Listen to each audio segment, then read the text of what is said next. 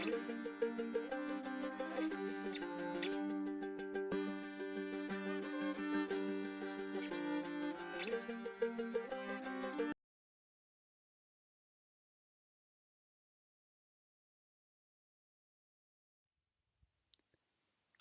guys, welcome to my double elimination tournament. So let me just check the audio here that it's working. Yes, it is. Excellent. Should be working. You should be able to hear me. Um, so I decided to make this a double elimination and not a round robin just because we had such an amazing turnout. 13 people is a pretty big tourney, and I didn't want to leave out so many people. Like imagine like half the people who tried signing up close to that anyway would not be able to participate. So I decided much better to make this a double elimination tournament, and that'll be the policy going forward. If we get a lot of people signing up, and I'll make that clear in the announcement, we will switch to a double elimination. All right, let's get this started. I've been trying to figure out how to unstart the tourney with this overlay here, because I'm not sure how you do it, because they changed it on challenge.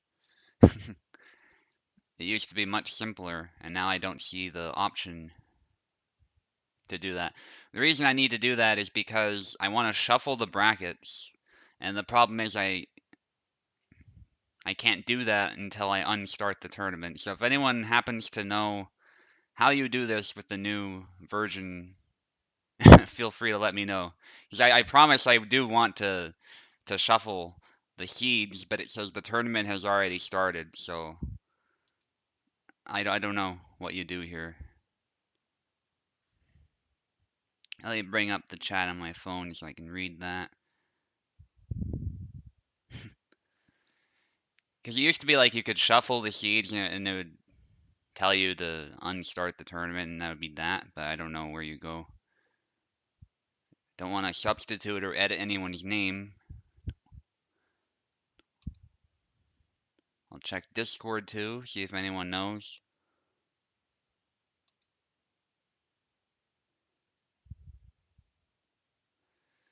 And I guess while we're figuring this out, I'll get into commentator talks. Just name it double elimination. If anyone wants to commentate with me, feel free to join up as well. You can reset in the settings. Okay. That's very different from how it used to work, but let's figure this out. Reset in the settings.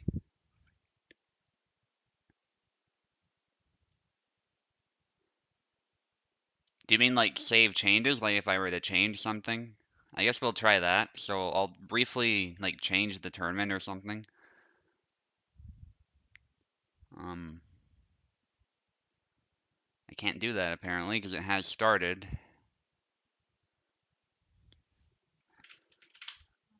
Reset. Maybe that's it? Reset the bracket. I don't know why it makes you do this now, but I found it. I found it. Let's do that. Yeah, this overlay, there's some good parts of it, but there's also some parts I don't really like, and that's obviously one of the things. You can't find it in participants anymore. There's no reason why it can't be here like it used to be, but let's not rant about that. I'll do this like, I don't know, 7 times. That's 2, 3, 4, 5, 6, and 7.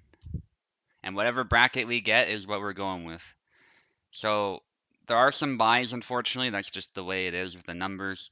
But me as the tourney host, I am in the back here, and I'm gonna be fighting Ezekiel down the road. But let's start with design flaw against Eve, which will be an interesting fight in its own right, I'm sure.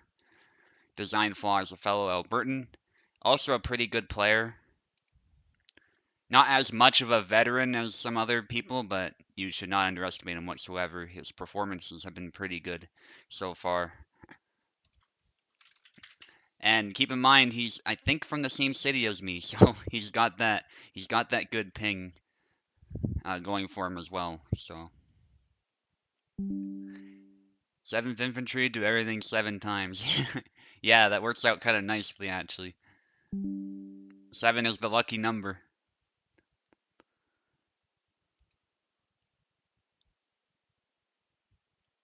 Oh, and Racer was kind enough to update the stream overlay mod. So now you can swap the names and ranks very easily just by pressing this button, which is really helpful, especially for this type of tourney where we're going to be switching sides a lot. So, all right, design flaw is, it didn't notify me, but he is joining, so that's good. Now it notifies me. And let's set up the names and stuff. Unfortunately, it doesn't really save when you exit the game, but that's fine. Name player left. Okay, so design flaw will start on the left.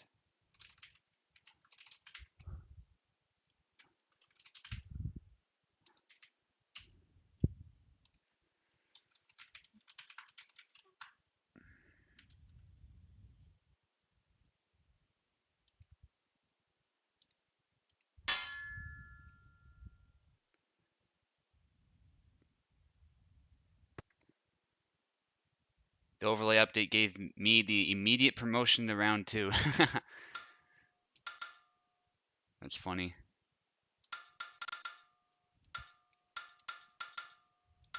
Okay. Let's get started. A little bit of a late start, but it's not a big deal. We'll get rolling now. Everybody is hopefully here. Design flaw, you'll be left. Eve on the right, as you can hopefully see on the screen. Which is another helpful thing about this overlay that Racer has been so kind as to make for us, is the players themselves can actually see what's going on.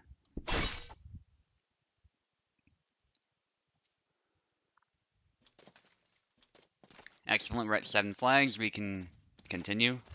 That is exactly the number we want.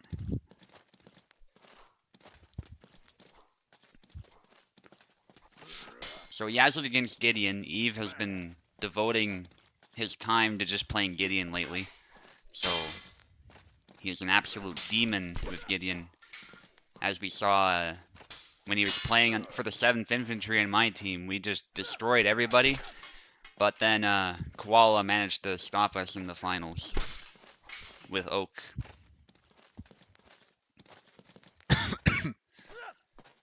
Design Flaw did quite well in that tournament too. In fact, he gets the first flag, good hit to the head. And that's something Eve's going to have to watch out for, is these really fast attacks that can sometimes get around his guard, especially if he's in the middle of something like that. So Design Flaw not afraid to test things out, to throw some cuts out there and try and hit the head. If you hit the head with Yazuk, the limited damage doesn't matter as much. It's still a sharp blade. If it's hitting a really vital spot, it will kill you just the same as any other blade. And he does have those powerful cuts as well if you choose to throw them, the ones that have more rotation.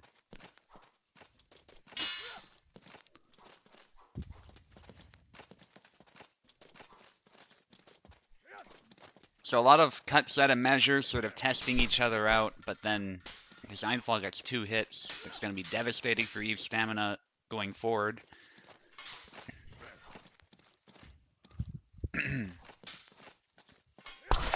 But Eve managing to stay composed, and he gets a clean hit.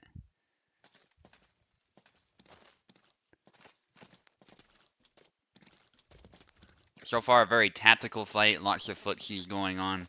Both fighters trying to play really smart here. Design Flaw managing to get past Eve's guard and hitting the head. Gideon's guard sometimes is quite unreliable, so I'm sure Eve was expecting to block that. But perhaps it's because he was moving to the side, who knows. And there's a double. Very evenly matched so far, but Design Flaw maintains a lead now. Eve testing the waters with a thrust, goes for the chop. That chop actually sometimes misses, it seems, in this fight so far, but it pays off this time. If Eve wants to get through Yazid's guard, that is going to be one of the better moves as far as the force that you can apply to the blow. Especially if you aim it for the weak of the blade, there is at least a decent chance you can get through. Especially if Yazlik decides to long guard or throw some kind of cut. Good range on it too to match Yazlik's range. Yazlik actually a bit tired, but Design Flaw recovers and gets 2 hits. Now he's tired, but Eve probably is tired too. Design Flaw goes for the leg, keeps the attack going, and Eve was just, looks like, out of stamina and trying to retreat, so he could only last so long under the onslaught. Design Flaw now turning up the heat, has some confidence after that kill. They both go for big cuts, but they were a bit too close, so neither fighter lands a hit. Now they've landed some hits. Eve actually, I don't believe has, but Design Flaw has. Eve came very close. But there's the chop. Very good deflection of that thrust. That's the nice thing about it is it comes from long guard, so you can use it to deflect thrusts, and you can also use it to parry cuts if you time the cut such that the blade will not get beaten. So it's a manual defense against either attack. But especially, I would say, stabs, because the timing is so much more forgiving.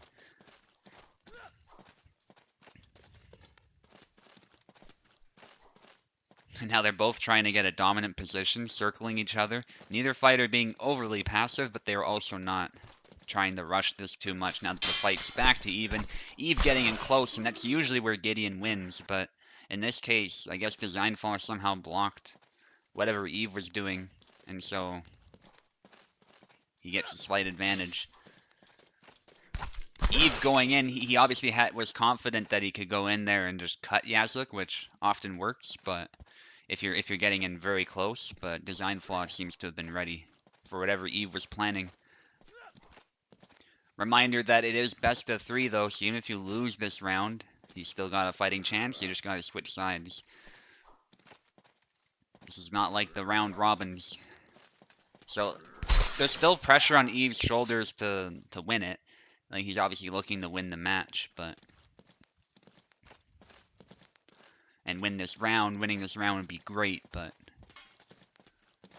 it's not like he'll be out of it if he loses. And it's because it's double elimination, you still got a chance in the loser's bracket if needed. And you will have the same number of rounds there. I didn't switch them, just again because we have like 13 people. It's not a huge deal, I don't think, to do full matches for every single section of the tourney. If we had like 18 or something, then you might want to think about that, but I think here we don't have to worry so much.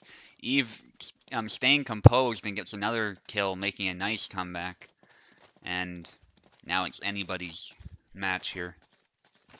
Design Flaw threatening a leg cut, but Eve ready with his defense. His guard going low, and he was far enough away. Design Flaw threatens it again, but then it seems there was some kind of trick because he actually starts rushing in after that. And Eve now limping. That was a devastating blow, and Eve is not able to get out of the way in time. And another leg cut seals the deal this round, but it was a very close tactical round, I would say. Alright, swap sides, guys. And let me just swap the names. Isn't that cool? You can just swap them. Alright, go ahead, guys.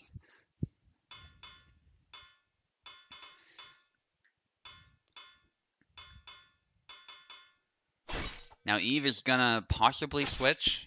Yes, he's gonna switch to Kalkstein. Which is an interesting pick, because obviously Kalk has some key advantages, which might help Eve out here. But at the same time, I think if Yazlik closes the distance, Kalk can run into some problems. So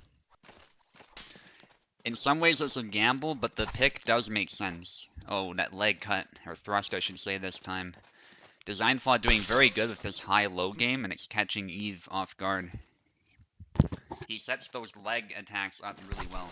Stab from Eve, big cut. And that's sort of what Eve wants to do here. He wants to dominate space, maybe get some single tempo actions in. And to use the fact that he can hit harder from longer range to catch Yazlik before Yazlik can dominate at close range. Gotta manage his stamina well, too, because obviously Yazlik has a key advantage there, and any slight hits from Yazlik can do a number on Eve's stamina.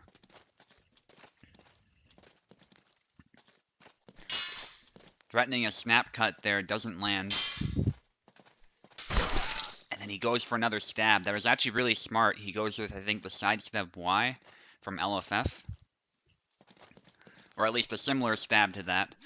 Stab to the right side. Might have been right foot forward equally, but no, I think it's LFF. Anyway, it's a short stab from close range. That's the important thing. And so it's able to get past the auto guard pretty well.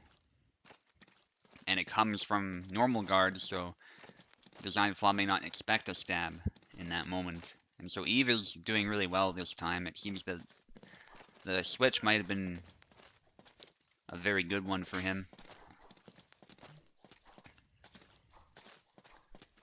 Good stab attempts. Goes for the leg, but might have been some kind of bait. Design Flaw actually needing to watch his stamina. And Eve probably doesn't like the fact that his guard, for some reason, is forced low. But that's something that happens with a lot of characters. It's just a finicky thing that happens when the opponents go for your leg. And Design Flaw is able to stab the leg this time. Securing a kill of his own. Obviously, Eve needs to recognize those stabs before they start, like, really coming in an active phase and try and punish them quickly. Calc doesn't have a leg void, so he'll need to use footsies and a mixture of long guard and, like, active attacks to punish it. It's still very punishable without a leg void, but it's definitely a dangerous move if you're not prepared for it. And there's a big cut from Design Flaw. He was kind of throwing it out there as Eve rushed in, so it's just the bad timing on Eve's part. Which happens to everybody. Going for a wiggle thrust, going for the upcut, and then an X thrust, but it gets deflected by that cut. And the fight is back to equal.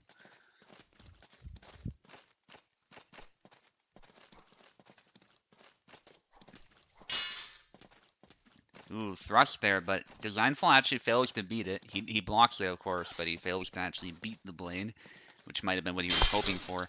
Goes in for a rush attack there, which are very lethal if Yazlik. I think that's the biggest thing you're watching out for with Calc, is when Yazlik rushes in like that and gets these hits, and there's basically nothing Calc can do at that point, especially if his stamina goes down, or if he straight up dies, which can also happen. A lot of things can go wrong if Yazlik gets in your face, so you gotta try and avoid that. Or if he does get in your face, make sure you have a substantial cut threatening him in that moment, so that even if Yazlik does land a hit, he's in trouble. So Design Flaw taking his time but applying pressure while doing so. He's threatening some snap cuts, and Eve has to be very careful how he reacts to these. That upcut would have been beautiful if it landed, but it seems it was just slightly off-center. And Design Flaw is applying very good pressure here. Eve knows he only has one flag left to give. He could lose this. If Design Flaw gets one good hit in. And so he's playing a very good game of footsie here. Going for the stab to the arm, but it's deflected. Yazlik's guard can be pretty good even against stabs sometimes. Big cut, but it looks like that was bait. But Design Flaw doesn't really take it. He kind of interacts with the blade, but then backs away when he doesn't like what's happening. Eve again trying to snipe the arm, but it doesn't work. It was a really well-aimed cut, though. Design Flaw, again, just poking, prodding with that sword, and then he goes for a series of quick cuts, and Eve is taken out. 2-0 for Design Flaw, but very well disputed matches. Eve put up a huge fight there.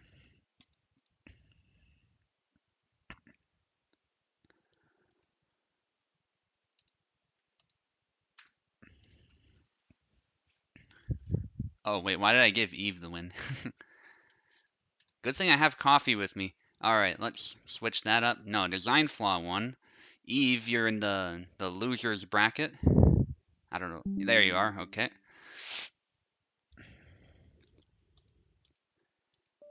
But you're not out of the tournament yet, so good fight from Eve, good fight from Design Flaw. Let's move on to Apostle against Oak.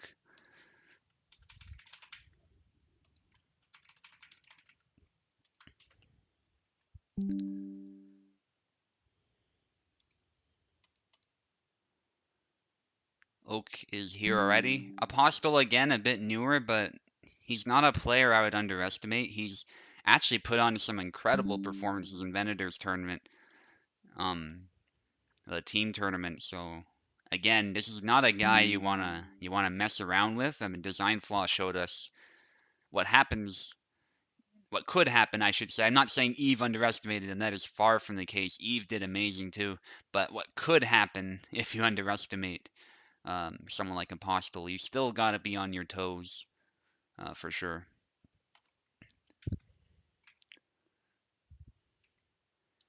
Okay, Apostle, you will be on the left, and Oak, you will start on the right.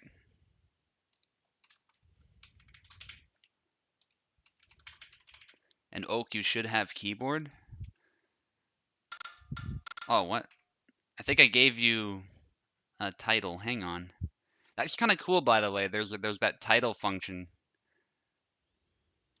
Yeah, so I see what happens. I'm used to the player name being just below, but that's actually the rank. So Apostle, I gave you the rank of Oakenlicks just now. I guess you should be honored, but anywho, Apostle on the left, Oak on the right.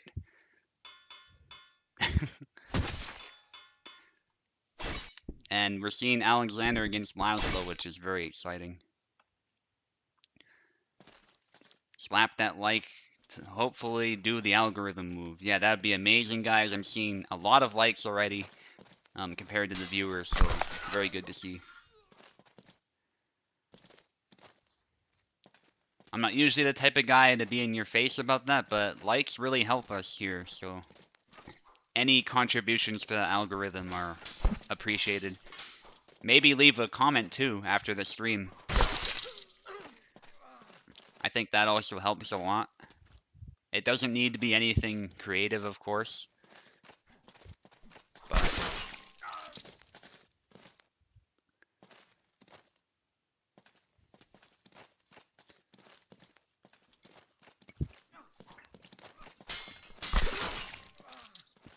nice parry into riposte there, and actually it's an even fight so far. Again, Apostle showing us some pretty good Alexander play. He goes low, which is usually a good option against Laszlo, but Oak was ready to call him out there if that cut. That'd be hilarious. Everyone needs to write. I was forced to leave a comment by the streamer. Ooh, I thought Apostle hit Oak there, but I guess it didn't land properly.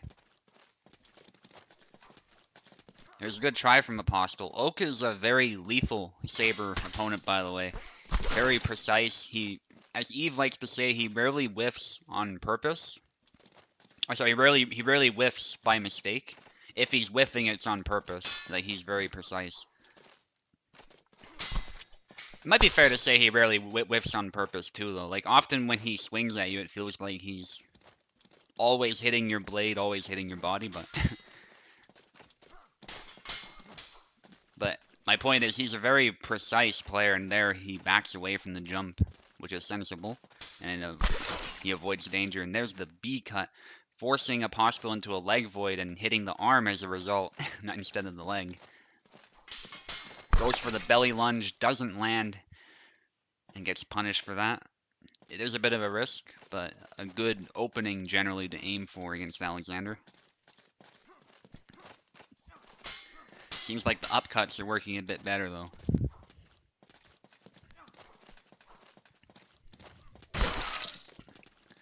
Going for the arm. But because there was the left arm, it doesn't kill. That's for any Saber character. The left arm has a bit more HP just because it's not the sword arm. And there's a jump from Apostle, but Oak with a short-range counter, and then I think he might have meant to do something afterwards or something. I don't know. But he sort of walked into that riposte there. And there's a snipe to the arm as Oak steps to the side, which opened him up, evidently. And Apostle actually taking this round. And if this is a sign of things to come, because we're seeing people who are a bit newer to the game sort of taking control against veteran players, that's going to be really exciting. So let me just switch the names, guys. And then we'll get started.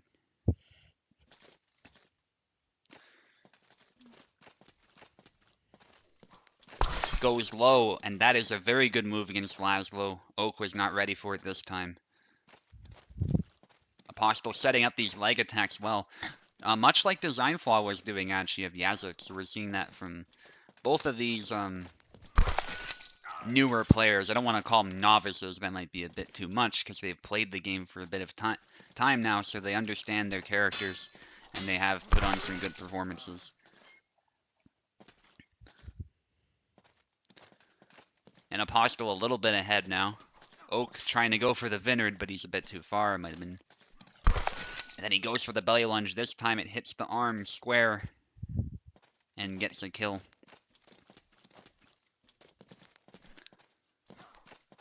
Thrust attempt from Oak, but too far. But he keeps going with the barrage of cuts there, and Apostle mistimes his riposte. And so Oak is now ahead. Oak looking to take control here, gets a nice stab in there. Very dangerous move from Laszlo, actually. It can be parried, but when it's not parried, it can very much kill you in one go. And even if it doesn't, it often stuns you enough such that you can be hit with an attack afterwards.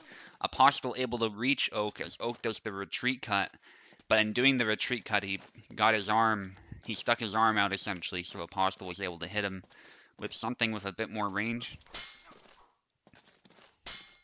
B cut from Apostle, X cut, and manages to hit, but no kill. Apostle now dashing in. He's definitely looking to finish Oak off, but doesn't want to rush it too much.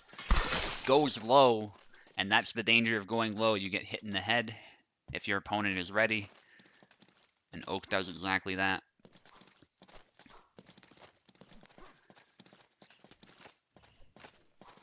Yeah, goes low. I love that movement, too. That's something that I've been trying to do with Alexander a little bit.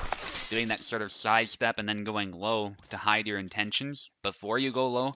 Because the thing with low attacks is you always got to set them up. You can't, for the most part, unless your opponent's not ready for them, open up with them, I guess. So you got to wait until your opponent's somehow put himself in a vulnerable position to land them. Or you've got to hide your intentions and then go low. Sometimes alternating high-low is a good idea, too. Oak getting a nice hit here. This is a very intense fight. Down to the wire. A lot of these fights lately in these competitions have been down to the wire. And this one is likely going to be no exception. Goes for the low cut there, but gets his hand cut off. Nicely done from Oak. 1-1. Let me just switch the names quickly. Well, I can't apparently. You guys just select characters. I know I can do it at the map screen, so that's not a big deal. Okay, Control F10. It's not working. There we go. Yeah, I don't know why it sometimes doesn't work, but anyway. If you press it enough times, it will.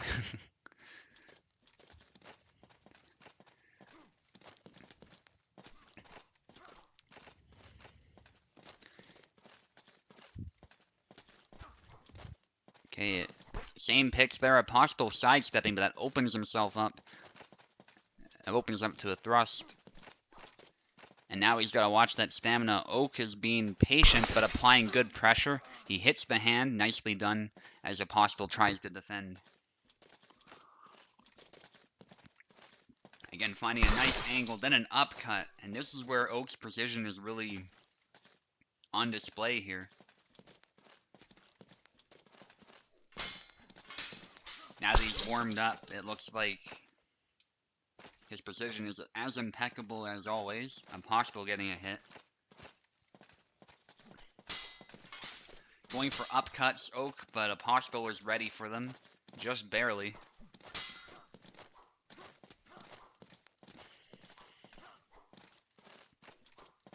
Goes low, but too far, then gets stabbed on the retreat. That was nicely done from Oak, just being patient and then throwing a stab out there. Getting right past the auto guard, and that's exactly how you do it. A bit of a messy parry attempt as Oak was throwing that cut, and so Apostle was able to get a cleaner hit. Now Apostle doing some head bobs. I like what he's doing. Just gotta make sure he doesn't open himself up too much in doing so. Oak going low and goes under the cut there. Right under the cut. And Apostle probably did not expect that. Laszlo can also do belly lunges. Alexander's probably more stylish with them, but it's kind of a similar move. I think Alexander goes more for the leg, though, than the belly. It's a similar thing. Can change the shortcut to only F10, for example. Okay. Yeah, I think I saw that actually, now that you mention it. That's good to know. Should be in the settings, I assume, where I believe I found it, so might look at that after this round. Oak is still ahead. There's a double.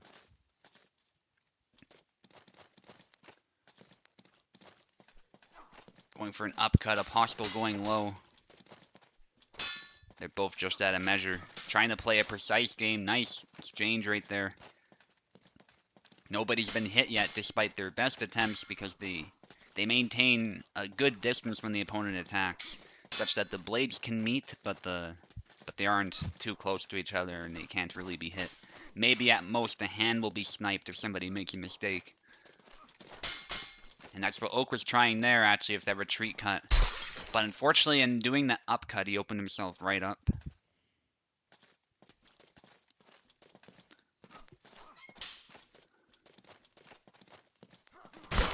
Got it. Thanks, Racer.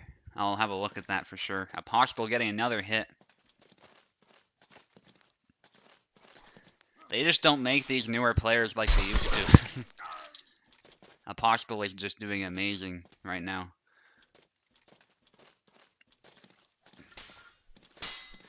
Oak is having to give it his all. He maintains a lead, but he's got to be careful here. Apostle can make a comeback, for sure.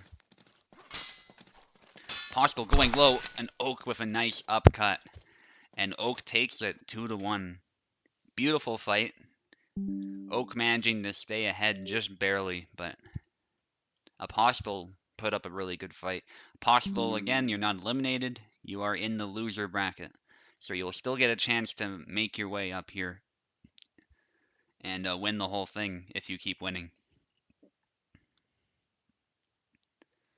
Okay, let's have a look at the settings just briefly here.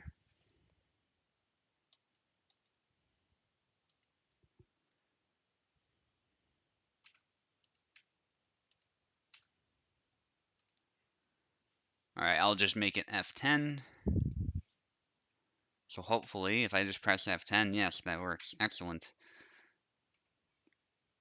Now, I'm going to be fighting Ezekiel, who is also, he's been with us for a very long time, actually. So, I'm really excited to see him here.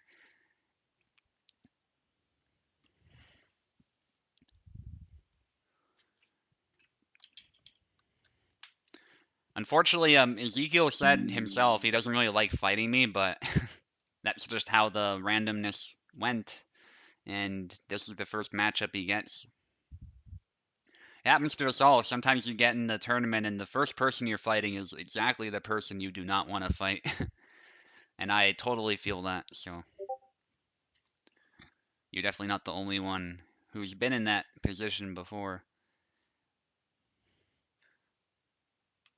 Yeah, that's what okay, that's good to hear. So you're happy to fight me, but it's like you don't know how. Yeah. I get what you're saying. Yeah. Yeah. Probably should have worded that a bit better, but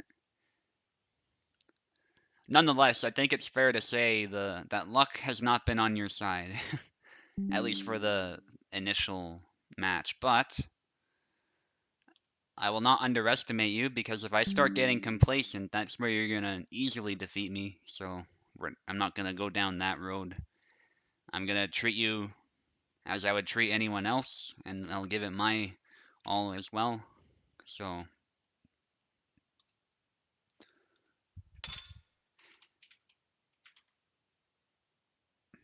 We all have that, that person who always defeats us no matter what. Or at least it feels that way, And it's just a matchup thing. Someone has a style or a character that you just don't know how to deal with, and it leads to problems. I think you need keyboard, so I'll give you a keyboard. You should be able to go now. There we go. Alright, good luck, Ezekiel. Oh, you might have pressed back by mistake. That's okay. Oak threatened to stab snipe the entire time. That's a good observation from Pekola, actually. He was kind of always primed to throw it, and it might have been throwing Apostle for a loop a little bit. Anyway, good luck, Ezekiel.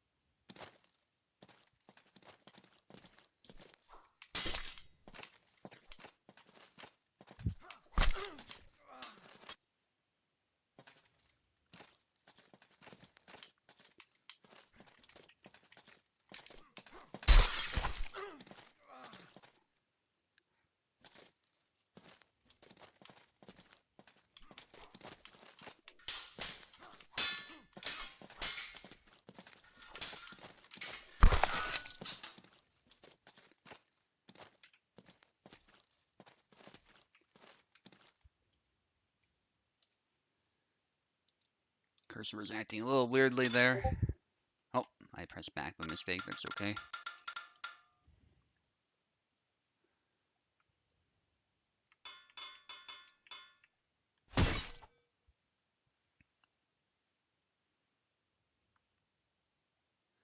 Oh, I got a ping, by the way. Let me just make sure Ezekiel is doing all right. Laggy? I think Ezekiel's from Europe. Let me see if I can... Your ping is 179, so that's reasonable for Europe, but if it gets unplayable or something, you don't be afraid to pause the game. If it's just delay, though, there's not a whole lot that can be done. Definitely really sorry to hear that there's some lag. But yeah, pause the game if there's any issues to the point where it's unplayable.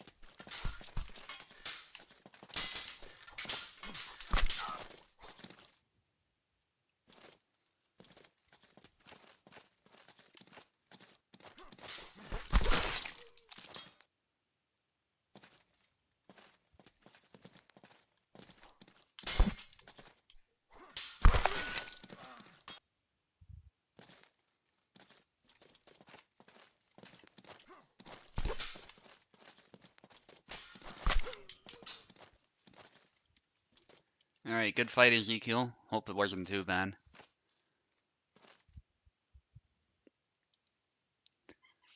You get another chance in the loser's bracket at least. Yeah, good game.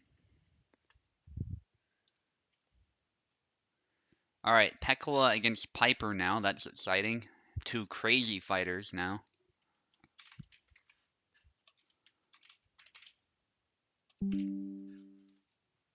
Well, Pekla's already joining. That's good.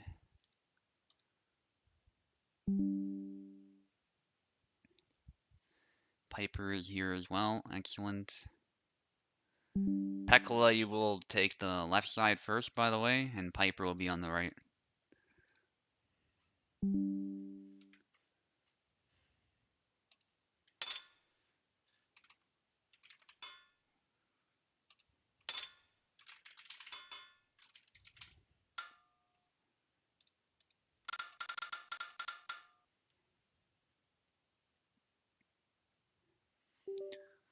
Alright, so Piper's probably going to go Alexander. Yeah, that's not surprising. Obviously, that's his main, but Pekla going with Yendrik.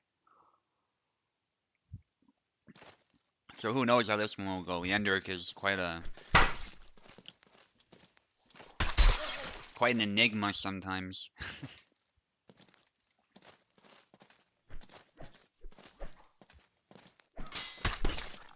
Okay, Piper going low, gets tagged. He's a bit tired now. Ooh, goes for a forward cut. Managed to recover just in time. And now he goes for the jump. Unfortunately, he wasn't limping. He was tired, so he was able to recover and get that jump attack in. There's the retreat cut from Piper. Goes low, but you can't escape the punch combo from Yendrik. Piper getting close. Again, these upcuts, they're actually pretty quick, and they can sometimes shield your head a little bit. It helps when you're past the axe head, but as that liver jab there seems to be a good counter from Pekla. Gets under the sword. Nice! Wow, that was beautiful. He did like a little one-handed swing. Beautiful sidestep from Pekla. And Pekla unfortunately got the spacing a bit wrong. The axe head went past Piper, so no kill for him.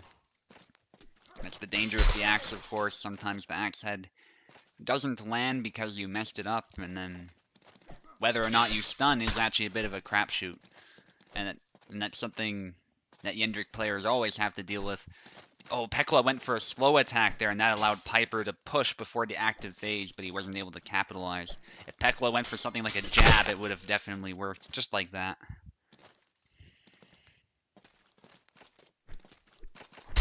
Oh, the jab with the axe barely misses because Piper is able to move to the side.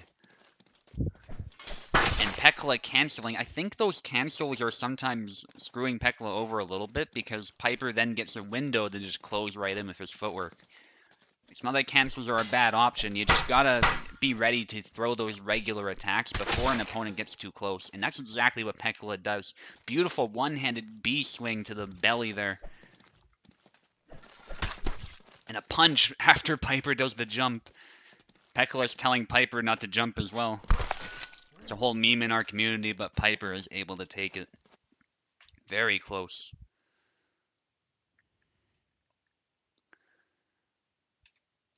Okay, let's switch the names. And we can continue. Possibly the same picks. Yeah, it looks like a Pekla going with Yendrik again. Another cancel, but hits the hand protection, so it doesn't actually hit. There's a nice hook, but again, can't capitalize. Very good try from Pekla. Some advanced moves. Eventually gets a kill there with that one-handed swing that comes out of nowhere and reaches out further than you think because it is one-handed. You can stretch that arm out and therefore stretch the axe out further than you think it can go. Again, this time going for the leg, but Piper's ready with the leg void. Piper going to the side, but gets hit in the face with a slight hit. No kill. And there's another hit for Pekla. Beautiful Yendrik play from Pekla this round. Goes with what looks like a pendulum swing, but he takes a hit to the head coming in. Hit to the body versus hit to the head. Often the hit to the head will win. but not always. Pekla did some sort of blade away thing there, and I think Piper fell for it. Might have been a cancel, actually. But either way, and there's the one-handed Y swing there. Little chop to the head. Some cancels from Pekla. Gets a punch in, though. Even if you cancel, I think you can still get a punch with Yendrik, as with many characters, I'm sure. But Yendrik's punches are obviously very famous, so... Oh, there's like a... He did like a pendulum swing and then carried on with the combo. So, a dominant performance from Pekla, and we're going down to the third round here. Alright, swap sides.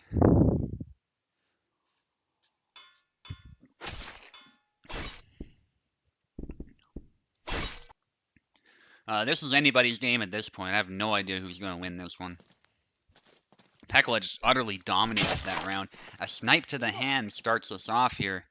Beautiful from Pekla. Piper thought he could initiate, but he was a bit too far, perhaps. Plus, that jab is so fast, and actually getting around to the Alexander's right side is a very good way to hit him. Especially with someone like Yendrik, who has a lot of chops from that direction.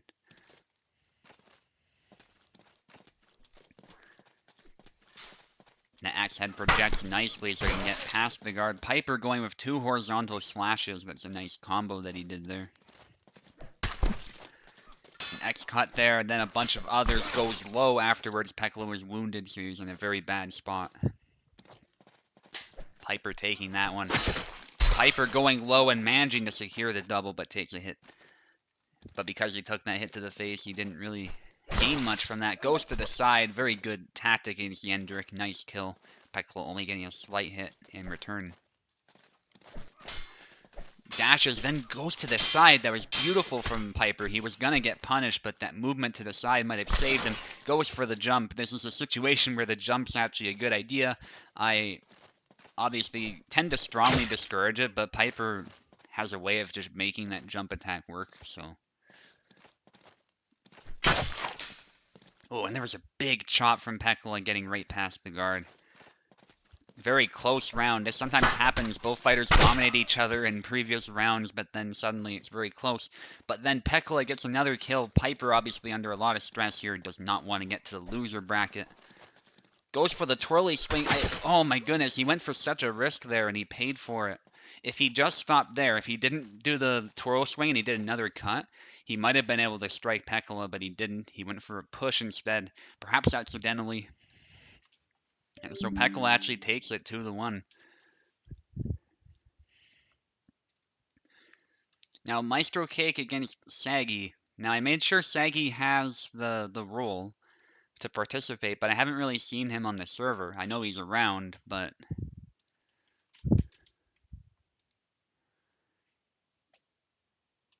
haven't really seen him talk or anything, so... hopefully he has Parsec.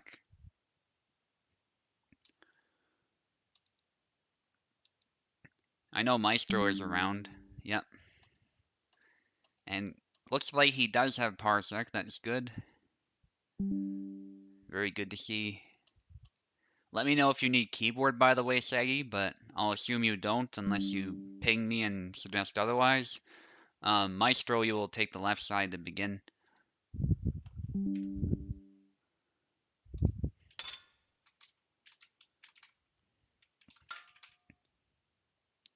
So I have no idea who this Saggy is. I don't know who he mains. I don't know anything about him, essentially. So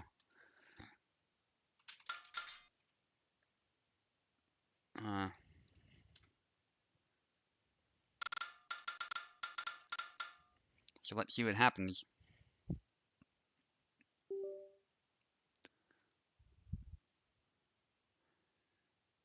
Maestro on the left, Saggy on the right. Saggy going with Samuel, which is a pretty good pick, actually, I would say. Very good guard, some quick attacks. I think he's one of those characters that a novice can pick up and start using. So, especially if Saggy likes the character, it's a very good pick.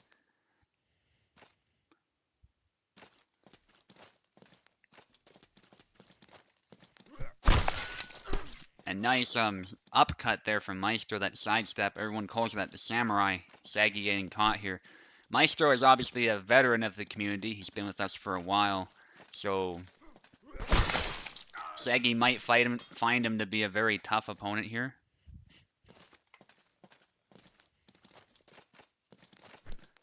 Rare footage of me not starting in the loser bracket of a double elimination. Yeah, some people have really bad luck with that. Sometimes I do too, in like Venator's tournaments, for example. But often I manage to fight to the finals or close to the finals at least, so that's something. Samuel has to watch out for the rushes. Trades are very favorable for Zera. Yeah, and Maestro knows that. He definitely does know that. That's why he's being so aggressive. And that upcut was beautiful. I didn't comment on that right away, but Maestro did a downward cut with one of these flags, and then an upcut past the auto guard, which was really nice. Finding those angles, which is exactly what you need to do.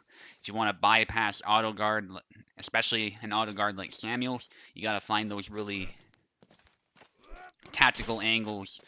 But that said, Saggy is actually making a bit of a comeback here. He's trying to fight in a more grounded way, but Maestro did something beautiful there.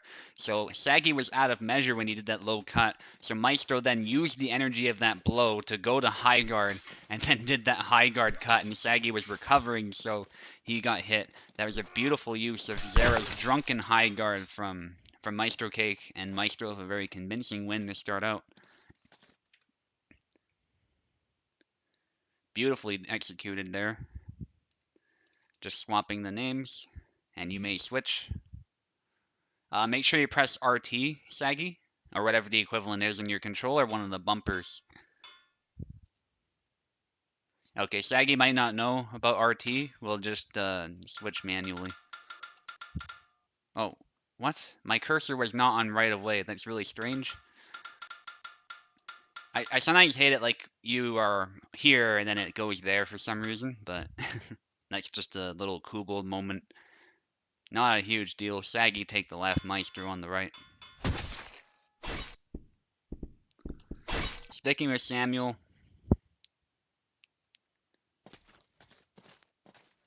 Usually if Sam knows how to counter, you can get those quick cut that interrupt Zero's combo every time. Yeah, a really good Samuel can definitely still compete with Zera. But you've got to be tactical about it, and obviously Zera can be a really tricky opponent, I think, for a new player who's not very familiar with how Zera players go about it. And just I think the experience is really messing Saggy up here. But we still are really happy to see Saggy competing in this tournament. That's very brave on his part, especially an elimination tournament, double elimination.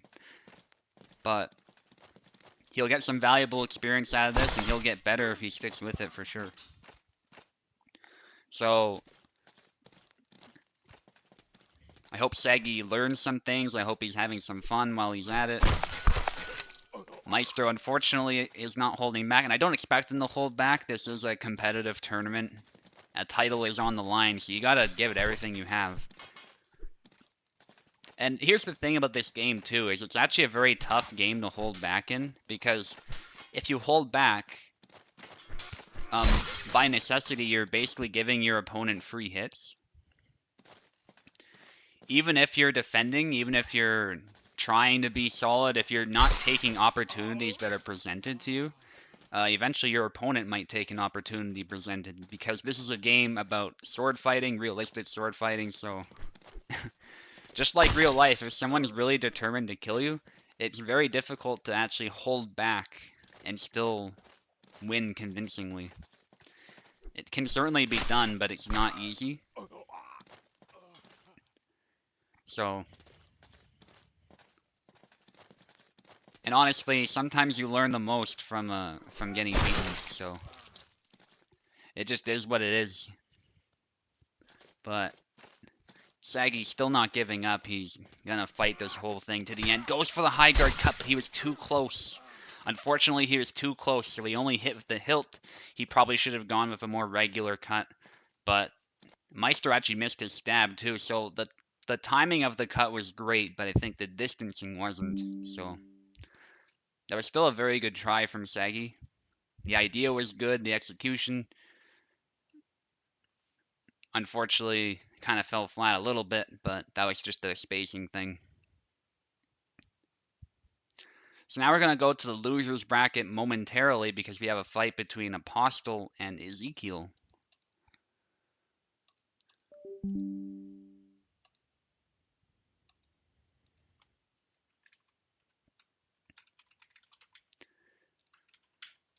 A reminder that you are both fighting to stay in the tournament at this point. Because it is double elimination, if you are eliminated here, you lose the whole thing. So do not lose this match.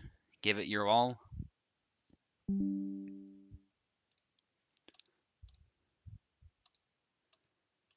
And put on a good show if you can. It's always great to see when two fighters are evenly matched. And honestly, these two fighters are probably exactly that, pretty well matched. So I'm expecting a really good fight here. Okay, Apostle, you will take the left. Ezekiel, you'll take the right.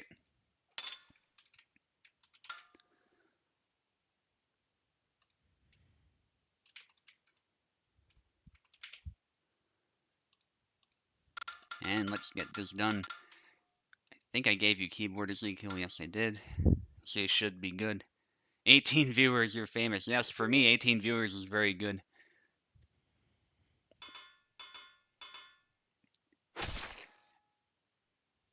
Make sure you like the video if you like what you see, guys. Very helpful. Alright. Won't dwell on that too much, though. I don't much care, but it obviously helps if we want to get this video out. Anyway, Apostle on the left, Ezekiel on the right. We're seeing Alexander against Samuel.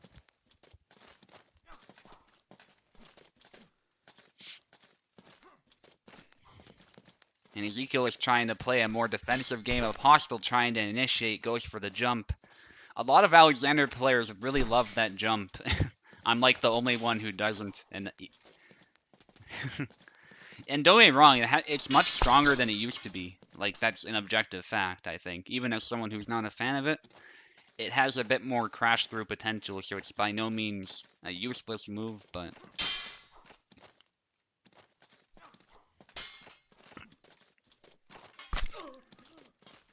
I think it just carries a really high risk, and I think it's only a good move if, at least with my style, it's only a good move if someone is really tired and they can't defend themselves.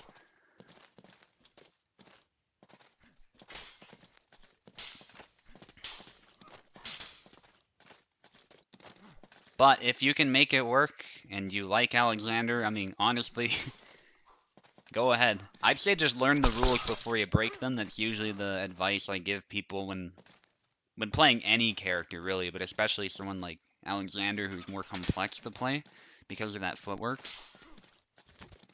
But use whatever works.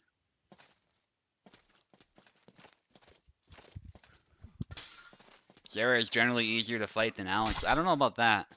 Maybe I'm just biased because I know the character well, but I think Zera can actually be much more difficult sometimes. But it sort of depends on the day, depends on the opponent, that type of thing. Depends on how the Zera plays too. But I recognize that if you're a Zera player, you also know Zera really well, so I can see how it would look that way from your perspective, especially when you're fighting someone who's competent.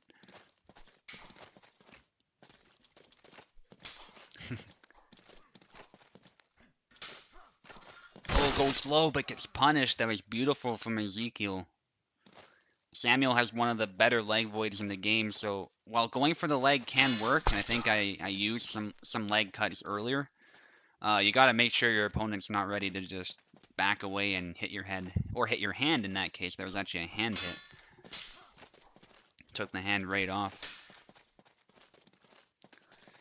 Ezekiel going for a cut to the arm there, but doesn't quite land. Apostle trying to get an angle, but Ezekiel eventually getting the kill. I hope Ezekiel is still not struggling with that leg that he was talking about earlier.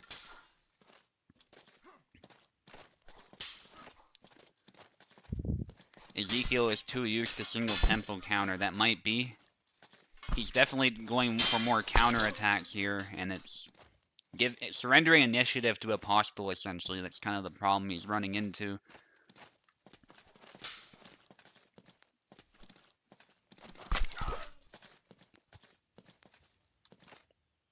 Very bad when playing with delay, yeah, definitely. Both Ezekiel and Oak will have to fight Alexander players in a row. Yeah, that's pretty cool. So Apostle going for an arm snipe there as Ezekiel goes low, but doesn't quite land it. Ezekiel on the back foot, again surrendering initiative to the opponent because he doesn't know what else to do. He gets that flick cut in, which is good long term, but he has to find a way to end the fight. And that was a nice A cut. He's actually mounting a decent comeback here. And so I would not count him out just yet. His counters are becoming more precise as we go, so Apostle might find it harder and harder to initiate. Samuel, well, okay, I might have cursed him. I might have reverse cursed Apostle just now. Because I said he might find it hard to initiate, but then he just initiates and wins.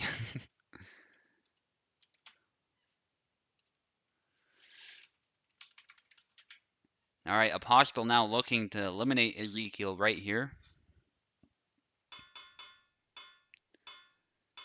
Ezekiel is going to fight like hell. Apostle going to go with Tarnowski, actually, which is an interesting pick.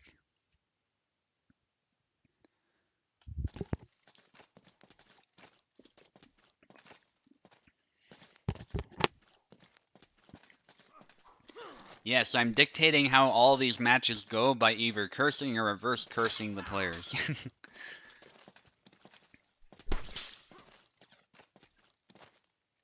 Curses should be illegal. Nice exchange from both fencers here, but Apostle getting a nice hit. I forgot about the swap button. Oh, that's very possible. Yeah, I just did it without thinking.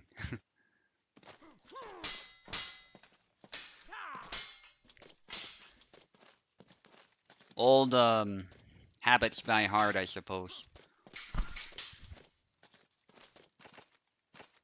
Embrace the Subugan.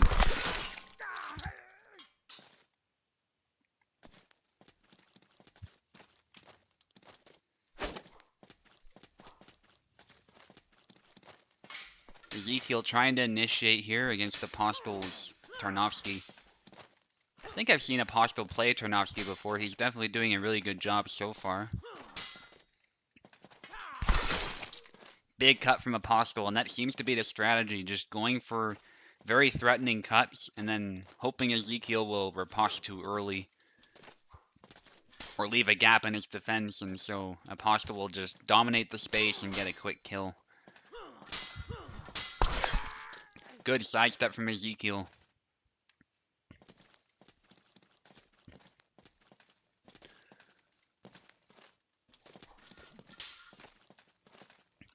That's okay, Pekla. On my phone, back... That was like, it was back in like my first year of university, I was taking a bit of German. I ended up taking French and taking the courses in French in the end. And that's how I got my history degree, but initially I was like, let's take some German. And what would happen is I had German like on my phone.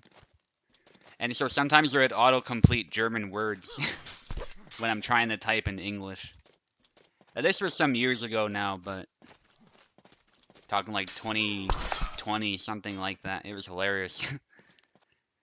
So sometimes I'm texting random people and then German words are just spit out by autocomplete.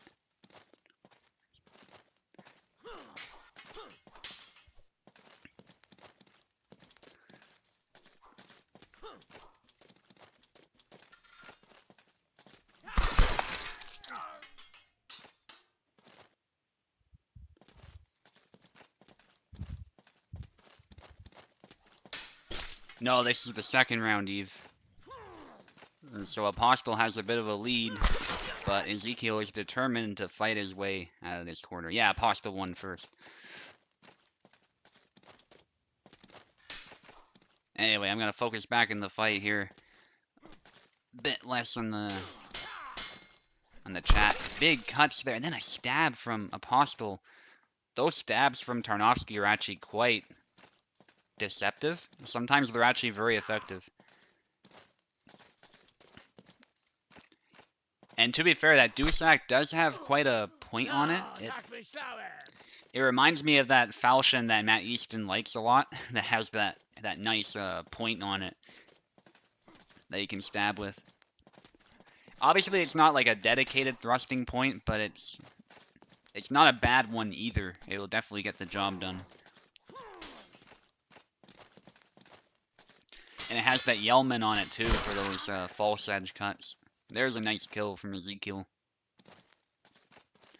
Ezekiel fighting to stay in the tournament at this point, and he is behind. Postal needing one more to eliminate him. And there it is, a cut to the hand. Seals the deal, but very good effort from Ezekiel. I could tell he wasn't giving up until the end. Apostle takes it to the 0. And now we move back to the winner's bracket in round 2. We got Racer against Design Flaw to start off.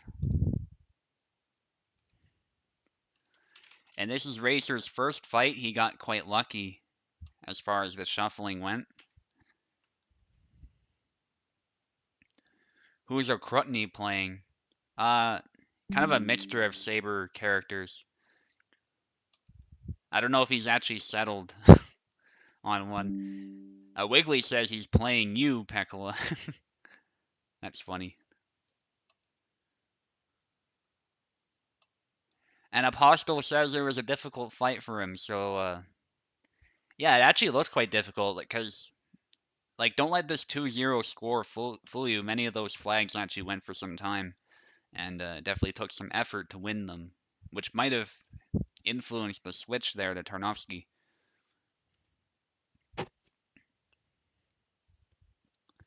So we have to see what happens in round 2 in order to actually complete this bracket in the loser bracket. So this is where it gets a little bit exciting, as these players are they're gonna soon see who it is they're actually gonna fight.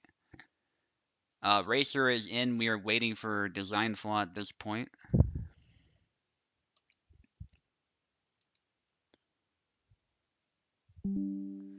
And looks like I summoned him. There he is.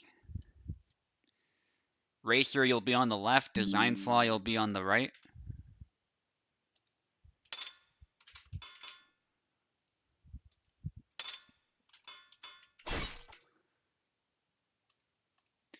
Obviously, Racer is the modder on our server, so he's responsible for a lot of the mods, including this mod for the overlay that I'm using right here. So he's a beloved member of the community. Plays a really good Isabella, but maybe a little bit rusty, I think he said, because he hasn't played as much as he used to, but getting back in the game, and he's definitely a very formidable opponent with Isabella, so really excited to see how this one will go. Design Flaw put on a good show earlier, so Racer better watch out. But that said, the high guard cut punishing the long guard basically presented his hand out there, so Racer decided to go cut the hand. Oh yeah, and Venator said Hat Tarnowski is cool. I agree with that for sure. I don't know if it's better than the default skin, but it's also really good.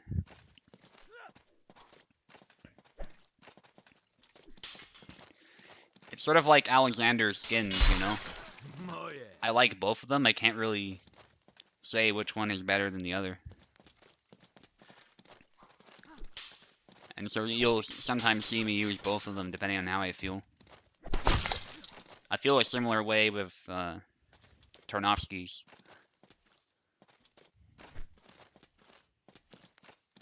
Sniping the high guard, yeah, it was really cool. There's the retreat combo there from Design Flaw. Racer keeping his defense solid. Sidestep attacks there, does not land. Testing the guard though, there's a big cut from Design Flaw. Design Flaw taking a lead. Horizontal cuts, then he feints actually going back. That was actually really cool what he did there, and then gets a hit to the head. Unfortunately for Racer, Racer threw a cut out there, and then Design Flaw was able to get another cut in. I think Yazuk has better combo potential than Isabella does. And I think that is one of Isabella's principal disadvantages in this matchup. We've definitely seen Isabella defeat Yazuk before. It's not that she can't win and win decisively, but I think it is fair to say they both have advantages over each other. You guys can select, I'll just change the sides really quickly. It's not a big deal.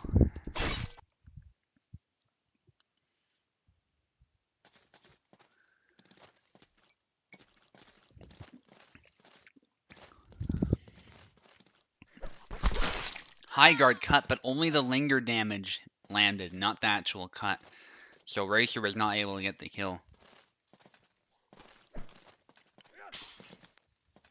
His attacks deflect anything they meet. Yeah, his blade has a lot of mass to it or something. I don't know what exactly it is that causes it to behave that way, but his guard is definitely really solid by design. But hit his wrist and you win. Yeah, there's definitely gaps in his defense, but I think sometimes his blade just sort of effortlessly blocks stuff that it shouldn't, but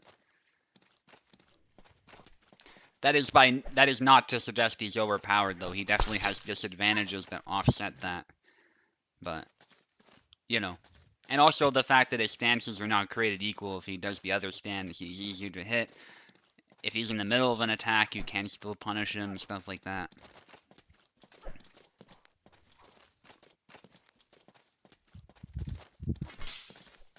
But Design Flaw is playing a really good Yazuk right now, and Racer is struggling to make any sort of comeback.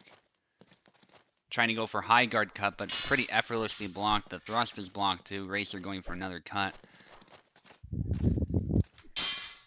Design Flaw playing a bit more defensive now as he waits for an opportunity. And there's two quick attacks, and that's what I mean. That's what I mean. When Yazuk is able to land one hit like that, you can be sure another hit's coming pretty soon after. And I think with Isabella, that's a bit less so the case. Isabella is more about getting that really powerful blow in, and I don't know how that didn't land. Because Design Flaw was going for a grab and didn't have a block going, but unfortunately Racer got a bit screwed over by that. And there's the dash in, something that Isabella can be very vulnerable to, because horizontal cuts to the head are one of her weaknesses, and Design Flaw have a very convincing win. And he is definitely a contender to win this whole thing. Now I gotta fight Oak.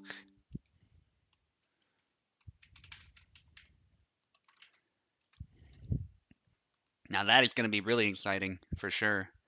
Because I know Oak is a Saber master, so it'll be a really intense match for sure. No matter what happens, I believe. Racer, sorry, Oak is in. I call him Racer for some reason. Probably because Racer just fought, but anyway.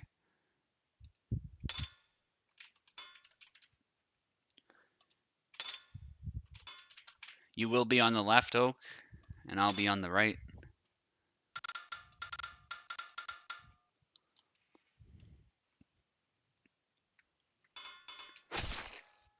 Excellent.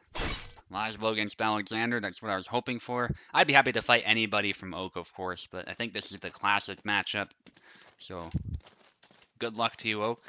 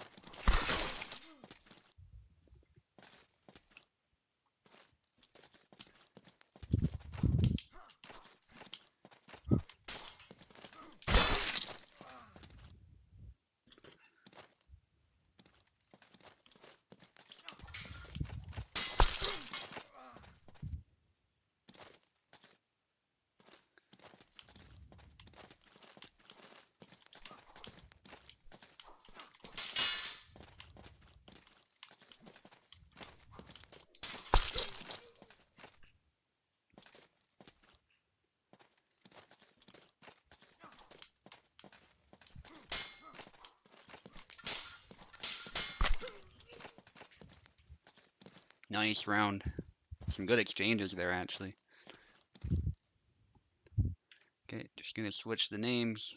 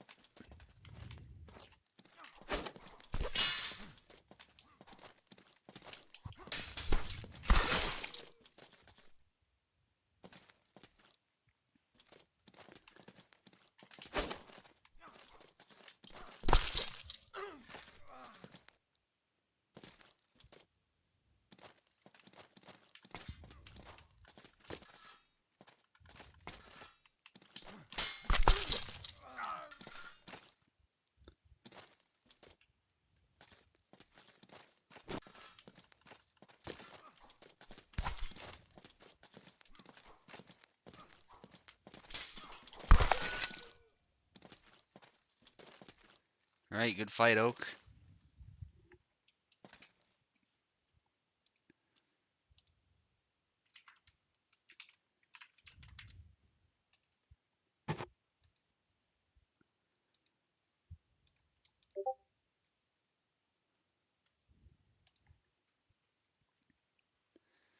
And I'll be fighting Design Flaw next round.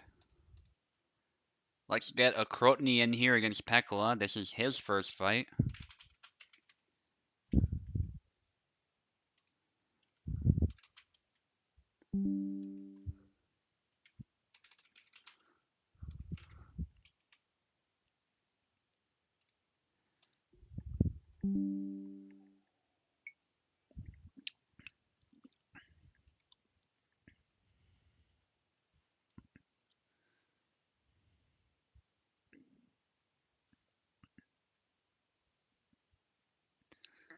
Of course, once we have done Wiggly against Maestro, we will head back down to the loser's bracket, because by then the brackets will have been made. We'll see who will be eliminated going forward.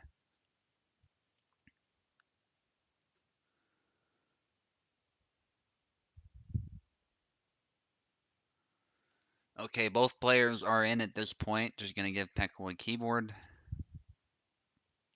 Tourney, you will take the left side.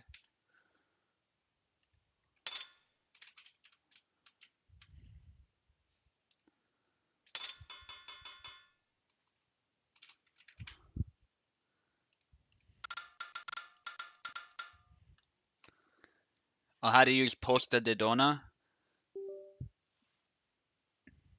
It's down back X, and then depending on the foot forward, you throw either an X cut or a Y cut. You press either X or Y or whatever equivalent cut is on your controller or keyboard. Just look at where she's where she's poised to aim her cut, because she has two variations to it, right? And do the cut that makes the most sense from there. And because if you don't, she'll just kind of stand there awkwardly because you're not doing the right cut from the position, essentially. Posta de Vena. Yeah, Venator's well known for using it. I think I was the first one to really try making that stance work, but then, of course, I stopped using it as I switched to different characters, and then Venator started doing it a lot, and so that's kind of become his thing.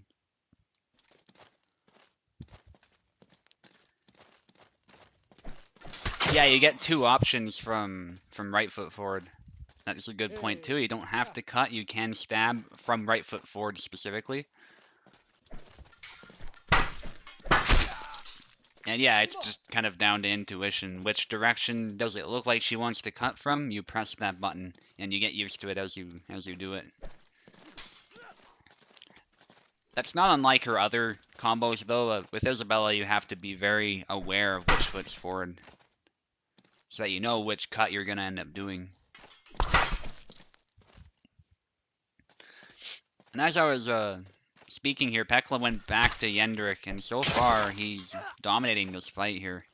Okrutny needs to get some kind of offense going. You can't just sit there and try and block that axe. You have to actually attack back in some way.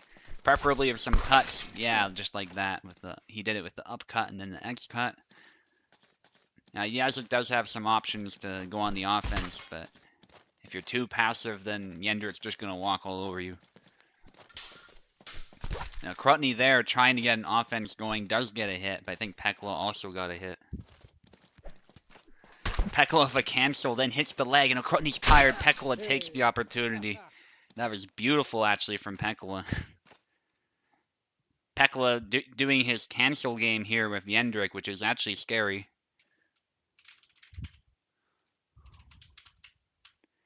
That makes it even more important. Oh, wait, I see what I did there. Hang on. Hang on.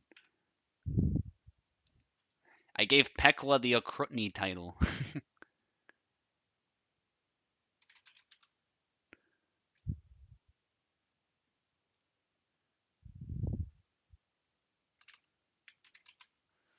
Alright, let's do that again.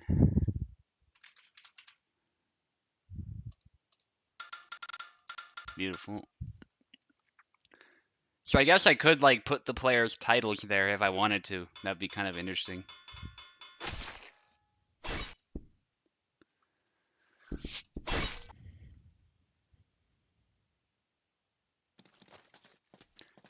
Could also, like, put the player's country of origin or something. And if I did it with OBS, there's definitely ways to do that.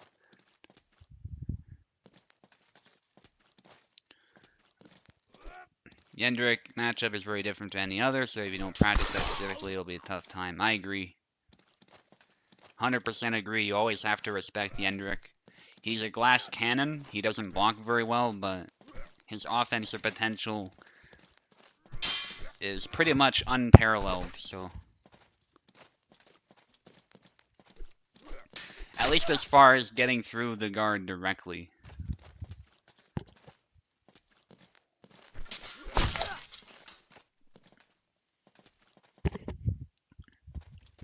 Pekla also a very experienced veteran, so that doesn't help either. He can play just about any character really well. And Zera's obviously the character he's really known for, so... It might not even get any easier for Okrutny here, but Okrutny is going to try and put up a fight.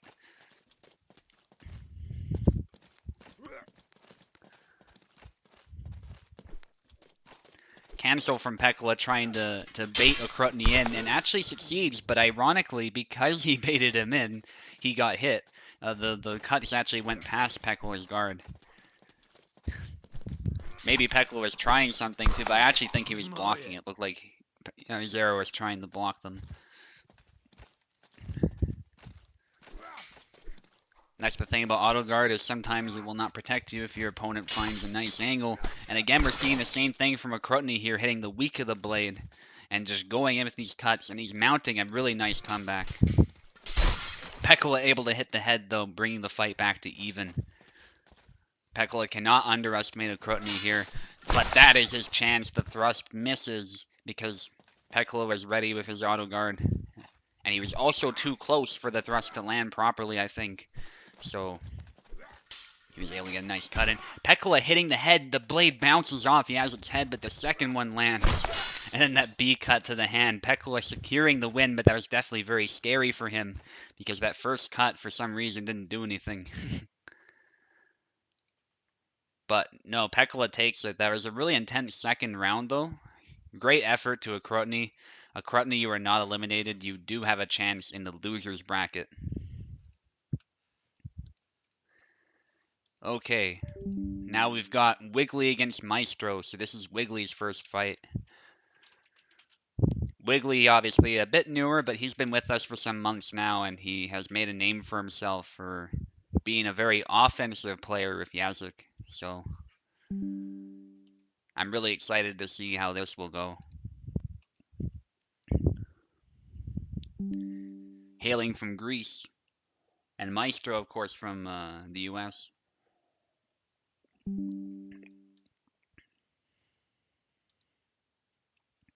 Okay, Wiggly will take the left side, Maestro will take the right.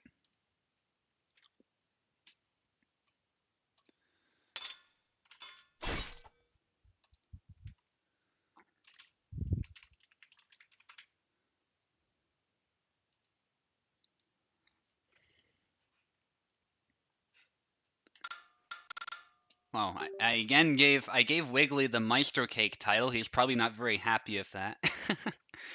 Yeah, again, I'm used to like the other side being just below, so hang on a moment.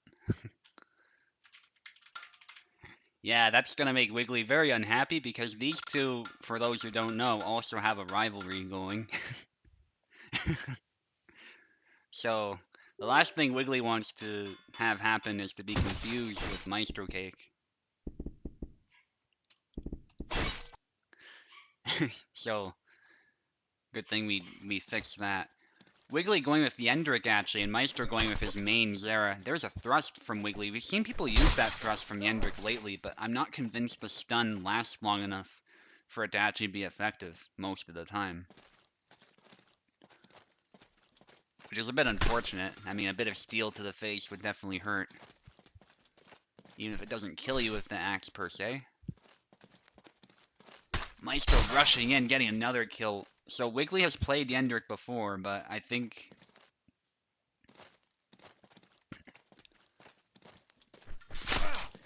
It's possible Wiggly would be better off of his main, but we'll see how this transpires. Wiggly trying to go on the offensive, but Maestro just stabs him. Yendrick can absolutely be a great pick against Zera, though. He probably does not like the matchup Yazuk against Zera, which is why he went with this pick.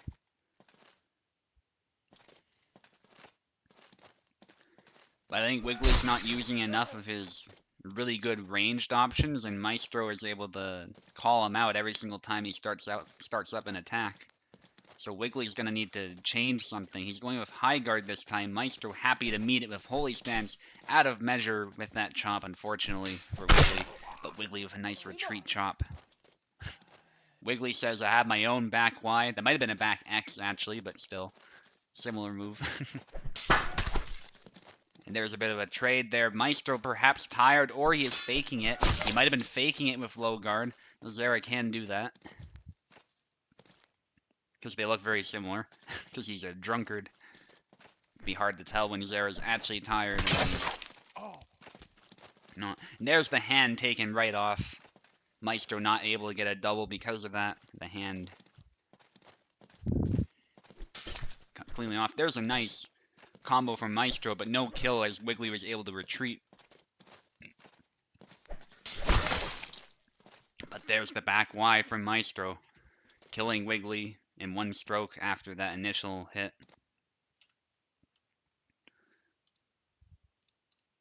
Okay, swap sides.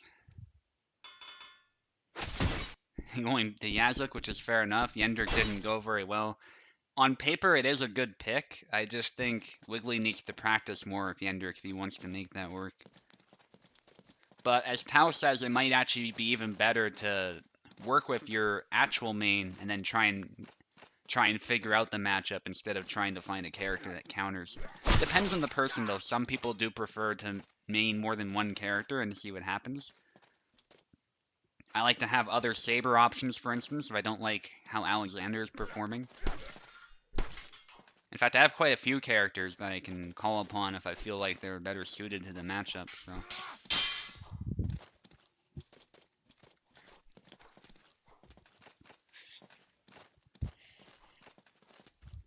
That is the nice thing about playing Saber, too, is if you master one of them, especially a complex one, I find you can often play most of the roster pretty well as far as the Sabers.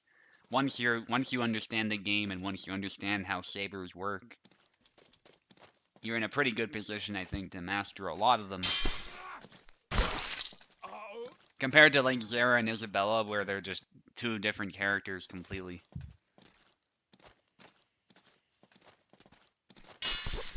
Oh, snap cut from Wiggly, and it looks like Yazuk is a much better pick for Wiggly so far. That was 3 different hits against Maestro and no kill. That bald head of Zera is just made of iron. And there's a stab from Maestro K, countering the thrust that Wiggly was launching.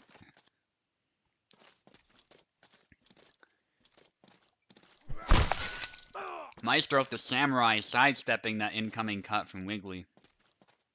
And I think if Wiggly wants to get something going with offense, he has to actually get to the side himself. But I think Maestro knows that. That's why he's going for those sorts of moves where he gets to the side really quickly. And the thing with Yazuk is his movement's actually not that great until he starts to move a little bit. He has some kind of build-up speed to his footwork.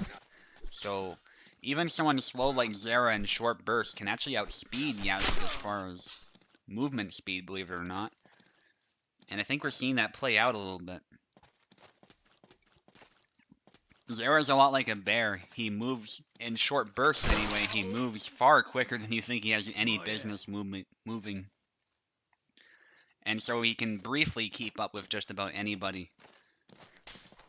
It's just on the recoveries and stuff and some of the slow attacks. That's where his slow speed really shows itself.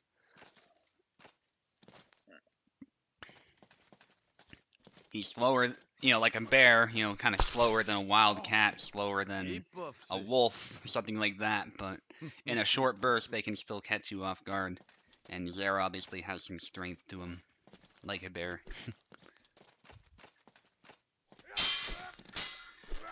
Eva's eaten, that's good to hear. And up close like that, Yazuk can have an advantage because he does have a saber. And while Wiggly is still on the back foot, he is looking to make a comeback. And he's doing a good job of adjusting, I think. So Maestro does still have to be careful, but Wiggly goes for a rush attack. There was high risk, high reward. Maestro immediately counters it. And that's a win for Maestro.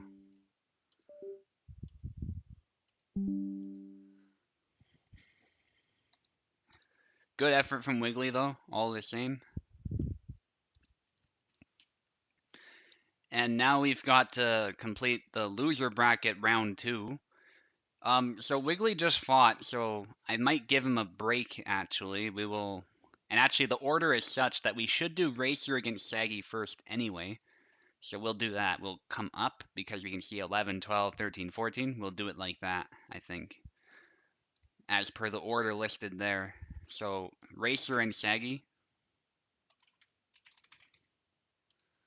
Let's get you guys in.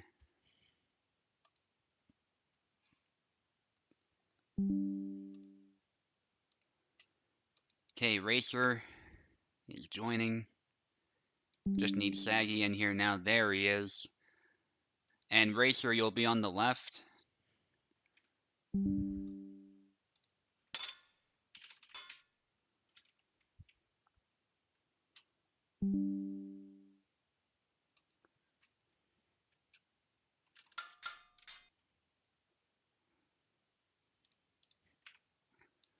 I don't know which one I selected, so let's just redo that. Sometimes that happens when you're messing with the names on the overlay. That's just because the overlay is in the game. Not a huge deal. Racer potentially going with a saber. I think he's played like Yon before. Gideon. Okay, that's different. I got pinged about something, so let me just quickly look at that. Sorry about that, guys. Name is wrong. Did I misspell your name? That must be what happened. Racer. Hang on. Yes, I misspelled your name. Okay. I was like, how did I get your name wrong? That's probably how I did it. Redo your picks, by the way. Sorry about that, guys. Make sure you redo your picks. So Samuel against Gideon is what it was, yeah. Racer with Gideon, yeah. I did not expect that at all, but...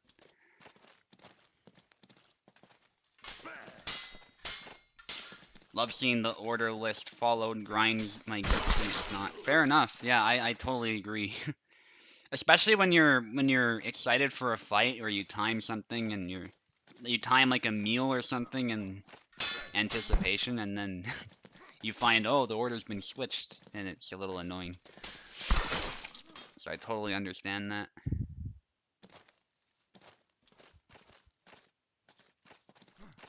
Racer of the first point. And there's the little Y feint there that Eve actually really likes as well. It can get past auto guard despite not being one of those feints that has the little fart sound or whatever you call it. The whoosh sound. It still kind of behaves like one and looks like one, so it's actually one of the more effective feints in the game, if not the most effective dedicated feint. And Racer made very good use of it to hit the arm.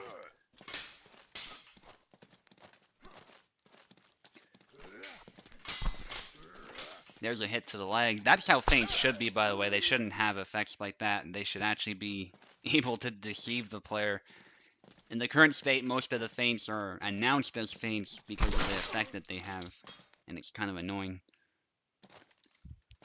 LGY moves, your favorite Gideon move ever since you started playing, and yeah, it looks really cool for sure. I don't know if it's my favorite move, but it definitely looks very cool. I like the chop a lot personally, and a lot of it is like those lunges that he does with the A cut to snipe the arm. I really like those as well. But I think the chop as well might be one of my favorites. Honestly, he has a lot of moves that you can appreciate, I think. Like it for its parry. That's a good point, too. It's not only a feint, but it kind of can parry the sword. Sad day when another horseman drops Isabella. Well, Racer is doing really well so far. Tippy Toe, one of your favorites? Yeah, that's a good one, too. Are there any bad moves for Gideon? There might be like one or two, like I guess the thrust, the one that comes from an angle is kind of bad.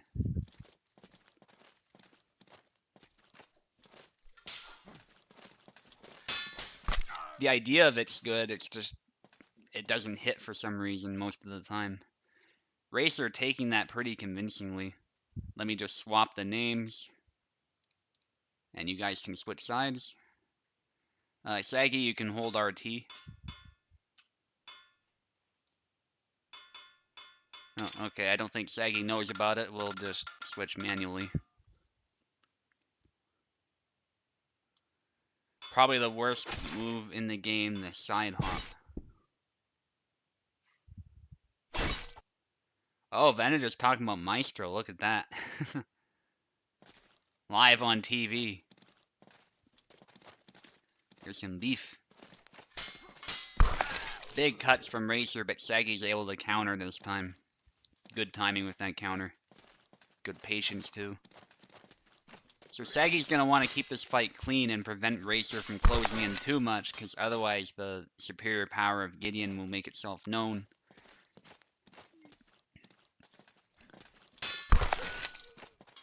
From a distance, with the flick cuts and some of the quicker attacks, Samuel does have a speed advantage too, but up close, the speed advantage doesn't really mean much, because that's where Gideon does really well.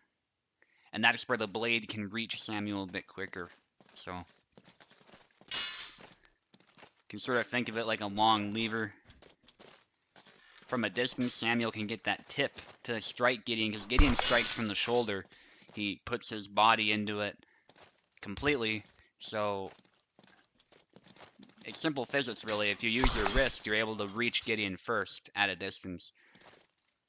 But once you start up the cut and start swinging, that's when Gideon's speed is actually really good and on par with Samuel. It's just that initial startup that Gideon can struggle to keep up sometimes. But when you're up close, it makes little difference at all. That's where Gideon thrives. Some big cuts again from Racer, not afraid to close in. Also, I don't know if you guys have noticed, but Samuel often breaks his wrist. In fact, he's broken his wrist just now. It looks kind of hilarious. That's something that's been a bug with him for a while. It's not so bad when he's pointing the blade down, but in his neutral guard, you can see that wrist is horrifically bent. Absolutely horrifically bent. I can't imagine how much that would hurt to have your wrist broken in such a way. Racer with a nice active parry is able to win the fight. Pretty convincingly. Thank you very much for competing, Saggy. I hope you show up to more tournaments, and on weekends, on Saturdays, we host what's called USFC, where we try to pair people with players who are more on their skill level, and it's a much more casual event where you can join any time instead of having to stick around. So, highly recommend trying to show up to those if you want to get better at the game. Those are it's a very good event suited for players of all levels. So, give those a go. I encourage you to attend any tournament you want to. The experience you gain from them is always helpful, but I think USFC is especially suited for newer players.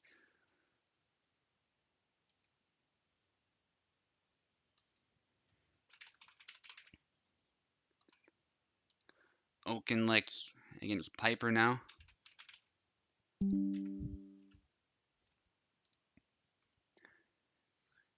We got some really good players here actually fighting to stay in the tournament at this point.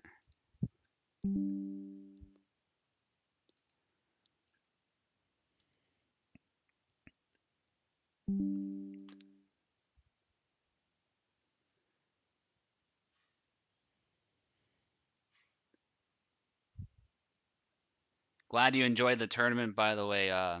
Saggy, he's Nick in YouTube there. Yeah, glad you really enjoyed the tournament. And I'm glad that you enjoy seeing like what other players can do. I hope you're learning some things too while you're at it. And yeah, that's always good to hear. Even if you are losing, you're still having a great time. That's honestly what matters the most. So okay, Oak is fighting his third Alex in a row. So good luck with that, Oak. And you will take the left side. Piper will be on the right.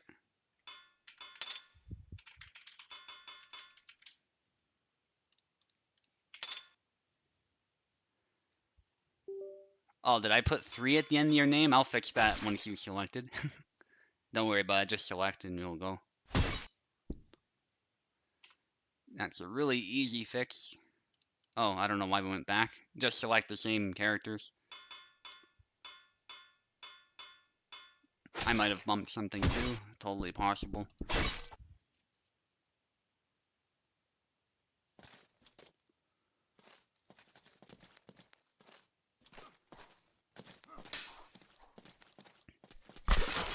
Good snipe to the arm, actually, not the leg. The arm got in the way of that swing, but it resulted in a kill. This is a matchup that Oak is definitely very familiar with. Piper throwing some pushes in there. That's brave against an opponent like Oak, but he's still able to get a kill. That was your bad. He pressed numpad to change sides. Fair enough, fair enough. It's not a big deal, Oak. And a nice cut to the neck, but neck hits in this game are considered body hits, so they actually don't always kill. Piper is still very badly hurt, so in the end that swing was decisive and did lead to a kill. Laszlo just put his hand up his butt, up his own butt. If you can clip that, Eve, I would appreciate it, because I didn't see that. I believe it, though. given where Lasbo touched his hand.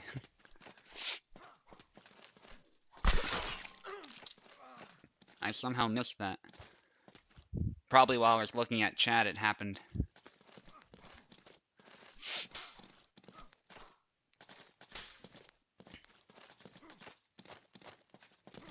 Piper going low, his guard going low, I should say, because of that cut, and then Oak is able to overwhelm his guard with a downward cut.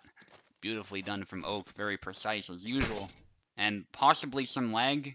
So just long guard if you guys are good. Let's let the lag spike, hopefully it's just a spike, subside.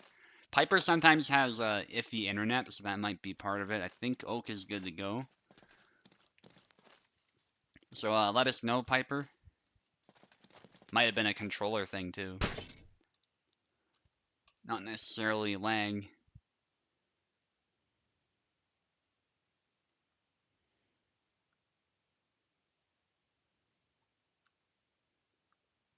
Everything good, Piper? Piper's typing. Screen froze, think internet. Okay, let me look at your ping. Yes, your ping is 15,000 at this point, so that must have been your internet, I think.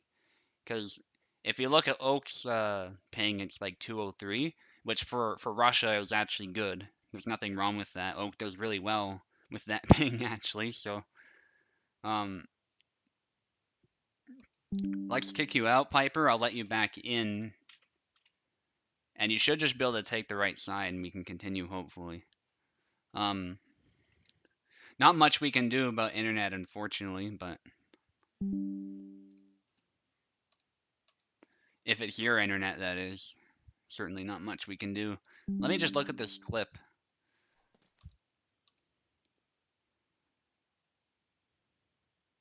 Oh, I see. I see.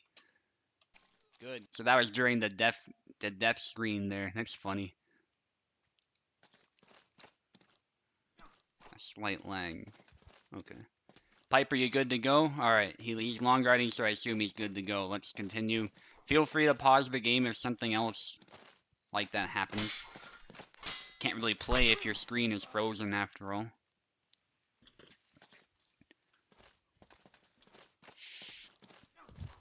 I hope that doesn't happen again. Oak showing us very precise Lasbo play.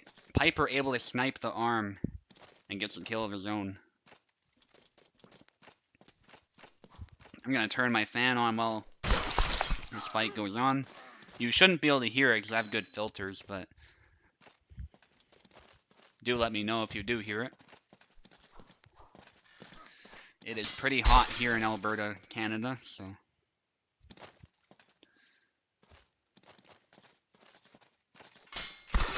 Piper able to snipe the arm. It's actually a really even fight so far, as Piper's able to make a nice comeback.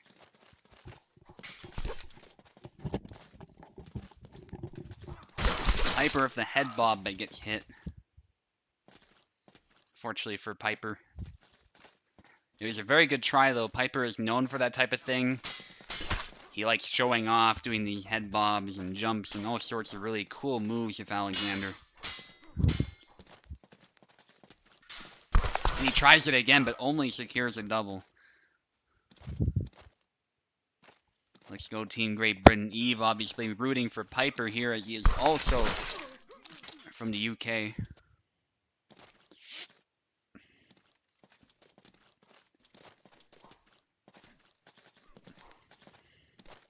Goes for a push and then goes low. That actually threw Oak off there. And he was able to get a quick leg cut because Oak did not see that coming at all, it looks like. And that can be an effective tactic against Lasbo, but Oak is this time able to back away, then hit the hand when Piper goes low. And that is the risk sometimes when you go low. Lasbo is primed to hit you immediately if you don't set it up properly. And then Oak able to secure a win for this round. Okay, names are swapped. Feel free to switch. Now Piper's going to be hoping to stay in the tournament now. He has to win this round, otherwise he is out.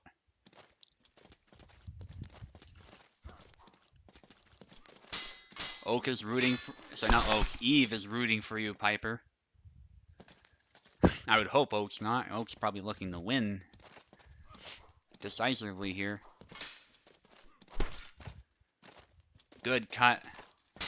Oh, that new move, the down forward Y, gets through. He goes for another one. It also gets through for 11 damage, leaving a nasty gash, but it's really only a slight hit. And then another one after Oak throws a stab, opening himself up this time to a proper hit.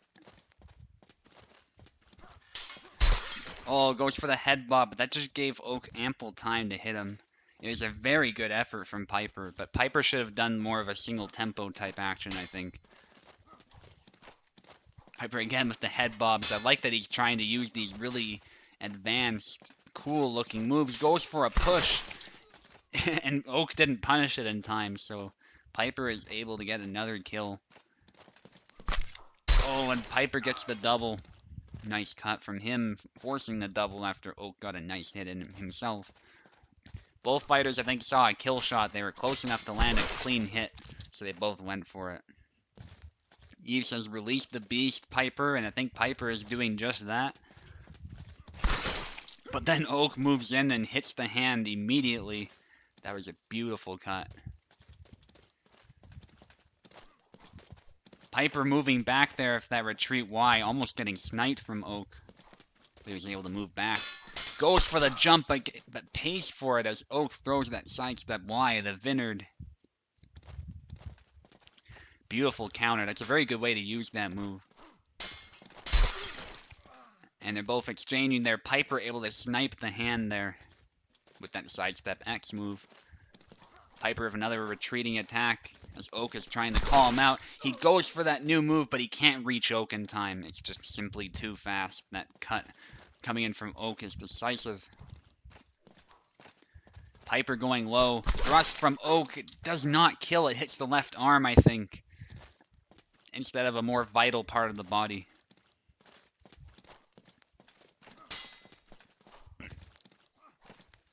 Wrapping around there, Oak trying to punish, and he almost does. Then there's the Vineyard twice, and he actually kills Piper right there. This is very close. Very close match indeed. Oh, and then there's the leg void as Oak goes low with that upcut. And Piper is able to hit the hand decisively.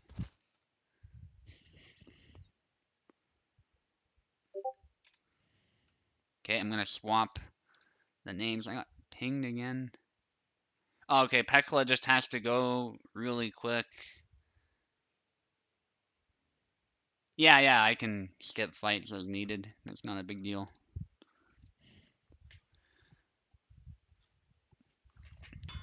Alright. This one is for all the marbles, gentlemen. So do not hold anything back.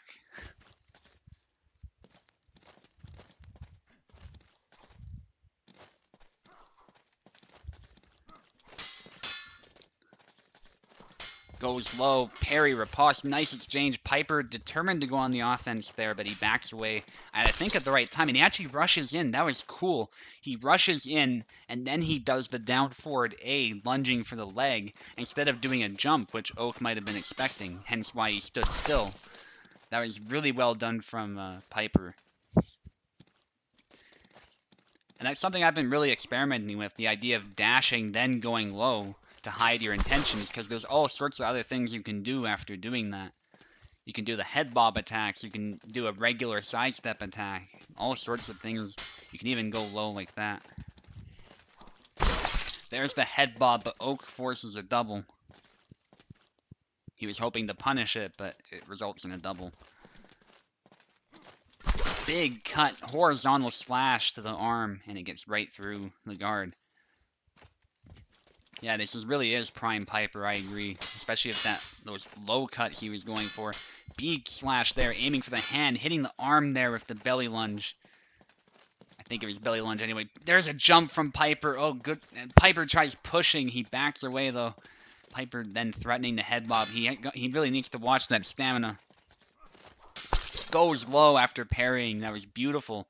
Another way to use those low attacks is when you parry a high attack and you know your opponent's threat is defeated, you can then go low. Oh, but then he goes low, but I think he didn't have the opportunity that time, so Oak was able to punish it. Very intense saber fight here. Nice exchange between both players. Goes for a thrust. Piper dodging to the side. Belly lunge hits. Piper now tired. He goes for a tired slash, and Oak capitalizes. Well done from Oak, moving in and out with Laszlo. That is the thing he's best at. And Laszlo's a character who can very much keep up with Alexander's footwork.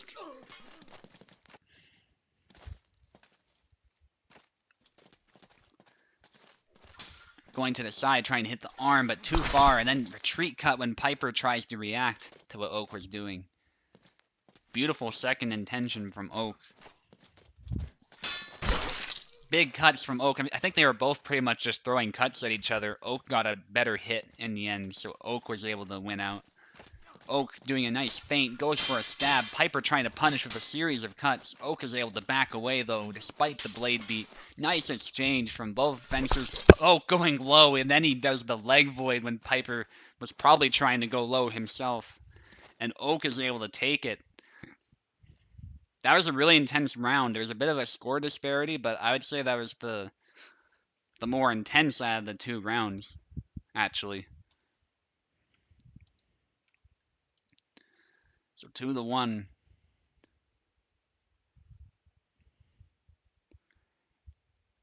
And now we have Apostle against Okrutny.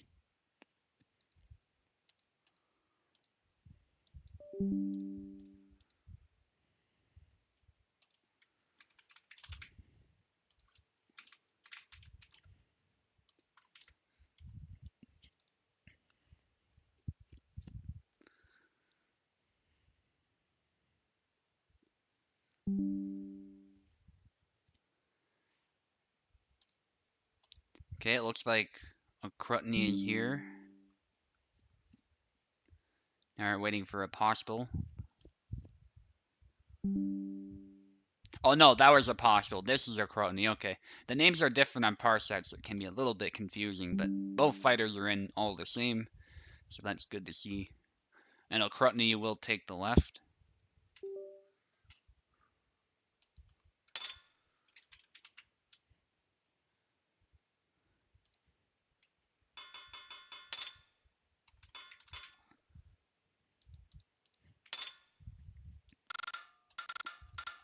Apostle will take the right.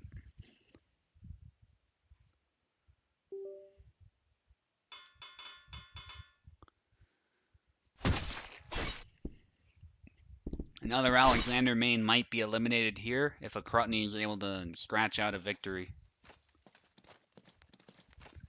A little sad if that happens, as I obviously main Alexander and help mentor Piper in particular, but it is what it is. These fights have been fantastic. Apostle going for the jump, and again, I just don't understand how people make this jump work. It just seems like such a reckless move where you get punished really easily. But these people throw it at the best possible time somehow. And opponents just fall for it. I don't know if it's a case of people doing something stupid and the opponent sort of falls to their level. Because that is something that can happen in these fights, is an opponent does something kind of dumb, but then the other opponent gets thrown off because it's a really dumb idea, or it's really reckless, or just something about it throws them off, right? And so they then do something stupid as well. And that doesn't make it a bad tactic if you're able to make it work. It's interesting how moves like that can get in your head. Because I've experienced it too, so I know that stupid moves can actually tag you a few times if you're not sort of ready for them. Okrutny with a nice A-cut hitting the arm very easily, then following up. And that's the thing about Yazlik again. If he does get a hit on you, there's going to be many other hits coming in.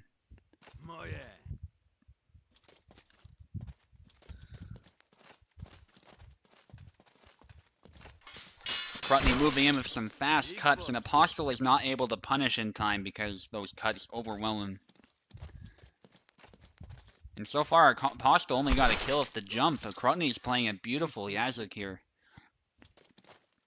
So Apostle's going to need to change something.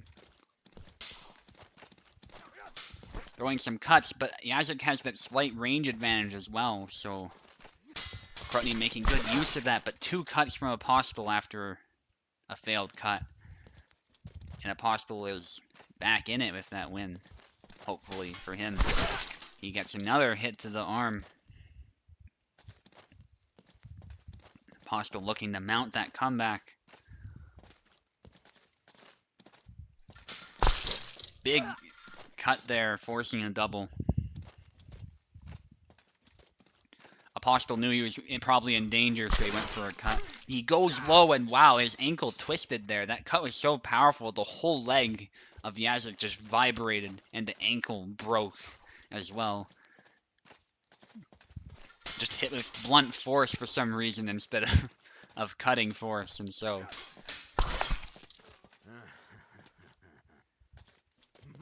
it forced a double, but eventually Crotney is able to secure the win this round. Just swapping the names. Now you may switch. Press RT. RT, guys. Okay, let's just go back.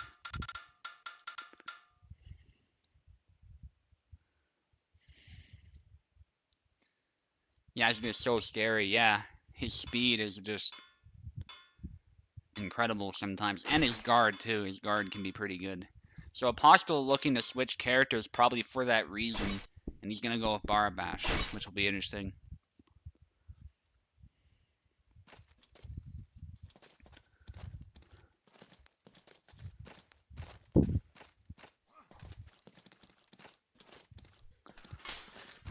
Crotney going with that 2-piece combo again. And some upcuts, trying to test Apostle a little bit, see what he does, see how solid his defense is. And so far, it is holding up. And he actually gets a nice cut to the arm. Apostle can play Barabash as well. I've seen him play Barabash before very well, so... it is a bit of a desperate pick on his part, but he's by no means out of the fight. Now, Crotney might have to adapt his style to this style of Barabash that Apostle's using. A good balance between speed and power is probably what Apostle's looking for here. Because Alexander does have fast footwork, but his cuts are actually a little bit slow, so... I think that's what Apostle wants here, just the same power, but with more speed, hopefully. Fortunately, that cut has a lot of recovery, so it misses. And then Crotney gets an easy punish from there.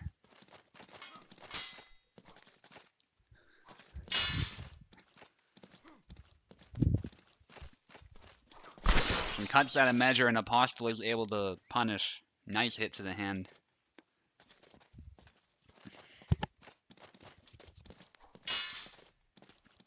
Blade beat from Apostle, but too far to capitalize. 1-2 combo from a Crotney.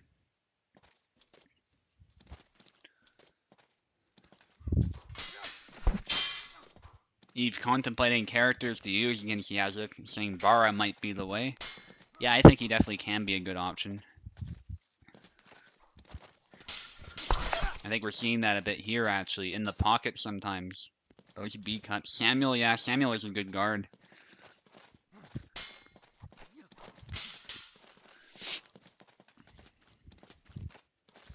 I've made Samuel work in the random tournament in this matchup before. And there's the sidestep from long guard from Apostle, able to wrap around and force a trade that is favorable.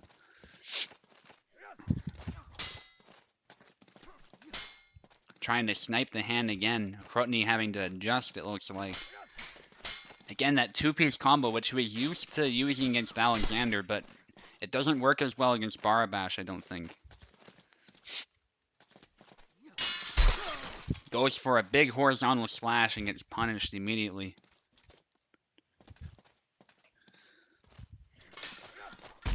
Crotney going for a cut, but he's too close, and so he hits at the hilt instead of the actual blade of the sword properly.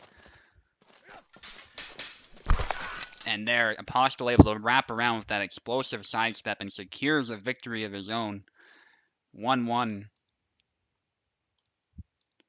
Alright, RT.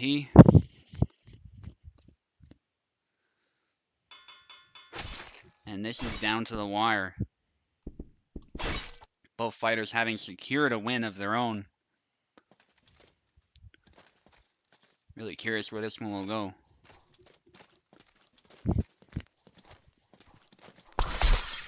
Some upcuts from a Tourney forcing a double.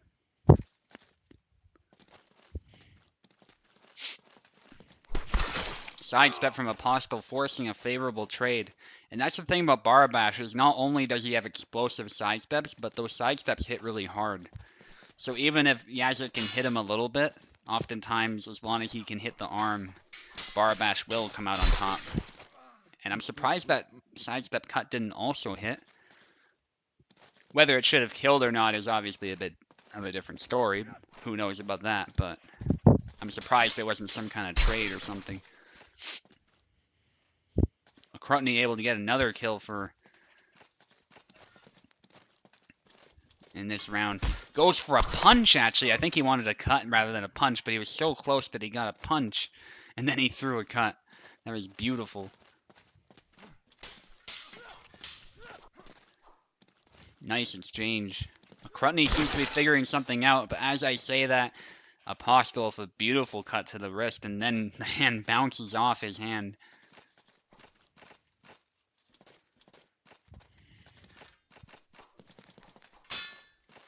Both trying to snipe each other at this point.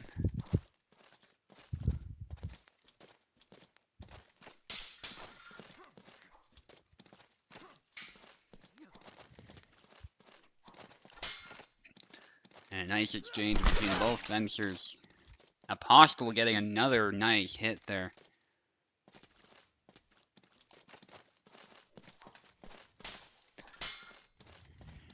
This fight is definitely not over. It's quite even.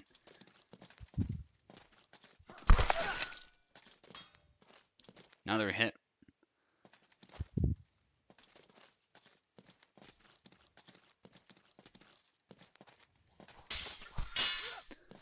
Nice hit from Apostle.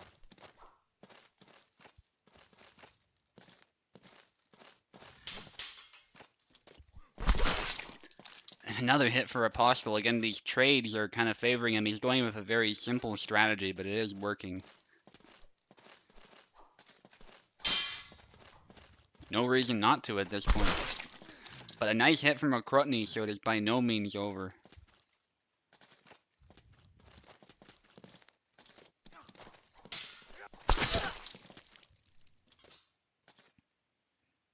Nice hit.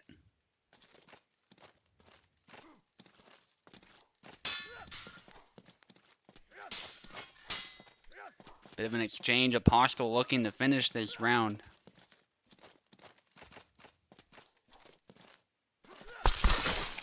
And there's a double.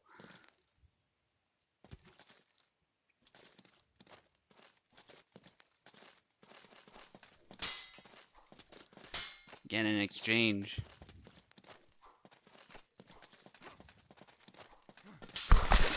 Another double. They're both determined to stay in the fight.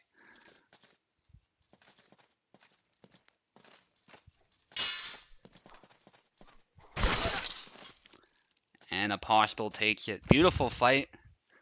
But Apostle was able to stay ahead there with that Barabash pick. So it's 2-1. Wiggly against Eve now.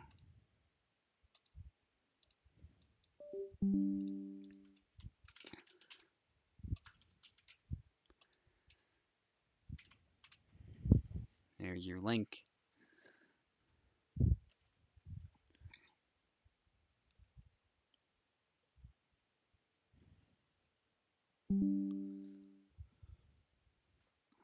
Okay, Wiggly is here.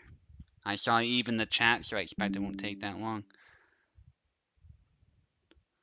Yeah, there's Eve.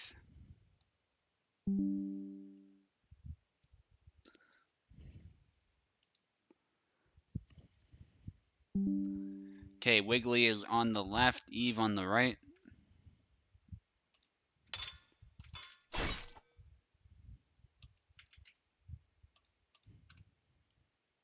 Oh, I gave him the Eve title again. I made that same mistake. One moment. Alright, let me fix that.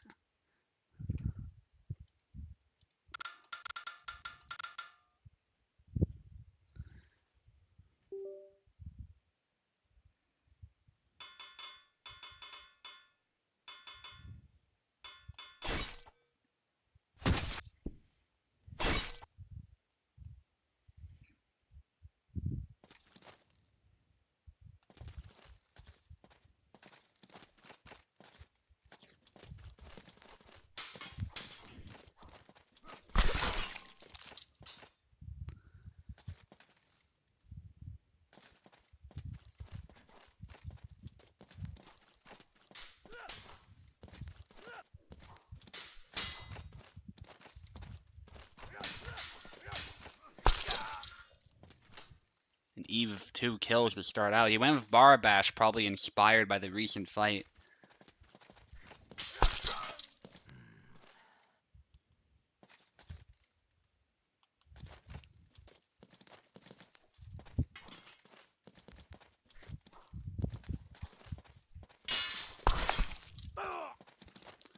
Another kill for Eve.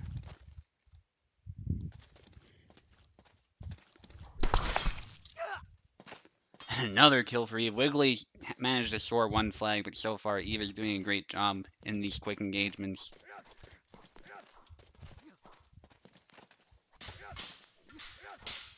Snap cuts. Wiggly just going on the offensive essentially, and Eve is able to force hits. Again, rather straightforward strategy, I think, but it works.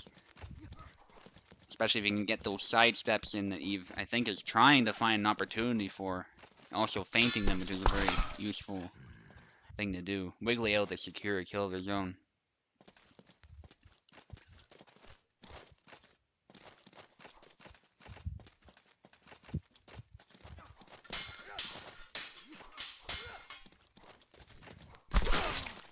Nice, Eve with another kill.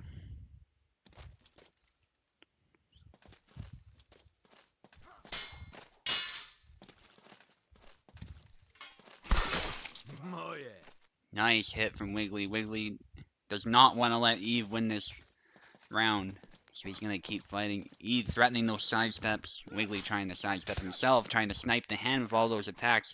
Wiggly being characteristically offensive here, while Eve is being a bit more patient. Not afraid to get an offense going of his own when he sees an opportunity, but obviously Wiggly is the more aggressive of the two players, I would say.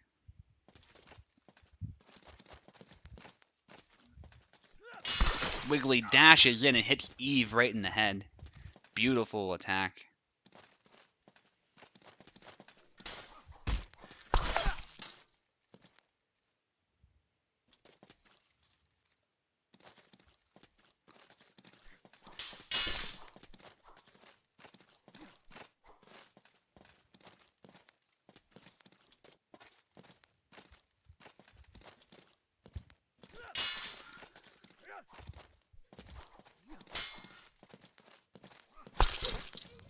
Nice hit from Wiggly.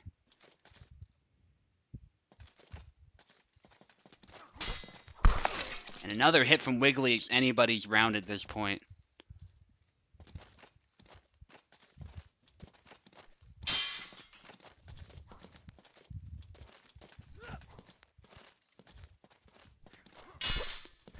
Nice hit from Wiggly. This is intense. Eve unfortunately loses that trade. Wiggly is able to take it. Nice comeback from Wiggly.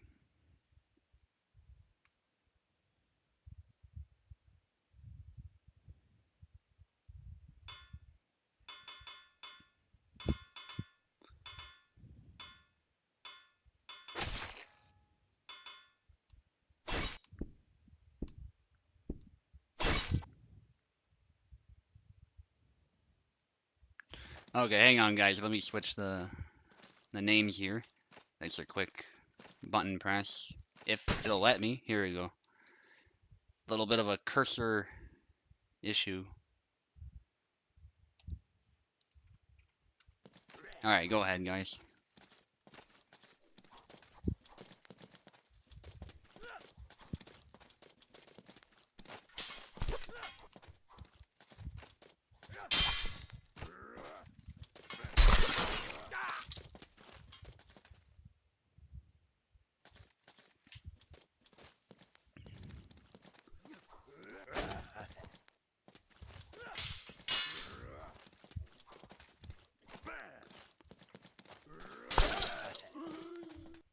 Nice hit from Wiggly. Both fighters were looking for an opportunity. Wiggly's able to get a hit. Eve getting a hit of his own.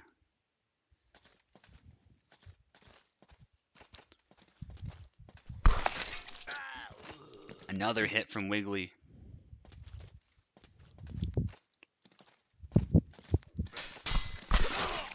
And a nice hit from Eve.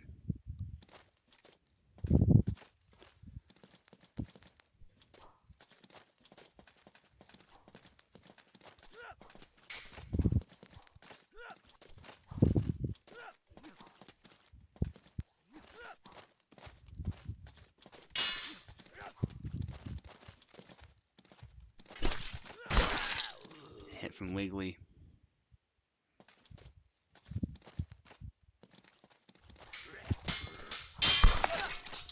Hit from Eve. Some of these engagements go pretty quick. It's notable that Eve decided to go with Gideon. Barbash just didn't quite cut it, it seems, for him. Nice upcut as Wiggly moves right into it.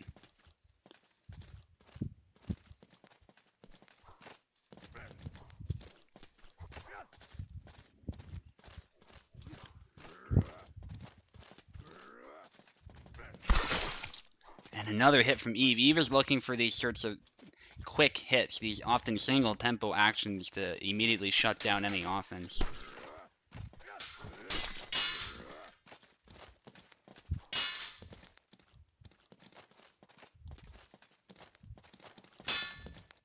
Oh, a grab from Wiggly.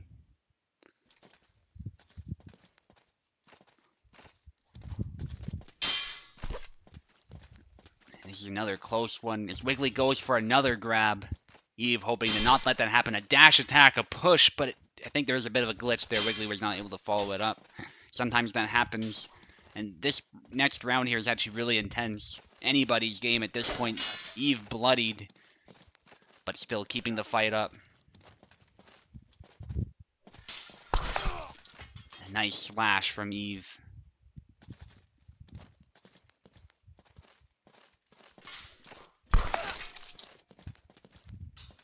My commentary morphed into Eve's. What?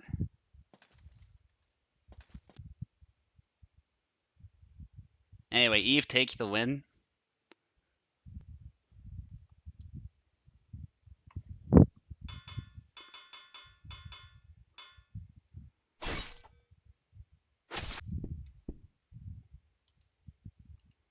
Anyway, alright, Wiggly is on the left now, Eve on the right. This is for all the marbles in this match here.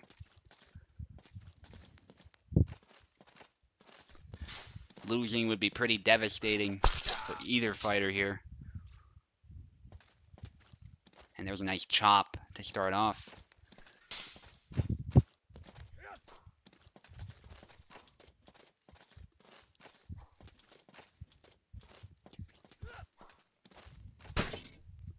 Oh, some lag possibly. Just give the fighters a chance here. You guys good to go? Might have been an accidental pause too. Alright. Sometimes the lag spikes don't even last that long, so that's to be expected. Pekala cheering Wiggly on.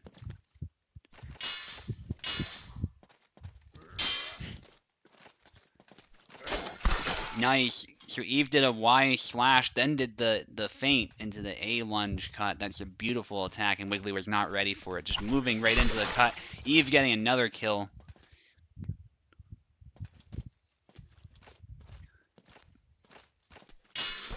There's the chop, trying to hit the head, but Wiggly just with a series of cuts. And Racer is cheering for Wiggly too. A lot of fans of Wiggly in the chat right now. Eve with a nice snipe to the hand. Wiggly needs all of the cheering that he can get right now because Eve is just dominating this fight. This round, I should say. Wiggly feinting there, but pays for it a little bit, but he actually managed to snipe the hand too, so they both get a mutual hit, but Eve, again with that splash to the song. Oh, Racer's just got that song in his head. I see. And there's a cut to the hand. Eve is about to take it here, unless Wiggly can figure something out. The feint, the Y feint, Wiggly just walked right into it. Oh, it's a shame because that gets past auto guard. Wiggly just wasn't ready for the sudden change in tempo. And it's actually a really easy attack to fall for. Don't let the speed of that fool you. So Eve was actually able to win the match in the end.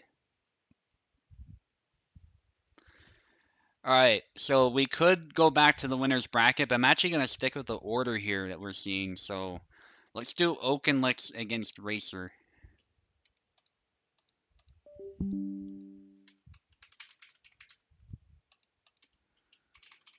We're going to finish up the matches in the loser's bracket, I think.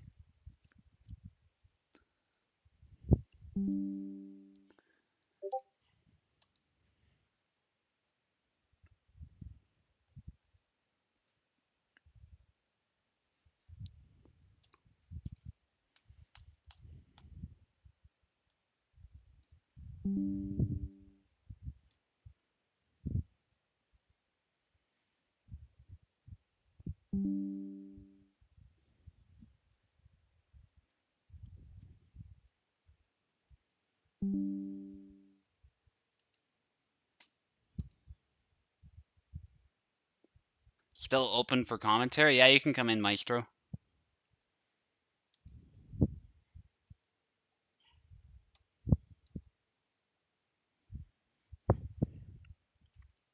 You're an admin, I believe, so you can come in anytime. Should just be able to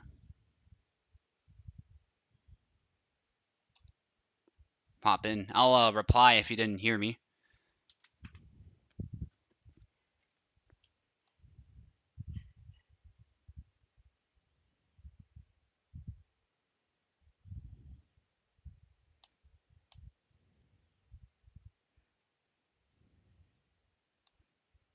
Hey, Hey, Maestro. is mic too loud? No, your mic's fine. Okay. At least on my end, but feel free to let us know in the chat if it's unusually loud on your end. Yeah, you can just click the link.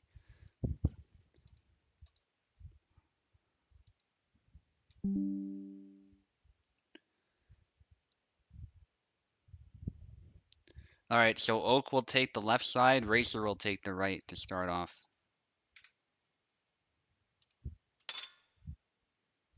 I hope wouldn't it be funny if Racer went with Alex too? And we just put Oak through the gauntlet.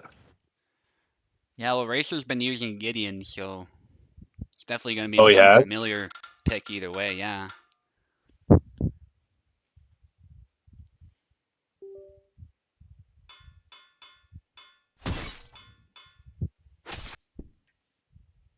I don't know. What do you think Tarna can do against Laszlo? I think Tarnovsky can catch him with unusual timing of his attacks. Yeah, so, sort of stuff like that. And sort of wrap around or just big combos that the Laszlo player might not be ready for with comparable Yeah. damage. But obviously Laszlo has a speed advantage, so that can be very challenging for Tarnovsky, I think. Yeah. Yeah, I think if Racer can learn that timing that Laszlo has, which, you know, he tends to do like a 1-2, especially Oak. I think with the tricky angles and stuff, you could definitely get him, but the problem I think Racer's gonna have to deal with is Oak is really good at managing distance, and Tarna has a pretty, compared to other characters, long recovery, so it could be hard for him to make up for that.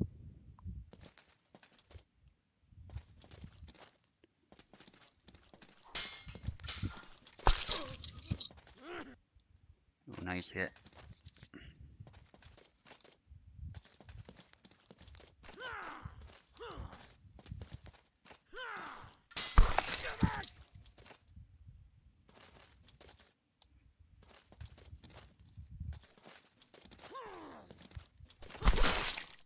Ooh, yeah, that speed is definitely proving a challenge. Tarnovsky's timing is challenging for the opponent, but I think it goes both ways. If you're not as familiar with him, it can also be challenging for you to work around it. Yeah. Yeah, and Oak does a pretty good job of oh, nice belly cut. He does a good job of using that distance to because Laszlo has a pretty good like forward attack in terms of like closing a gap. Hmm. Oak's really good at like pressing that and then Yeah, following it up with like a retreat cut to cover himself. yeah. Just a very precise player in general, so he will make really good use of that speed advantage for sure. Yeah. Racer going back to Isabella, it looks like. I think that's a good pick for him. But it can also be again very tough against someone like Oak because Oak knows that distance. Although that said, that was a really good sidestep Mm, from Racer.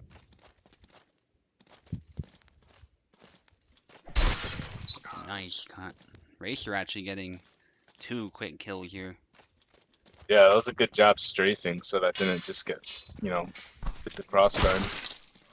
Oh, that hand went flying. Yeah, Oak's gonna have to change something. Nice hit, actually. Mm.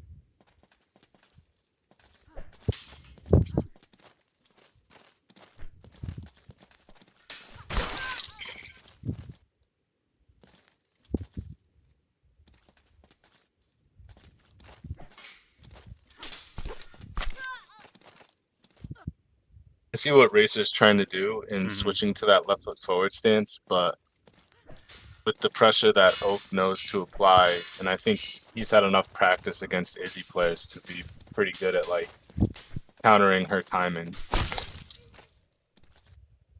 But with that, that's a really good high guard chop.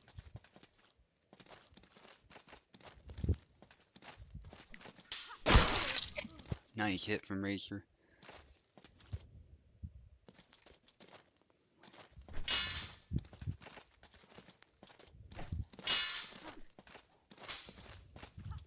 Both players just out of each.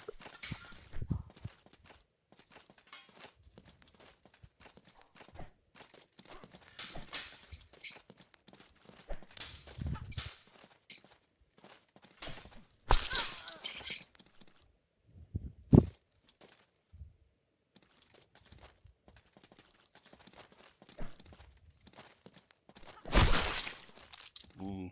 Just a snap cut. Yeah, just that reach of the long sword allows him to hit the head and the arm very easily, actually. Yeah, I like that racers throw in those high guard chops from a Hmm. distance because it can catch Laszlo's thigh if he tries to move in too quickly. So Yeah, I think that's a good option. It's a yeah. good win for Racer, tying it up. That's the thing about a lot of these big cuts is even after you've blocked them, sometimes they keep going. Yeah, the lingering damage.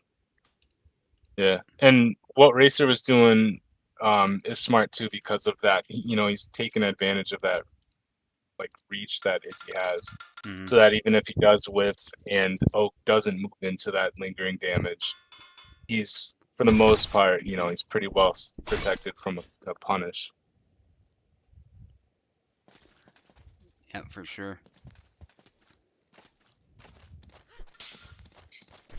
So Oak staying with Laszlo, which I think is smart. He's warmed up with Laszlo a lot. And I don't think Laszlo is necessarily at a disadvantage. There's just some key disadvantages that he will need to overcome to win. Mm. Played properly, Laszlo can also do some good work against Isabella.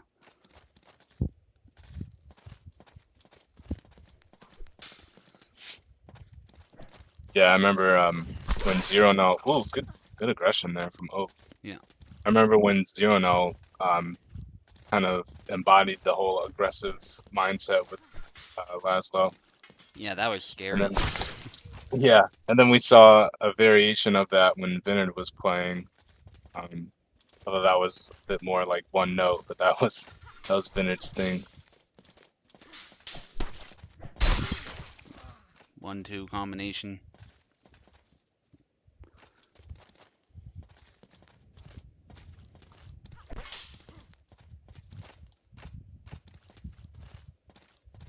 Racer being a bit more patient here.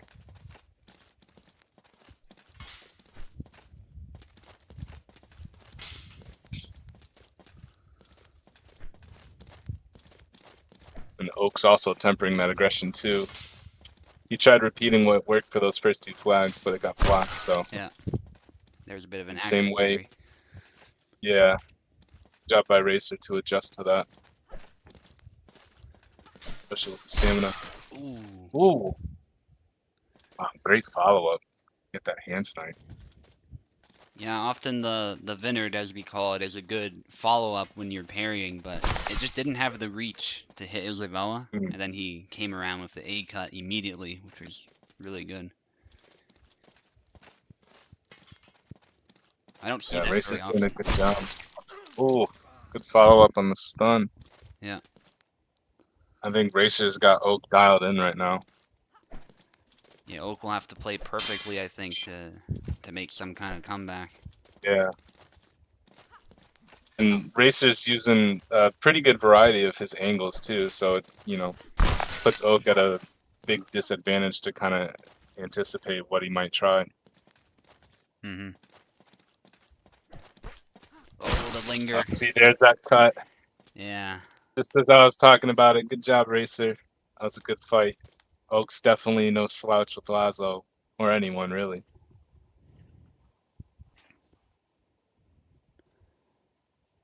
All right, good fight, guys. Looks like Racer was able to adjust with his main, and that proved decisive in the end.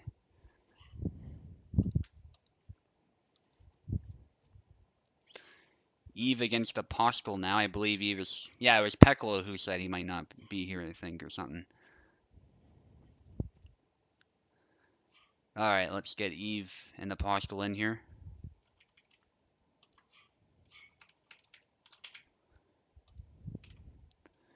A bit of a longer tournament, but honestly, that we've been doing pretty decent for time, considering it's a double elimination. And with the turnout too. I mean, Yeah. that's definitely a nice change.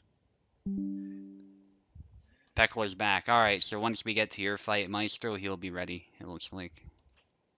Okay. Okay, Eve is here. It'll pass. We're also nearing the end, too, so... Yeah, it should start to speed up.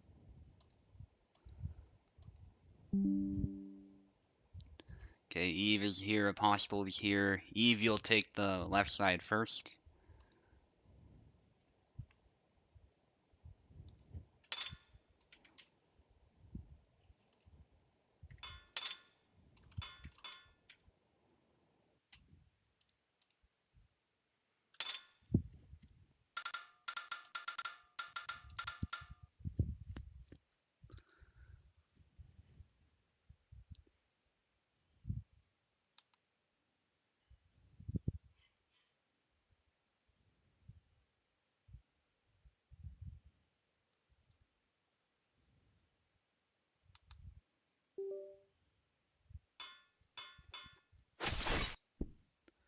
No, Alex.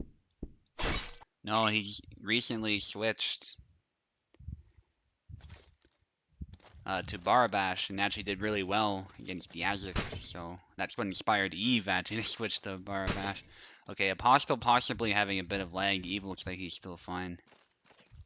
Let us know what's going on, Apostle, if you're able to fight again, long guard.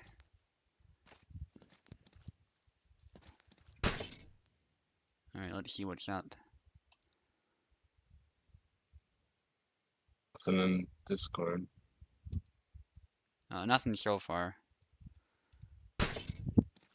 Alright, looks like it might have just been a lag spike on his end. Oh, or maybe a controller issue that can cause rapid pausing too. Hmm. Even if he's not pausing it, it'll still...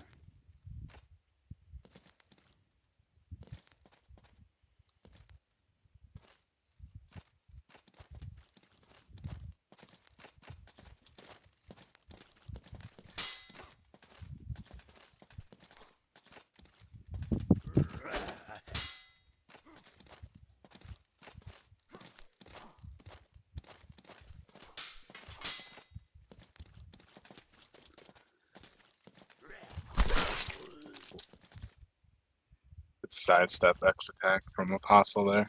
Mm-hmm. Oh, I love that feint because he comes from above, and then when you think you're safe, he suddenly does an A cut. And it's quick too. And Eve's really good at these sidestep angles. Yeah. Getting his second flag there. Yeah, I think Gideon has some of the best feints, if not the best, dedicated feints in the game. Yeah, and matched with his speed too, he can, he can make the most out of that. For sure.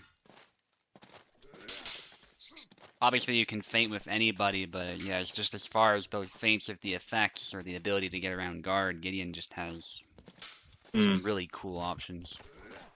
He does. Apostle needs to watch out for his stamina here, because he's at risk of not even getting a double if it comes to that.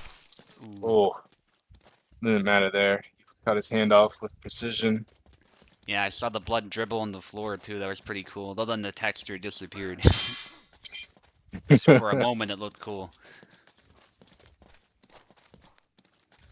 I think Apostle doesn't know how to get up close to him. Yeah. These cuts out of measure are just basically telling Eve, hey, come hit my hand, you know? Yeah. Oh, no. Thunder Punch attempt. And it cost him in stamina. I commend him for trying the Thunder Punch, though. That would have been cool if it landed. A good job countering Eve there. I think that's what Apostle needs to focus on right now, is just countering that. Because Eve's speed is, I think that's what's kind of getting to Apostle to keep him at bay right now. Yeah, and he has that slight reach advantage. He should really make use of it. Yeah. Double there. It can be tough too with Yan and Vera, because that sidestep Y has a pretty slow windup, and I think Gideon might be able to beat it. Oh, great nice belly lunge. And that takes some timing there from Vera, because that input you can't do as quickly as Yan. That's a good job. Oh, beat him to on the draw there. Yeah, I think they both did the same angle there too. Yeah. Yeah, it's like Gideon has a slower startup with certain attacks, but as soon as that blade's moving, he can move faster or as fast as Barabash, so. Yeah, he can chain it really well. He's doing his little distance dance, slowly chipping away at Apostle health-wise and stamina-wise. That's a good tactic. Yeah, cutting before Eve does isn't necessarily a bad strategy, but he needs to find a way to make those cuts threatening instead of sort of cutting out of measure. Yeah, he needs to be more deliberate and precise. Yeah. Because if you can overwhelm Eve with speed, as when he's playing Gideon, like from talking to him, I know you can really start to give him problems, but if you're just whiffing a lot, it can be problematic. That was a good sidestep, though. Yeah, that seems to be a pretty good counter to Gideon's kind of favorite angle. Gideon's real good at those A cuts, so that X sidestep was a good choice. Yeah. Oh, slow counter. Oh. With the punish, close out round one. I think the choice of counter, that sidestep Y, was just a bit too slow. It was a good effort, though, for sure. Hey, we got Youngkins in the chat. Welcome, Youngkins. That would have been nice to have you for this tourney, man.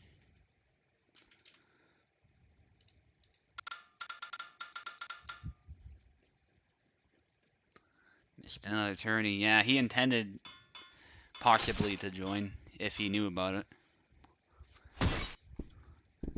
Oh, there's the Alex matchup. I think this character matchup is probably like one of the best rivalries, at least in the old builds. For this game, these two characters, it was like back and forth every time that I saw them.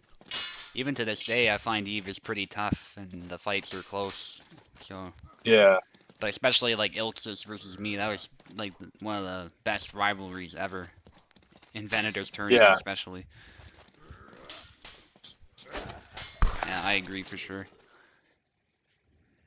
good high cut there to get past the guard. A cut, Oh, interesting. good cut to the hip. That's scary though, because of Gideon's counter potential and health, Yeah, but he made it work. that's why you don't see it very often. But he was able to use it to also try and block any incoming counter as well. So it was a good angle. Yeah, yeah. Oh, good double there.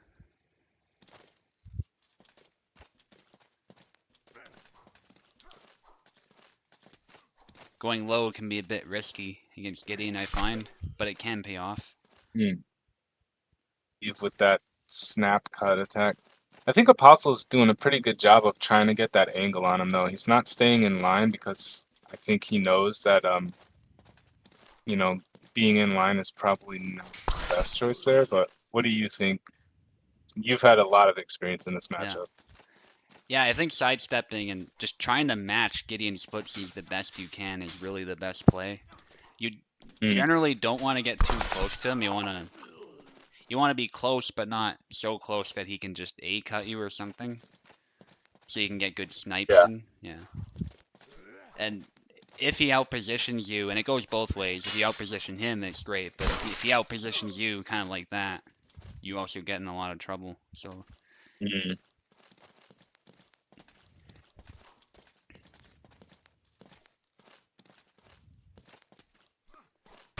oh, nice. Oh, that was a beautiful leg cut there. Oh, that timing. Yeah, it was during the stance switch, so Eve couldn't block it. Yeah. Oh, Ooh. Alex tanked that.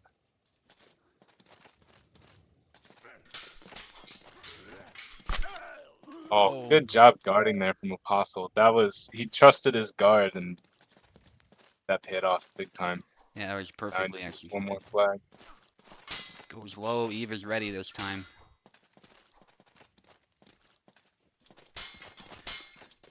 Eve very much in the back foot this round, actually. Yeah.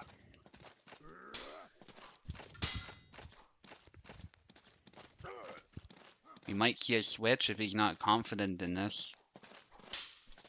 Oh, almost cut the hand there, or the arm. Oh. Oh, staggered him. Yeah, That counted for the arm, I guess. Huh. yeah, his arm blocked his leg being hit, so he wasn't limping. Yeah. Interesting I know. sacrifice.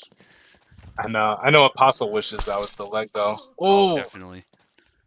max reach. Sniped that arm. Eve working on bringing this back.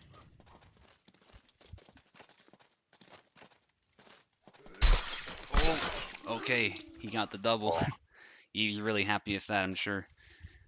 to the armpit.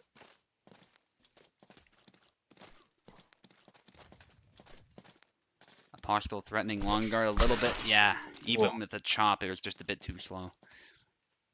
And Apostle was strafing it too, I think. Yeah.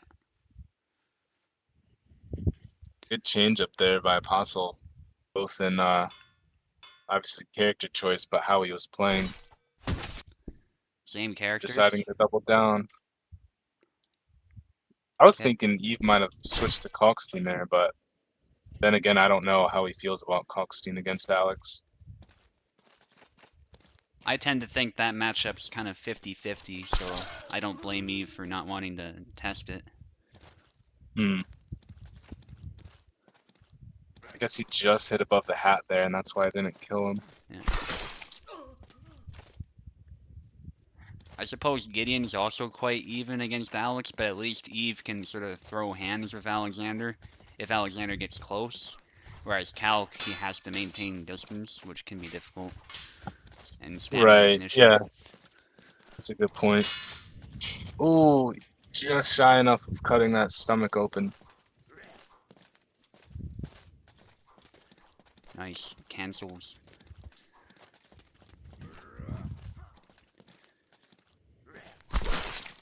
Beautiful. Gets his second flag with that high guard chop. Or not high guard chop, but that high chop. Yeah, long guard chop. Is it done from long guard? Yeah, it is actually. That position right Oh, there is long guard. okay. Yeah, it's a very Got it. unique long guard for sure. Yeah. Well, that chop is just, it's really quick, so it's a great punish. Like there, Yeah. he's managing to get the double. And it seems intended specifically to block other long guards like thrusts and stuff like that, and then you immediately wrap around and hit the head. Right. Yeah, it's a great tool for him. And if you time it right and someone tries to beat your blade, you can still do the parry because you're in cut mode, not long guard anymore, so it won't get beat. Yeah. That attack was blocked partially too. I think it was just because Apostle was weakened already. Yeah. And Eve's doing a great job responding to this. He's kind of getting these angles dialed in himself. Yeah, aiming right for that elbow, which is actually a good spot to aim to Alexander's right. Yeah. And Apostle just has to be careful not to play this too linearly, I think.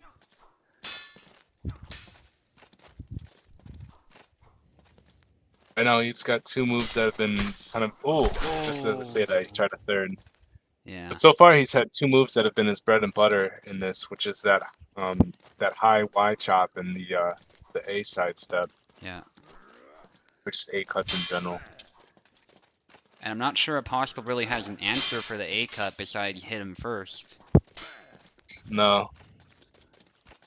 I like him trying for that leg swipe. I think if he worked that in as a counter, maybe he'd find some more success with it based on how Eve is right now. But as said, it's tough to try to make that adjustment. Yeah.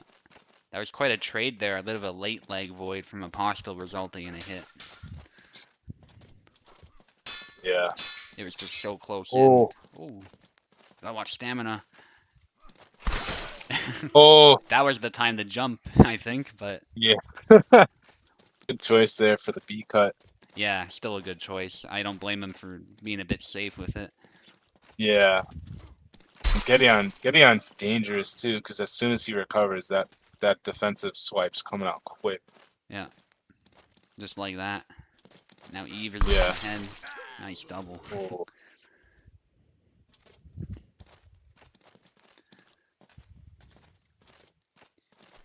Also playing a bit more cautiously. Yeah. I think that's the right choice. Oh, and as I say that, you made good use of them both circle strafing each other. Yeah. Positioning is just so key in this matchup, especially moving in a circle like that. And he was able to get another kill. That leg cut. Good job by Eve. Yeah, very good Making adjustment. his own adjustments. Very good fights this tourney so far. A lot of it's really fun watching the players like make those adjustments. For sure.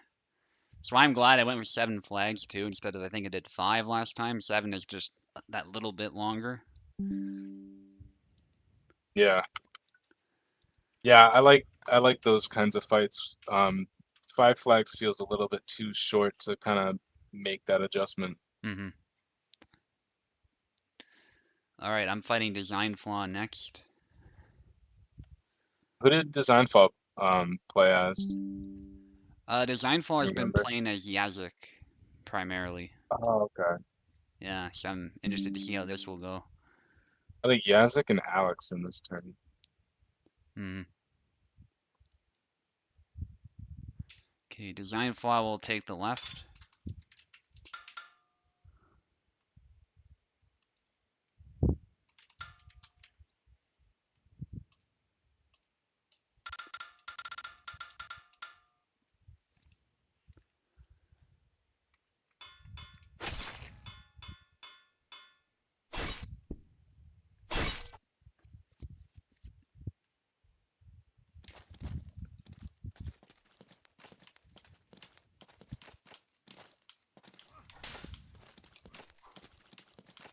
Alright, so Tab being a bit of the aggressor here. Back and Design Flaw up into a corner. Over Yasik's guard is pretty good at holding up to it. Design Flaw gets the first flag.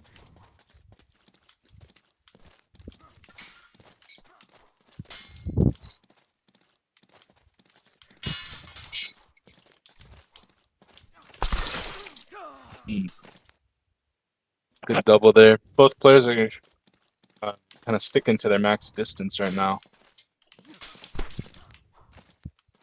Cut and thrust barely nicks Subutai, but Seinfeld got a ding there. And then the speed that he closed on with, I was able to get Seinfeld his second flag. And that was a lucky double for Seinfeld. Subutai had him timed well with that punish, but he was able to just get an attack off. Thrust misses, and Subutai with his sidestep twirl gets him first flag for Subutai.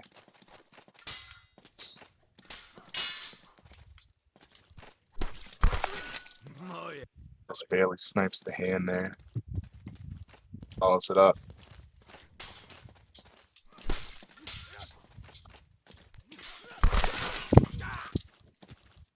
Nice double. Seinflaw seems to be trying to snipe over Subutai's hand as he attacks. He's in those X cuts just like that. I mean, it helped him there that Subutai was ducking, but that was a good kill. Very clean. That was okay. That was a blunder.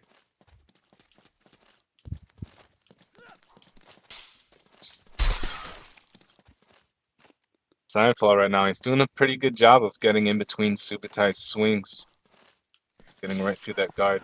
Normally, it's very difficult to land those like X and Y angles, but been doing a good job of getting that timing. And as I say that, Subutai responded in time. A very good hand snipe there.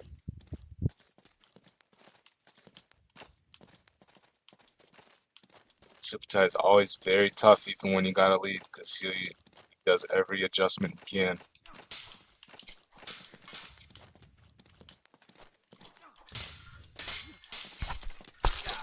A lot of aggression there from Design Flaw, but Subutai punished him for it, tying it up.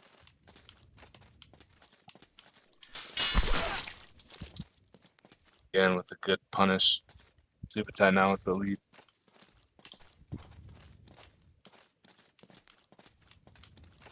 Design Flaw hanging back a bit. Still trying the aggression though, and Subutai still responds with a good punish to get the first round.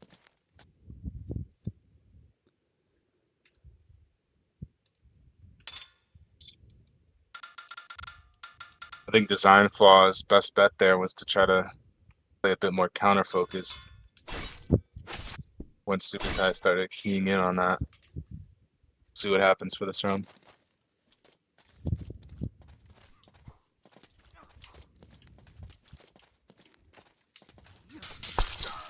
Oh, yeah. First flag for Design Flaw.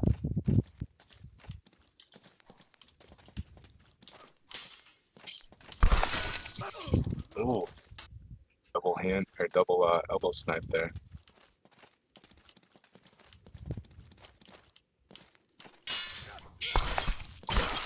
And oh, yep. Poorly cut gets the double. Oh, Subu's starting his shuffle. See how Design Flaw responds to it. Ooh. Looks like he might have had a chance to hit that elbow.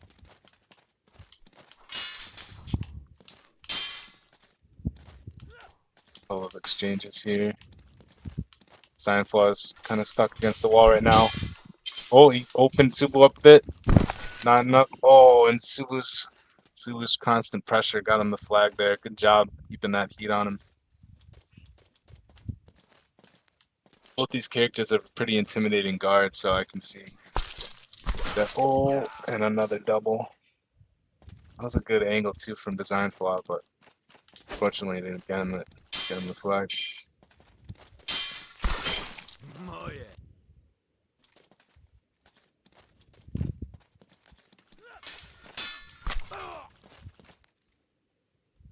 Both players at times are kind of getting their hands behind each other's guard, but I think they're like too close that it's not killing. And with that, that's a Design Flaw does a really well-timed sidestep there, just as it looked like Subu was about to attack.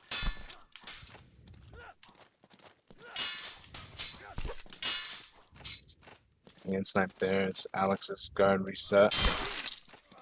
Sidestep got him the positioning there to get the kill.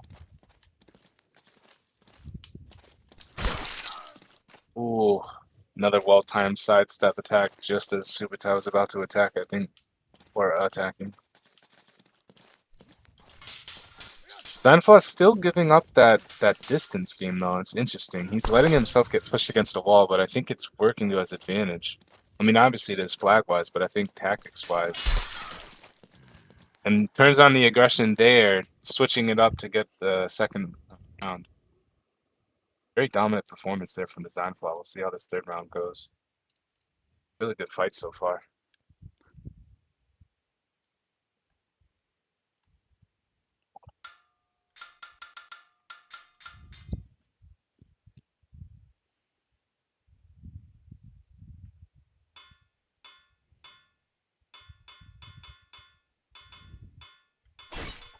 Gonna get a switch up here.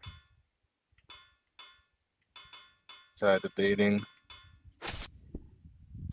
Going with Vera. Hey. Very interesting. I was not expecting that from Subutai. But he has experience with Vera, so. Seinflaw still giving up that ground, letting himself get backed up. Vera doesn't have as good of a guard, though, for this, so. That might not work in Subutai's favor. And he gets cut in the leg. Seinflaw has to make sure he maximizes that. It can be easy to get trapped by a limping opponent, and then they just get a defensive kill. Yeah, and so Designflaw is hanging back right now because he knows Subutai is just reserving his attack and stamina on a good double.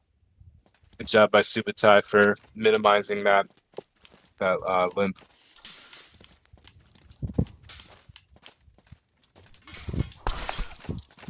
And a good job switching it up to that sidestep at the last second. Catching Designflaw off guard and offline.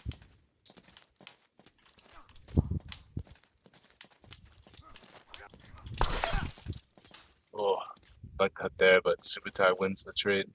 The high cut. Super Shuffle is adaptable for any character. And it works out really well there. Nice X sidestep. Subutai's got 3 flags. Another double.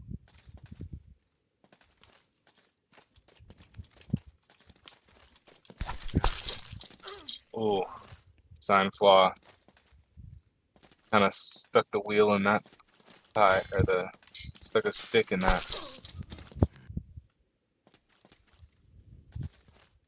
Signflaw again, his second flag there. Oh, good job following it up.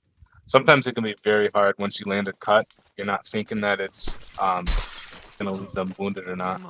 Designflaw is doing a really good job of maximizing on that. Anytime Subutai's stunned, he's getting followed up. Another cut to the belly. Can't quite see where Yasuk got tagged. Oh, he did get tagged. You can barely see some blood on Vera's sword here. Subutai's got does a good job there again.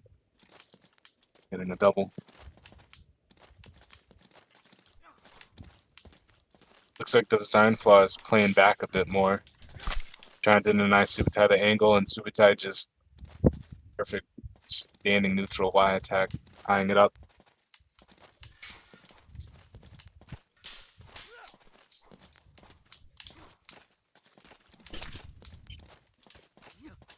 That gets a tag. Oh, but Designflaw, I think that was the dashing Y combo. Able to get Subutai. Oh! Subutai blocks the attack, tying it up again. Very close third match here. Oh! Designflaw gets the shaves off a patch of skin on Vera's skull. Oh! Switching it up here with the dash attack, but not following it up. And then when he does, Subu's ready and gets a double. Good job when switching that up. Able to rely on Yasuk's guard pretty well up close.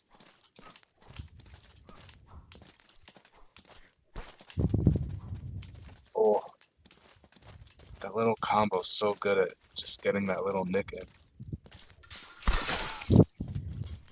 Subutai picked a really good angle there, parrying as he swung. Subu just needs one more. Both players tagging each other. I think Design Flaw needs to watch out for that aggression, though. He was really good at making people pay for that. And just as I say that, yep, Subu does a really good job there countering the aggression. And Subu takes a really good series there. Design Flaw is going to be a menace in that lower bracket. You bet. Good fight. I just feel drained after that. That was amazing. That was a really good fight. This tourney has had such like high intensity matches. For sure. I went with Bara just because he's a bit faster, and I think that was really helpful in the end. Well, Pico says he needs 5 minutes.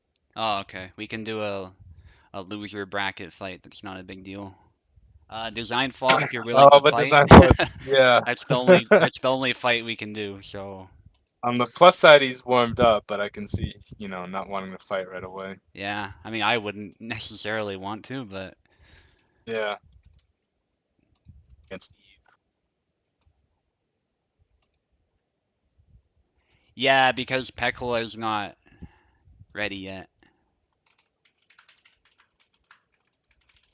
Yeah, if you agree to it, we can wait 5 minutes. It's not like you don't use bar bash. I think Eve's gonna use him, unfortunately. So yeah, it's up to you. I mean, we can wait 5 minutes too. It's been a while since Eve played Vera. Yeah, I think he was inspired by Apostle doing well with him, and I kind of was too, to be honest. Also by the fact that I've had some experience with him. He's usually my Yeah. secondary saber, so Yeah. Yeah, and I that was a really good job getting in between Yasek's guard there, getting those timings down. okay. Design Flaw, you'll get the left again.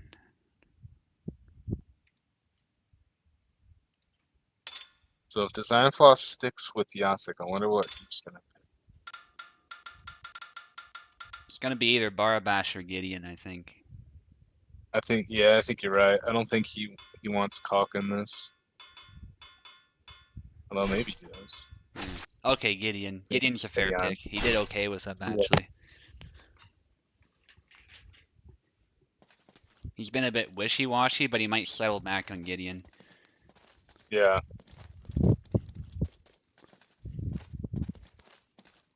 Yeah, this is a very interesting fight because both of these characters have really good speed. Mm-hmm. I think Gedeon might have slightly quicker chains. Mm-hmm. So if it's up close, I think Gedeon's gonna take it, and he definitely knows how to fight those. But Design Flaw is really good at landing those at range little stuns and then following it up. For sure. And it's interesting because Yazek does have his left foot forward stance is exactly the same as Gideon's. Obviously, there's some differences as to what tools he can use, but some of them are the same. So it's another interesting dynamic of this matchup, I think, that you don't see used very often because most people prefer the speed that Yazek has in the guard. Yeah.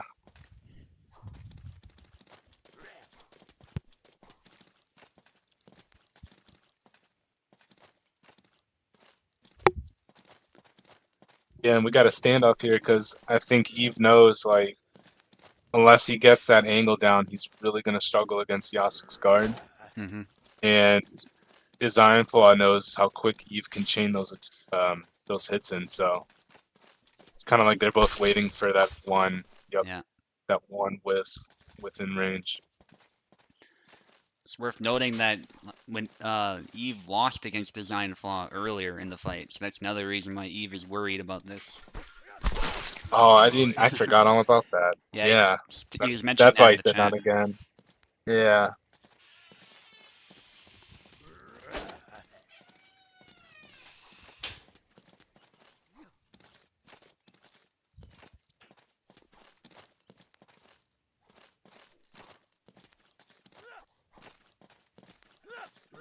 Trying to snipe the hand, both of them. Similar angle of cut being used. Eve actually getting a hit though between the stance switching. Oh. Ooh, good sidestep there. Yeah, I noticed Eve isn't playing as aggressive as before. I think again, like what I was saying, I think that's because of Dusk's guard. Because Yeah. normally Eve likes to kind of bounce in and out of your range and try to get a bait. He's kind of doing that now. Design Flaw doesn't seem to ever really care much about the like forward spacing, you know, that kind of distance game. Like he'll let you back him into a corner and he doesn't care. Yeah. Yeah, I find the best way to get past the Azic's guard is just to harass it a bunch. And then wait for Yeah. a small break in it when the opponent wavers or something, and then take the opportunity. Sometimes you have to play the long game like I was doing a bit of with Barabash. Just... Yeah, and with Yasik too, he's hardly ever getting a kill on a belly hit. So unless he's throwing an X or Y cut to your head, if you can make that a graze or he's throwing some other attack, you're gonna win that trade. Yeah. So yeah, if you just harass his guard and try to provoke him to swing, even if you don't swing in between that timing and you swing at the same time, you're usually gonna win that. You're doing a good job with that high cut. Oh, dash attack, and he's too close. Yeah, Eve probably could have even grabbed him there. That would have been cool. Yeah. But I understand not taking the risk and just going for a cut. I probably would have just cut too. Oh, good leg cut. And, yep. Unfortunately, he didn't follow it up right away with a killing move. He forced a double. Well, Design Flaw got his wish. Eve is not playing Barabash, but he's winning. Yeah. I think Design Flaw needs to avoid getting that close again, though. Ooh. There you go. Yeah, he was just far enough away, I think, because Eve was trying something, but... Yeah. And I know he likes that dash attack, but against Gedeon, it's not the best. Draw a cut across the face.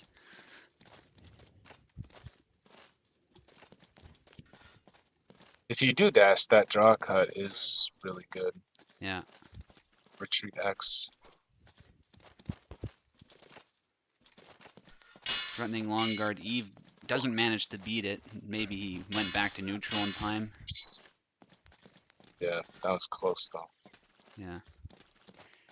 It's sometimes tough to capitalize on a blade beat when you're fighting Yazik, though, precisely because of his speed. Yeah.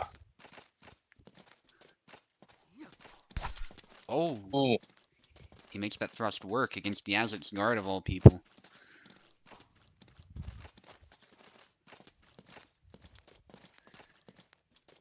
Eve's probably like, I'm running out of options here, so he just tries it. I mean, why not? Design is making a bit of a comeback. Yeah. I think Eve, you know, sometimes it's worth taking a risk when you got that flag to spare, but I think Eve, oh, good job, Design Flaw, tying it up. I think Eve really, like, felt like there'd be a lot more pressure than against other characters if it's a tie situation. Opting for left forward stance, Eve, that is. Yeah, probably because he wants that cut, something like that, to hit the hand. Yeah. Design Flaw back in the corner again. Oh, hit the head, but no kill. Design Flaw's lucky that didn't kill him. Another hit. But he's weak. He's wounded. Oh, he needs... Oh.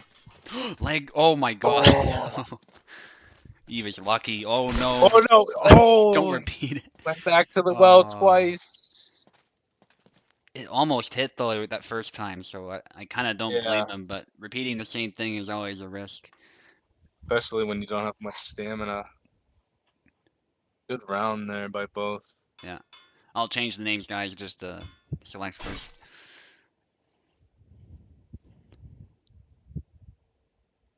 Design Flaw. Sticking with Yasik, maybe? Yeah. Yep.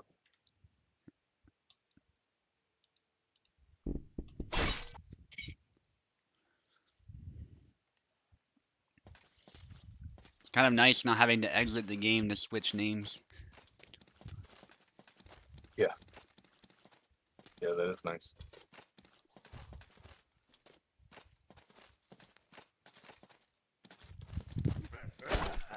Oh, You tried to feint. Design Flaw just laid into him with countless attacks, but he still managed to get a good double. Yeah. And that's the thing about Gideon's feints. Even if you mess it up, you can still get a really powerful hit. Whereas someone like Samuel, like he has some good looking feints, but they just don't have the power. Right. Yeah, they have fairly decent angles, but yeah, they don't have that power. So if your opponent just rushes you, it's game over. I feel like they should at least kill if they hit the hand, you know, disable the hand, because a false edge to the hand is not good news. Right. He's out there by Design Flaw, cracking open Gideon's guard and punishing that stun.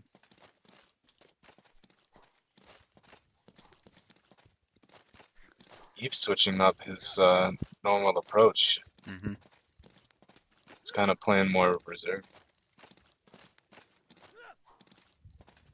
A less mobile version. Yeah, he really wants to throw a powerful cut, I can tell, but he's waiting. Yeah. Design just sticking with his usual game plan, but then he goes forward. Just as he was about to swing, Design Flaw caught him.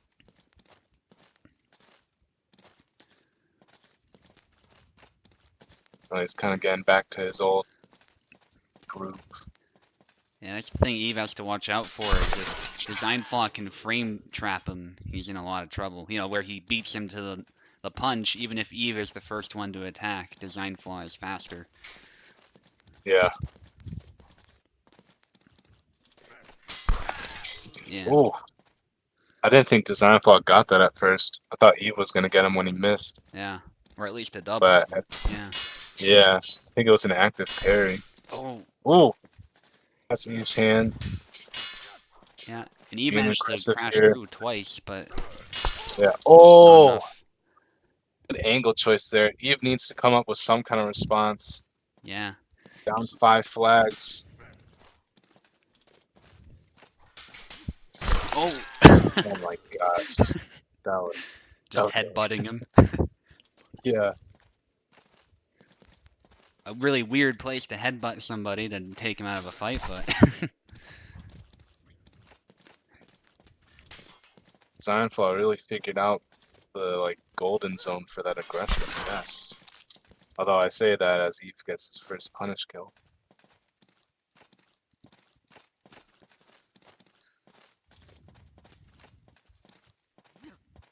Eve hanging back. I think Eve standing still is also trying to bait him into maybe a thrust or something. Yeah.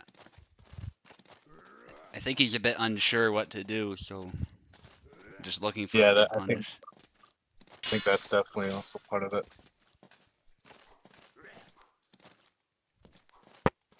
Not that I have the answers. I don't play Gideon much, so. Yeah, if I was Design Flaw, I'd try to make use of that and throw some baits out, but Design Flaw usually commits whenever he attacks. Mm-hmm.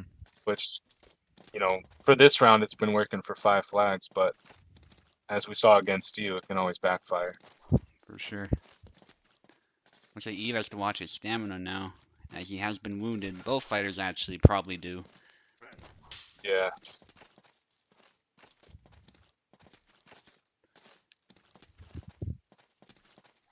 Gossip's just capped on stamina. Oh, yeah. Wow.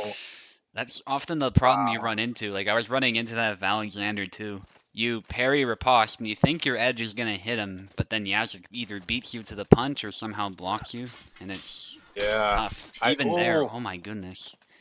I thought Gideon had him there. Yeah. Oh. Design Flaw hesitated a bit, and Eve got him. Yeah. Eve might have been a bit tilted there throwing that combination, but that helped him. Right. Design Flaw's got some flags to spare, but he doesn't want to let Eve figure out an adjustment. If I'm Eve, I'd continue doing what I've been doing, but if I'm Design Flaw, I'm going to try I don't know, maybe like a dash sidestep combo or something.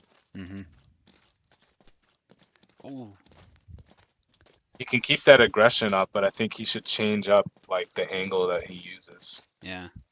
Try to catch Eve off guard. Especially because Eve with his you know, this being one flag and he's out, like Yeah. he doesn't have the margin to make mistakes. Yeah, he's a very patient guy, so Yeah. you gotta find something. I think that's what Design Flaw is doing right now. He's not playing so much like he has that flag advantage. He's playing like Eve's not giving him something to work with. Oh, grab Oh, attempt. Yeah, he's done that before in earlier there was a tournaments. there was a slight opening it seemed on that too when Gedeon was backing up Oh, for a defensive combo. this this could be Hall of Fame worthy if Eve keeps this up. Yeah, I think we're gonna see that from Eve even more. Just him not really not throwing stuff because he doesn't want to get that. If he gets tagged once, you know, Design Flaw's great at following that up. So Yeah. throws Goes a for the high guard sweep. chop there. I thought the edge hit the arm, so I expected partial damage, but this is Yazlik we're talking about, so Mm. no guarantee. Oh, close.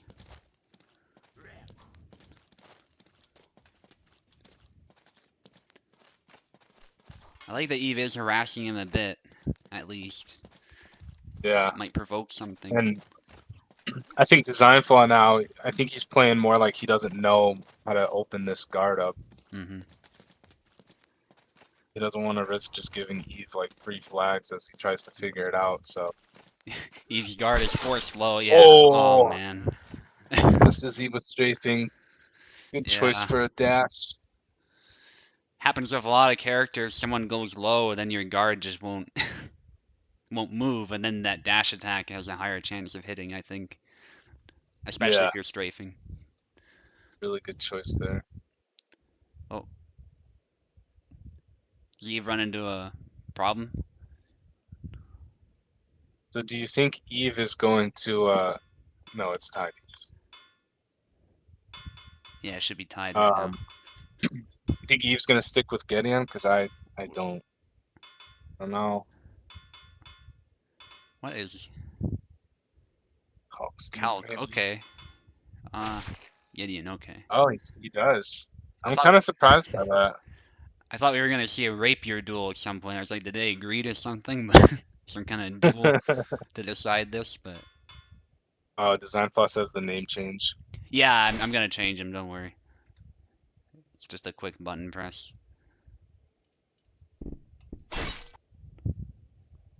Appreciate the reminder, though.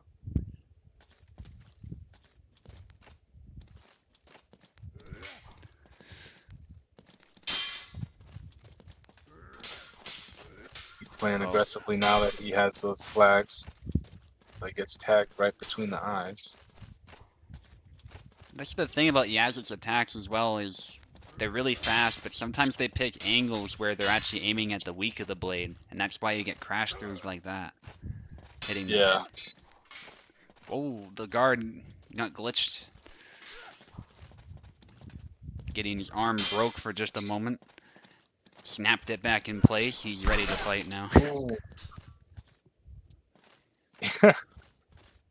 With that slow attack, and he still gets him. Yeah, maybe Eve just needs to be tricky like that. Just use some of those feints. I don't know. Yeah.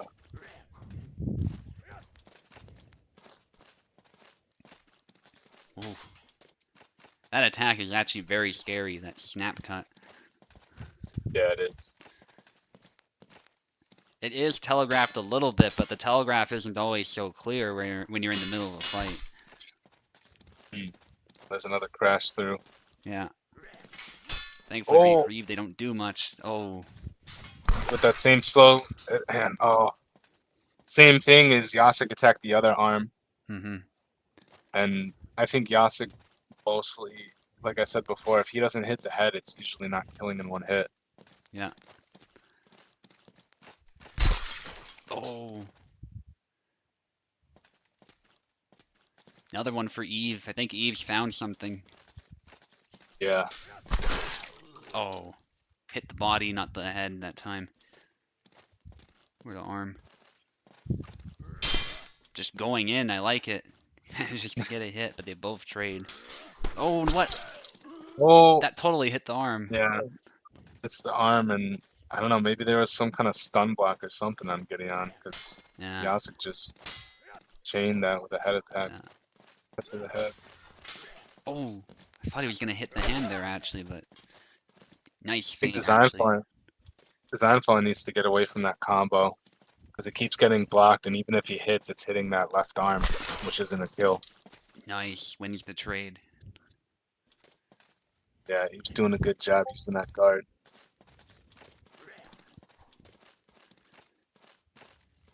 Design Flaw very much on the back foot now. You can tell by how he's playing, too. Yeah. Oh. Press him up. Oh, just barely closes that out before Eve could get away. Punch. Yes. Nice from Eve. I think Design Flaw needs to try strafing more or something. Yeah. Yeah, sometimes if Yazut's not paying attention, you can come in and just punch him. Believe it or not, such simple tactics sometimes work. And Eve takes it, actually. Body cut isn't going to do it, unfortunately, for Yasuk, especially against Gideon. Good fight. Thank you for competing, Design Flaw. Your Yazuk is definitely amazing. Gave me a run for my money, too, so keep at it.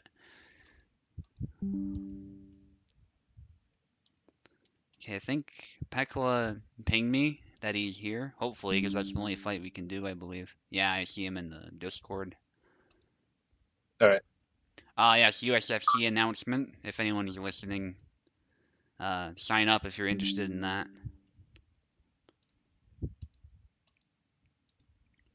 And so this is exciting. We have Pekla against Maestro now. Pekla will take the left side. And then the loser of 18 will fight Racer. So that'll be pretty exciting.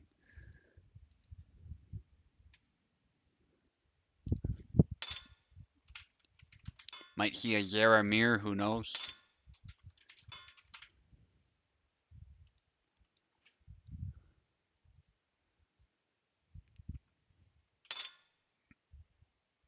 Let me just make sure Pekla has keyboard.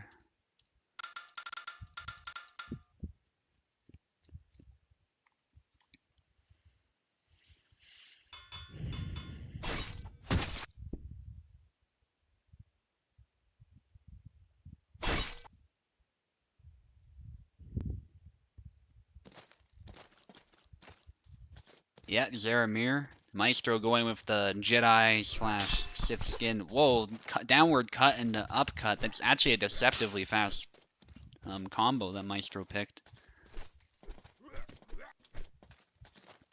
Maestro did take a hit as well, though, and oof, Pekla actually comes out on top. Maybe one of those counted as a crash through, because all other things being equal, you know, I expect 2 hits to win out over 1 graze and 1 good hit, but, you know, that's just how this game is. Sometimes the hit location isn't perfect, the hit isn't perfect, you know. But that's it, Maestro with a nice hit to the head. Pekla just rushing in. Pekla likes being aggressive sometimes, and that was a nice switch up. Maestro having opened up his right quadrant there. And so Pekla was able to capitalize. Pekla trying to capitalize on that whiff from Maestro, but it only results in a double. Or I should say a trade, really. They're not both dead. Pekla going low guard, but I think that was some kind of bait, actually, trying to look like he was tired, but doesn't quite pay off. Oh, Maestro possibly a bit tired. Pekla going with that alternate stance. I don't know what it's called. It's like it's another low guard that takes the place of holy stance when you switch legs. Maestro trying to wrap around. Nice A cut, but no kill. Bit of a trade.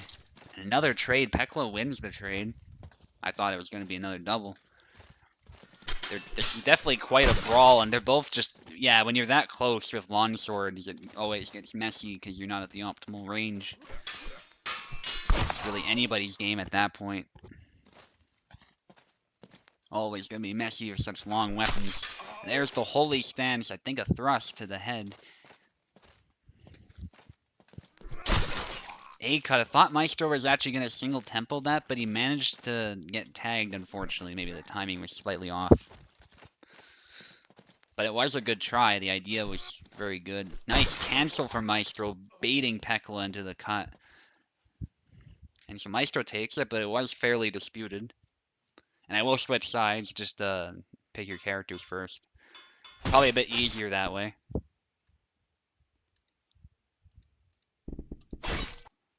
So I'm not, like, moving the keyboard or anything like that. Pekla going with Yendrik this time. That is a character he's been using a lot of this tournament, so that's actually not that surprising. Tired swing from Maestro actually manages to active parry Pekla's attack. And so that is the first kill for Maestro, actually. A tired swing. Got a little bit lucky. And Pekla not really drawing blood. He gets a hit with the half of the axe and then a little retreat chop. Gives Pekla a kill. This is actually a really fast match so far. If Maestro wins this, it's already over. Thrust from Maestro. Nice choice against the rushing Yendrik. Oh, then a retreat cut. Pekla tried to punish the whiff, but in doing so, he was punished. And there's another back Y. Maestro making really good use of the entire blade of the longsword here, and Pekla just doesn't have an answer for it. He's happy to turn on the aggression when he needs to. He's doing it again, but this time Pekla is quicker on the draw.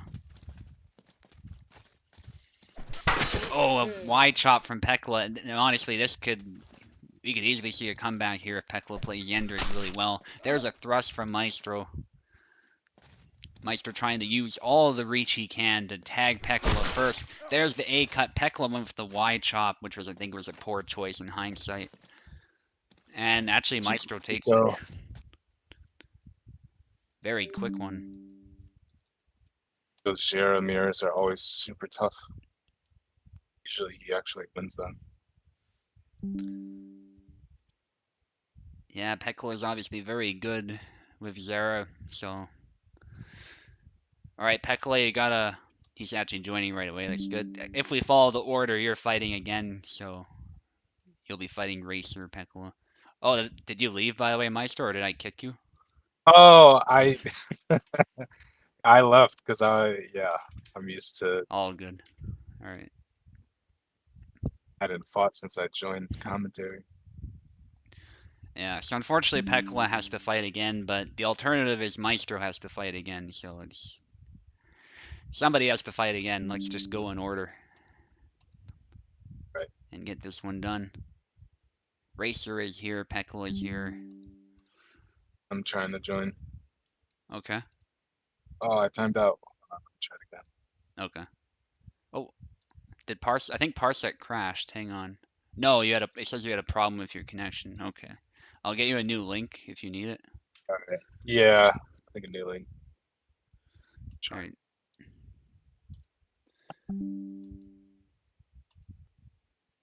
It's trying to connect. Okay. Yeah, I got the notification this time. Excellent. Alright, Pekla on the left, Racer on the right.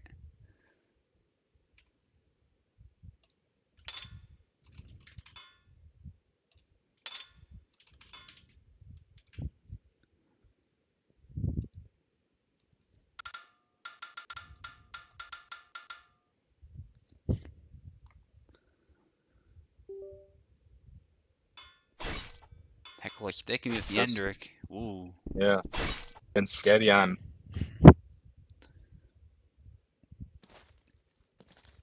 Both characters kind of have like a... Ooh. Nice chop. You go with the aggression. Both these characters kind of have their own little death combo. Because as soon as Yendrik gets that stun, you're dead. And if If Gedeon gets up close and does a combo, usually he'll win that. Oh, Piccolo Pico limping. without any stamina. Oh, Oof. Racer's playing pretty cautious of that. Still got the flip. We've Oh, seen, nice. block by Race. We've seen Gideon get some success against the Yendrick, even an aggressive one, by moving in and punching him first. That actually Yeah. seems to be reliable if you can get it.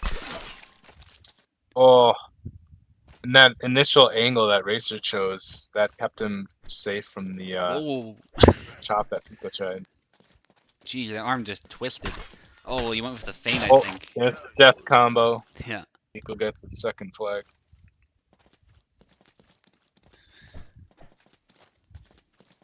Yeah. Gideon's just looking to get close at all costs, and Ooh. max range there, nice from Racer. Wow, yeah. That was like pixel perfect. Yeah. Pico trying it again, switching up a little bit, trying to get him to. Ooh. Ooh. And it worked. Kind of got him to respond a bit and punched him with that new combo. Ah. Pico's doing a good job switching it up, but Racer just needs that one hit. Eve says stay out of Kung Fu stance. I assume he's referring to the broken arm stance. Yeah, Racer did a good job there. Just punished him. Ooh! What a great angle. Yeah, such a clean cut. You can see the stump and everything. Oh, the Racer Yeah. just... Pico chopped the back of his neck, it seemed, but Mm-hmm. because that counts as torso, it's not going to kill. Yeah. Especially when you're dying. Yeah. Going with Tarna, he likes him. And the Racer's switching it up and going with Izzy. It's an interesting pick. Eve says that's it, simple will win. Yeah, I agree with Gideon. You probably just want to keep it simple against Yendrick. Pico making it more freaky. Yeah.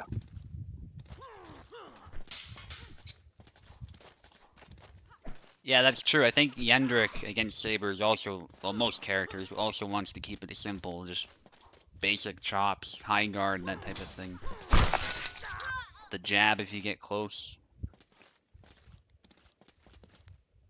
In this matchup, I think Racer, unless I'm mistaken him with someone else, he tends to go single tempo with Izzy. Mm-hmm. Which kind of helps Pico out a bit because of the recovery issue that he has, but he's going to have to be aware of those angles, though, because Racer's really good at picking the right one. Yeah, nice horizontal slash from Pekla. Simple win, you meant for Pekla. Yeah. I see, Eve. I agree either way. Good block there by Tarna. Pico maybe should have tried to regain some stamina, though. Mm-hmm. Just ties it up. Oh. Yeah, he likes to go crazy with Tarnovsky, but sometimes that leaves you a little bit open. Unfortunately, Racer's making really good use of that reach. Mm-hmm. Oh. And when certain attacks like that, if Racer didn't have that reach, it's a double, but Snap cut. That thrust looks cool, but I rarely see it land, unfortunately. I guess Pekola's hilt, at least the game thinks, took enough of the high guard cut away, like the force, so he was fine. Because I definitely heard a clang, so it hit something, or at least according to the game it did. I think Pico's best bet is, instead of trying to close with attacks, is to try to close with his guard and then attack. Because we're seeing him land attacks that, like I said, will kill, but he's just barely missing. And right now he's kind of trying to do it, but he's keeping his distance, which is interesting. He was in left foot forward stance too, so that leaves more gaps. Well, he switched, so that was good. It is still not over, but oh, wow, wow. That was badass, but I honestly thought Racer was gonna take it. It would be a double at most. Pretty lucky for Pico. Ooh. That's like a JoJo to be continued moment. Oh, Racer took it. good fights of both.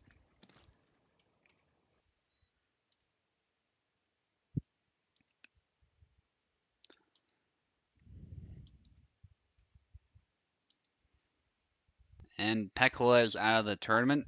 Thank you for competing, Pekla. Did some good stuff, but your fights at the end were really quick. All right, so We got even racer. yeah, if we go If we're in order, going numerically, yeah. I think we should do our fight though. I'll give Racer a bit of a breather. There's no reason not to, so Fair enough. hopefully Eve's fine with that. I know he prefers usually to go with the warder, which I understand. I'm the Yeah. same way. What do you say? This grinds, this grits. Yeah. All right, I will take the left side. All right.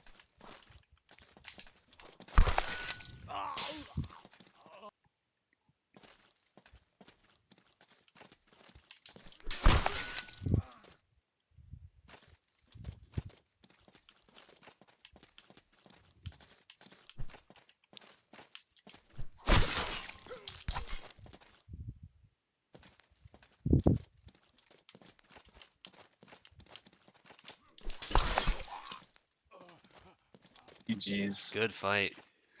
Thought that was gonna be a double. Yeah. That leg cut. Man, Zera just doesn't guard it. Yeah. Yeah, and I was trying to trick you by doing the head bobs, you know, so I can easily then Yeah. sidestep too. Yeah. Neat little trick I Alright, so found now, recently. now, oh, even Razor.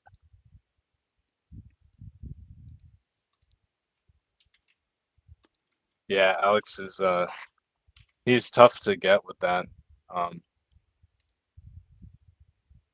Problem is, yeah, the leg cuts and being able to like feint with that is tough. Mm-hmm.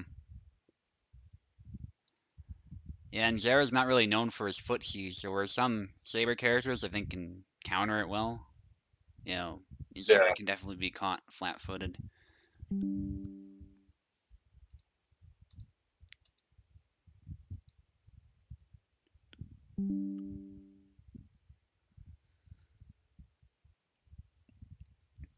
Yeah, so Eve against Racer, and then Maestro will fight the winner.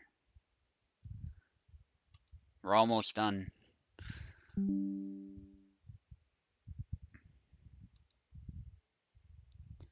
Okay, Eve will take the left. Both fighters are here.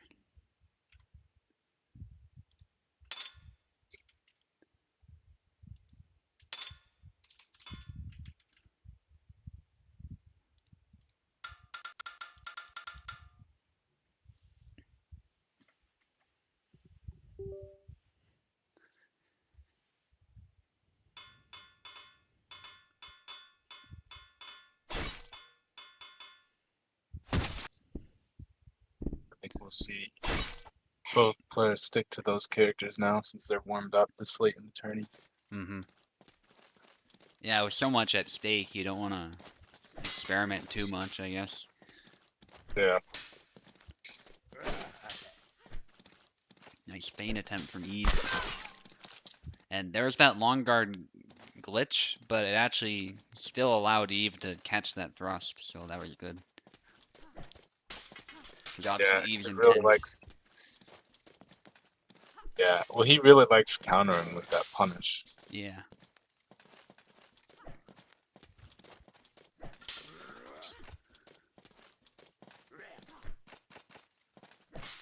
Snap cut.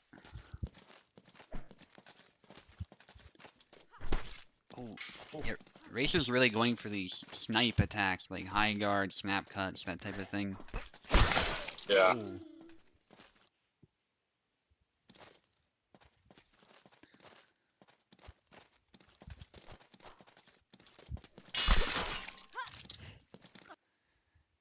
Nice, that went through completely actually, hit the head. Racer might have been Yeah. trying something. It also hit the weak of the blade.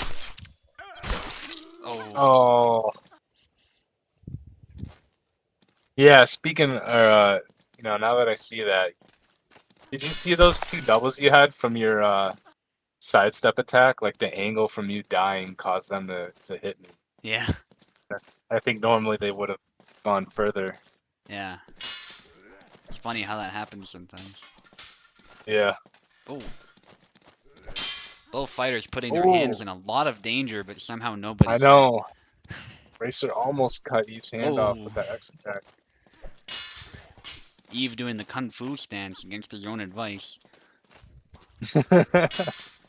Really good flag here.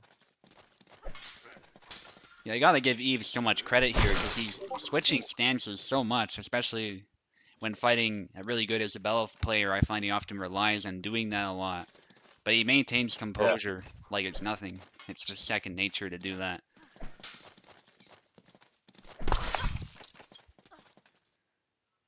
Yeah, Eve's gonna win that damage trade there, just because his swing's gonna resolve quicker. Oh. Oh, Racer gets him in between.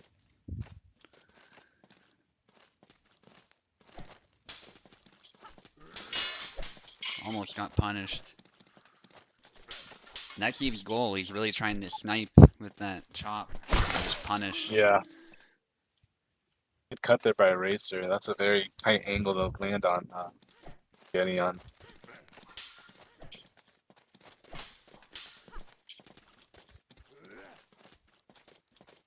Racer's doing a pretty good job of keeping that distance, though, so you can't land that chop. Yeah, goes for the horizontal cut, too. Threatens a feint. But feints the feint, doesn't actually do it. Nice hit to the head. I think Racer needs to stay away from those thrusts. I think that's how he's got at least 3 of his flags, just punishing those. Mm-hmm.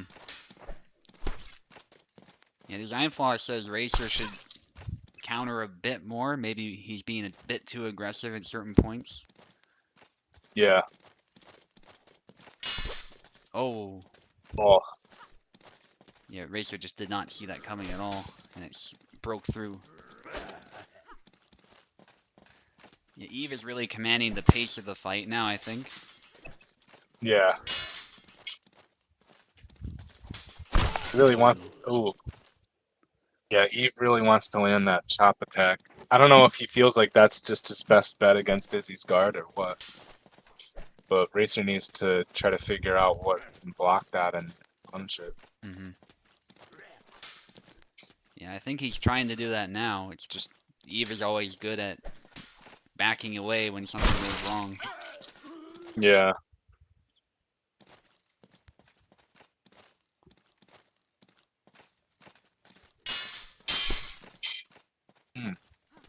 Still tags it. Oh, nice. Oh, Ooh. Eve was trying to bait that, but I think he paid for it in the end.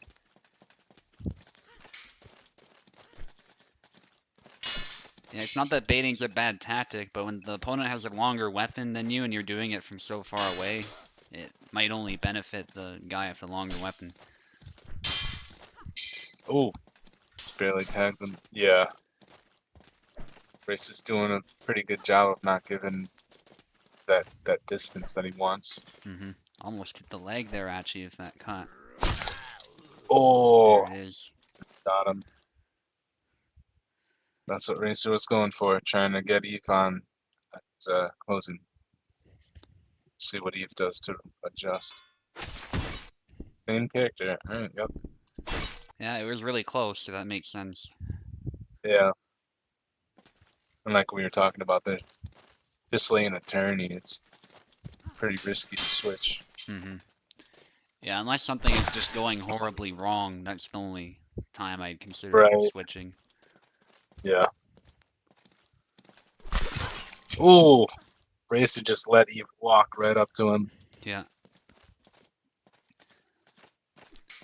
Yeah, we've seen sometimes when Eve is on the back foot in a match, suddenly he turns up the aggression and gets in your face. Yeah. It works. Just the right, you're not going to swing. Tactic. Yeah, and you're not going to swing fast enough to hit him.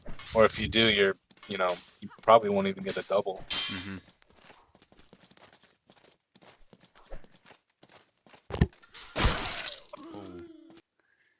Racer found out those Y cuts are really good at just hitting Eve as soon as he opens that guard.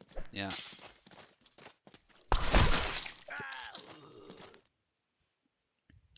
But I think that's really only working on that his left foot forward guard. So I don't know, maybe Eve needs to stay out of it.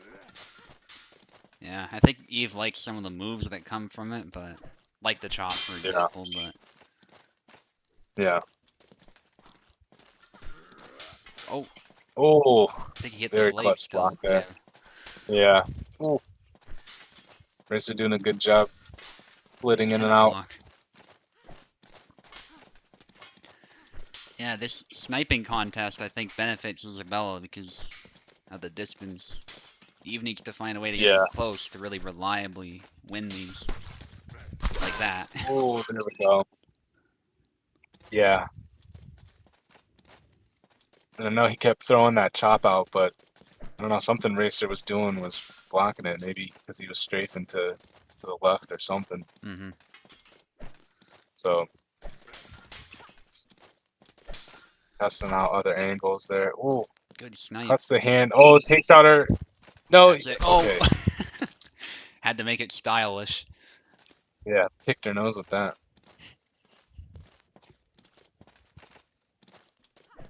It was good patience by Eve, Oh, though, waiting for the tired swing. yeah.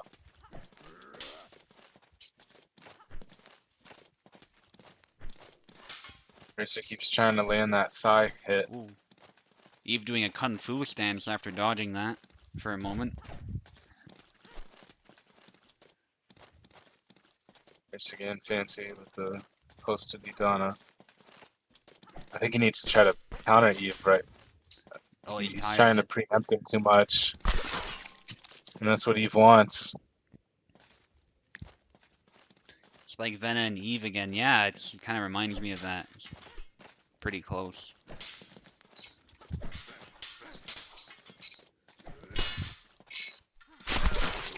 Double. Oh, I don't know maybe where some Eve's of sword those went. retreating upcuts would help. Oh, Get like a what Warden snipe in uses? on. Yeah, to get a snipe in on Yeah. Getty's hand or something. Right now, they're kind of blocking each other's preferred moves.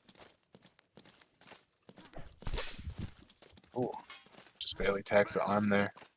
Eve trying the same thing, but again, I think the Racer. range game benefits Isabella. Yeah,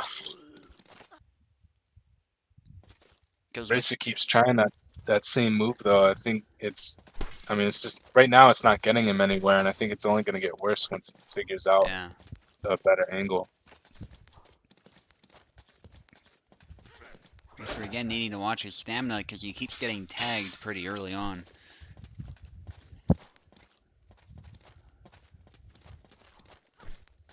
It's just not really throwing any sidestep attacks here, or Maybe cut and he's thrust combos. yeah, maybe he's being worried. He's worried about being punished really quickly by Eve. Yeah, I think you kind of need to as Isabella though, because some of her moves are just not very good for initiating. You know, even against Gideon, yeah. sometimes they can fall flat. Like if you want to throw that thrust, it's good to use that follow up just like that. Yeah. Because even if it gets blocked, you can at least threaten a punish. Oh. Another stance glitch for Eve just briefly.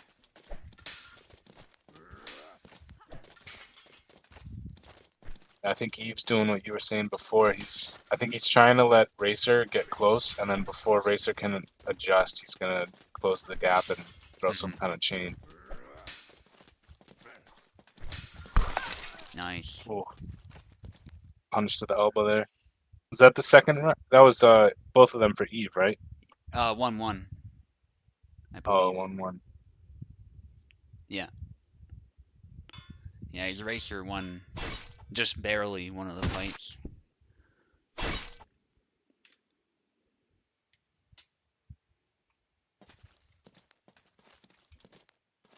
One moment, guys.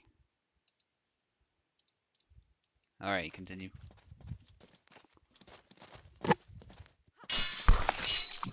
Nice. Yeah, it's exactly what I was talking about earlier. That chop can also parry cuts if you time it right. You are risking a blade beat, but if it's timed correctly, you're not in long guard by the time it hits, then you're good. Especially if, your opponent like Racer tries to keep his distance, because then a blade beat, he's not really able to punish it unless he was like trying to get a quick dash in or something. Yeah. So yeah, that's a smart choice by. Ooh, lingering damage gets him in the belly. Response cutting his clavicle. Yeah, I think, yeah, Eve got the worst end, but now he got stabbed, so. More snap cuts, Racer design flaw says.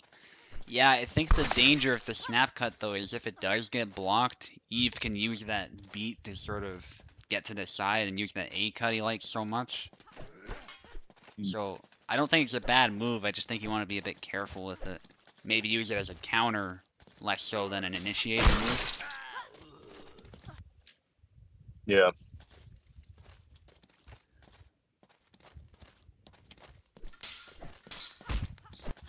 Oh, And he still blocks it. Gedion's guard resets very quickly. It saves him a lot. Mm-hmm.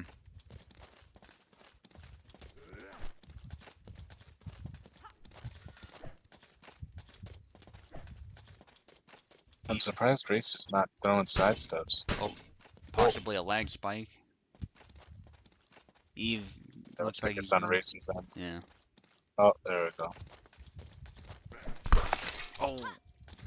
Here's Yeah, the and I was linger. waiting for one of those. Yeah, Yeah. I knew one of those was coming for Eve, where he would win that. Mm-hmm.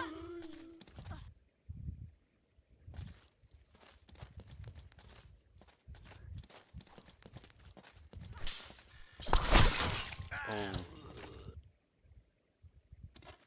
Eve always has a counter for everything. Yeah, he's a very patient fighter, and he seems to be reading Racer better now. Hmm.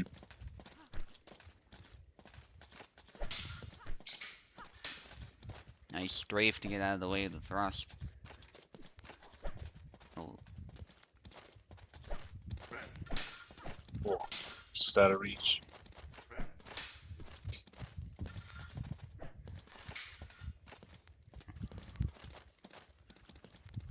Eve with a lot of passive pressure. Trying to wear Racer down. Oh.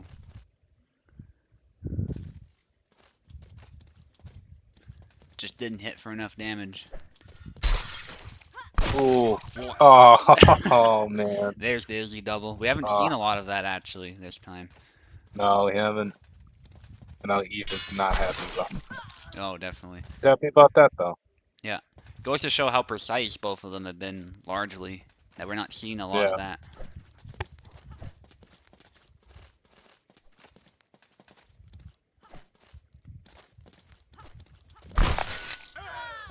Oh, there's another double.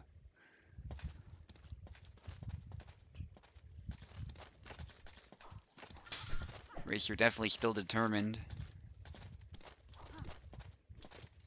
Ooh. Trying to catch Eve with the second intention, but Eve doesn't fall for it. Oh, there it is. Yeah. Eve is happy to wear him down. I think he's gonna be aggressive on this flag. Yeah. Oh. And it quickly. Oh, there's spam. But Racer actually getting tired again. Eve might be too, though, now that he's been hit twice. Yeah, Eve just got stunned out of a punish there. He was about to cut Izzy right on the face. Oh, and he gets it anyway. Yeah. Eve is the bloodied victor.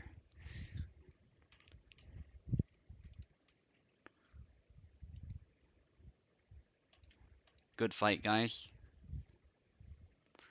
And don't go away, Eve, because you have to fight Maestro now. And Maestro will take the left.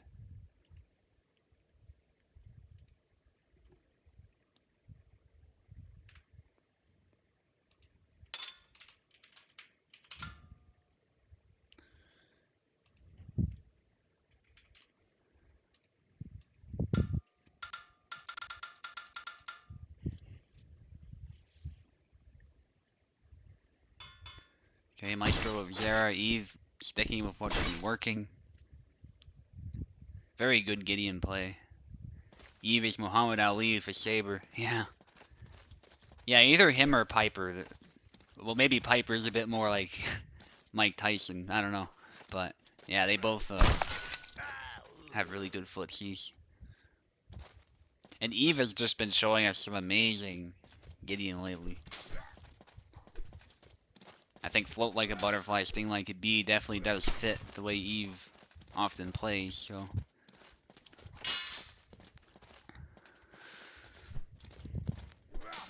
Stab just misses, but Maestro is a little bit ahead.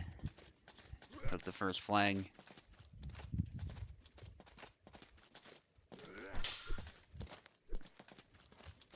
Now I think Eve is trying to wear Maestro down a little bit again.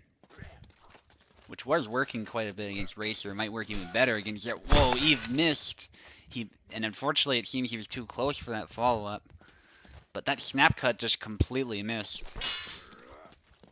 Just kind of a shame.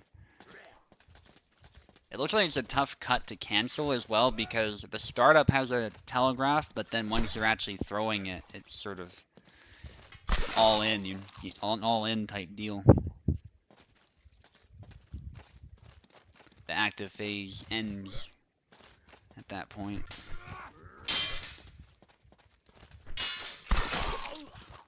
Both they're a similar angle. They go for an upcut, but Eve ends up taking it.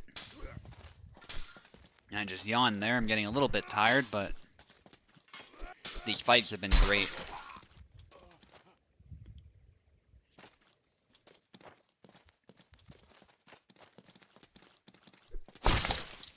Takes the hand right off. Surgical from Maestro.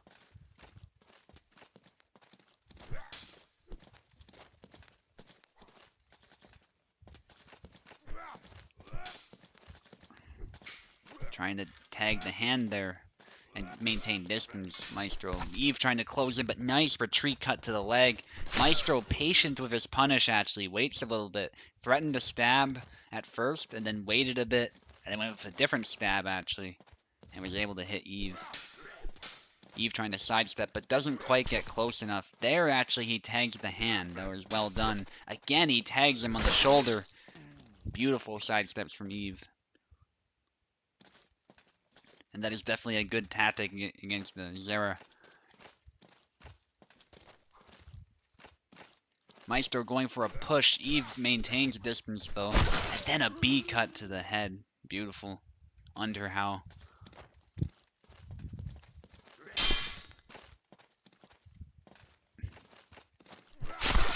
And that's a double.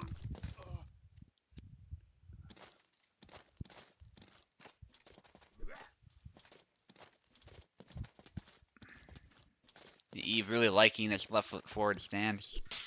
Poised to do an attack, and he actually parries with that upcut. That was pretty cool, but wasn't able to mount any sort of punish because of that. It was very much a straight counter cut into that attack.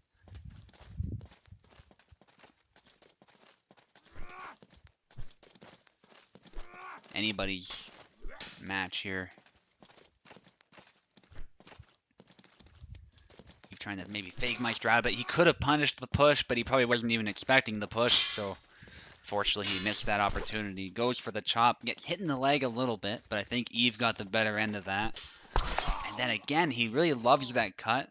It's sort of like how I like the sidestep X. Eve likes this A cut here that really, it's such a deep angle, and especially up close, it can reach right past auto guard.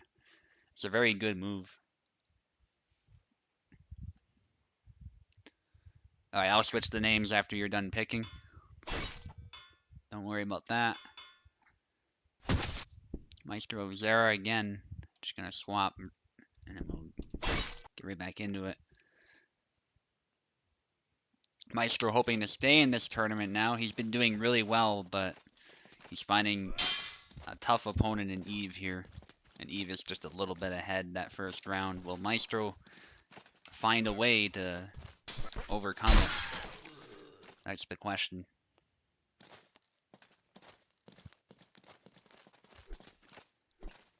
Big cuts from Maestro, just out of measure, but they do deny space from Eve, and there's a bit of a trade. Eve was getting tired there for a moment. Still gotta watch that stamina. Maestro threatening with long guard, and then retreat Y, so Eve did well there to be patient, and actually he timed that cut perfectly, that preemptive attack, as Maestro was rushing in to finish the job.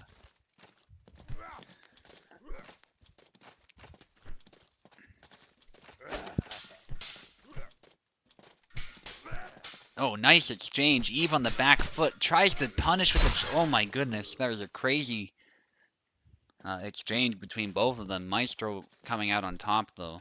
I think Maestro was sort of getting the better end of it the whole time, but Eve was doing some clutch moves, so it was still quite disputed.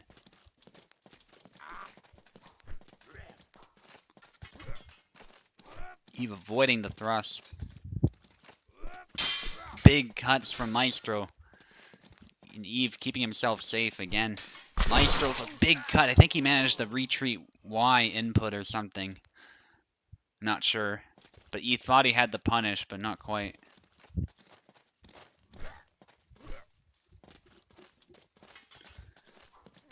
I'm also a bit surprised, to be fair.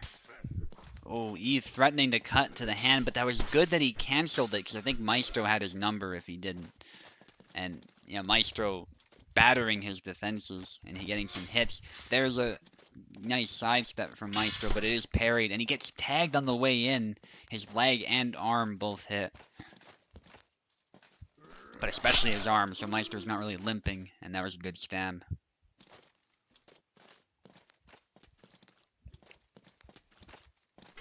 Rush from Maestro, nice parry from Eve, though he knows that move very well, the long guard chop. And that's a perfect move to use here. Sidestep, hit to the leg from Eve, but Eve manages to recover before Maestro can win the trade. So I think Maestro would have definitely won that if Eve didn't do anything afterwards. A-cut trying to hit the hand, but actually Maestro's reach benefits him in that little exchange. But then Eve goes with the classic upcut combo, which overwhelms a lot of auto guards, Zera's included if you're not careful.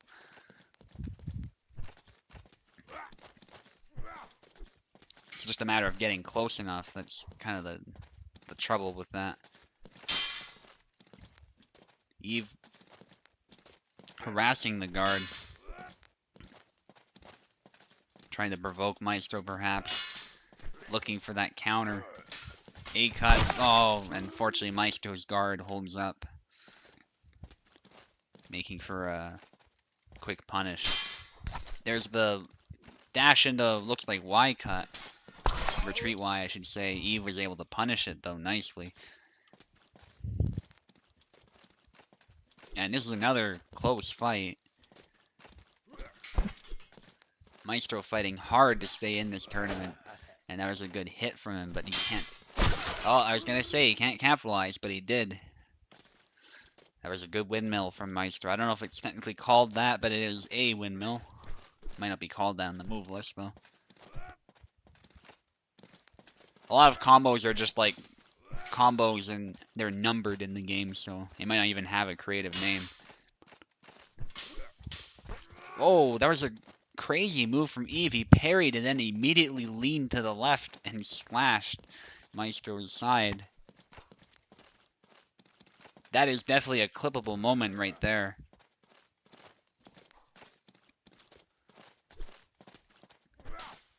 Design flaw, of course, giving respect for not simply spamming the back Y on Maestro's part. I'm sure Eve's happy with that, too. We won't get into balance discuss here, though. Let's just enjoy the fight. This is a nice back and forth.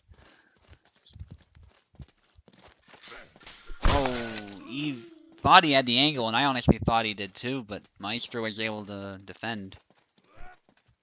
Maestro needs one more to tie it up and keep this round going. Eve sidestepping, but he doesn't win the trade, and Maestro is actually able to hit him. 1-1. Alright. Select your characters, and I'll switch the names.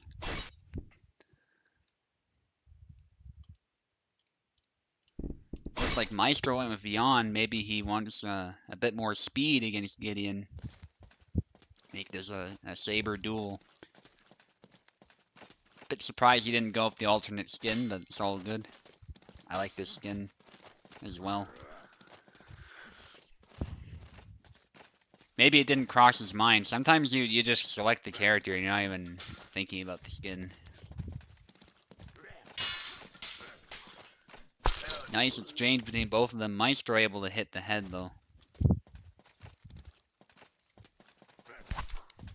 Eve with a sidestep of his own, hitting the neck, but no kill. And there's a double.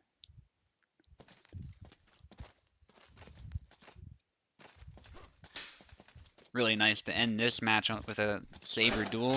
Not that saber versus longsword isn't also interesting, but feels like a duel between gentlemen now. That they're using the same weapon, if you know what I mean.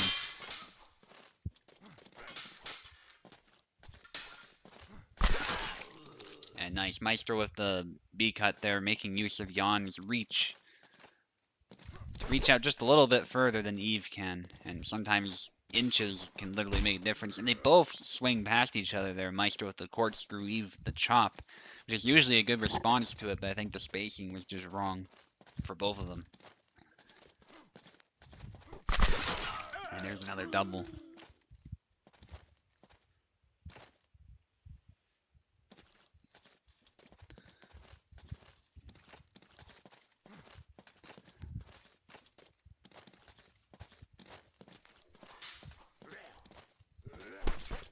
Leans in with the A cut. Maestro able to hit him too, but Eve keeps the offensive going, sensing blood.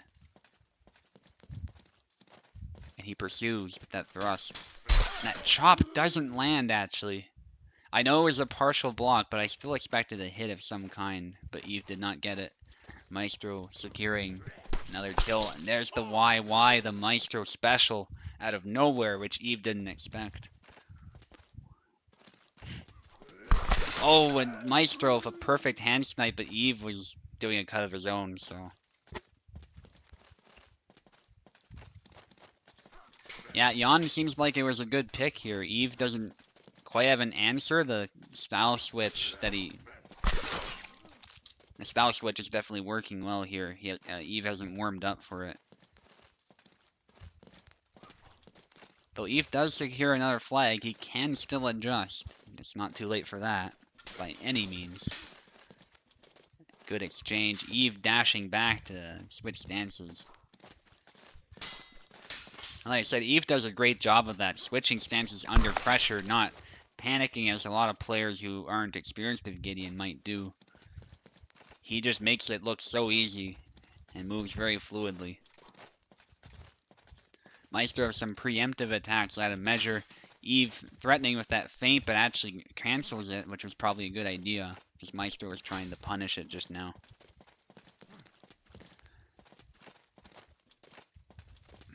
And very even as far as flags, and there's another double with that feint landing at the same time as Maestro's cut.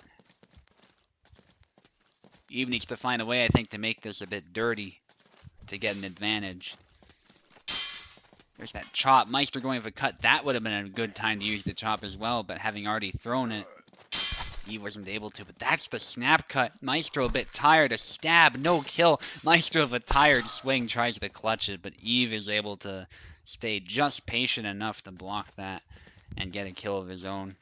And again, it's dead even at this point. Oh, the feint, but perhaps a bit of linger there hit Maestro's arm, and that's a trade that benefits Eve. Eve is making a nice comeback. Maestro testing the guard there with those wide cuts. Maybe trying to frame trap Eve a bit, and there's a nice snipe with the X cut. Maestro changing angles, perhaps as Eve is switching stances, thus hitting the hand. Plus, he was a bit off to the side, so it was a really good angled pick. Maestro canceling the cut just in time as Eve tried to punish. Eve moves in for the push, and he gets the push. The push kill. Maestro probably not expecting that. And when Gideon gets in your face like that in this matchup, that's where he's got the advantage, especially when it gets dirty like that. Maestro, having been tagged here, has to be very careful now.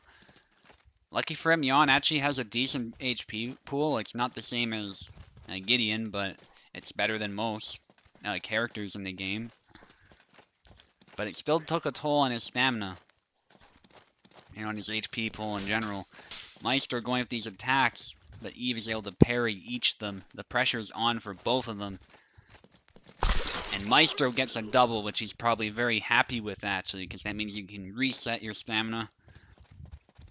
Because something to keep in mind is when you take damage, it's not just your HP pool that goes down. Your maximum stamina pool also goes down. So, any damage you take in this game is permanent. As far as the round goes. Eve throwing all these cuts. He's willing to take some risk here, having that one flag advantage. Maestro also taking a little bit of risk trying to get a kill as they both hit each other. We might see another double here at this rate. And this is where it gets really tense. Eve moving in and out. Maestro trying to preempt him here. And Eve is actually doing the same. And there's the chop. Eve managing to hit Maestro. And that's a win for Eve. Eve. Good fight.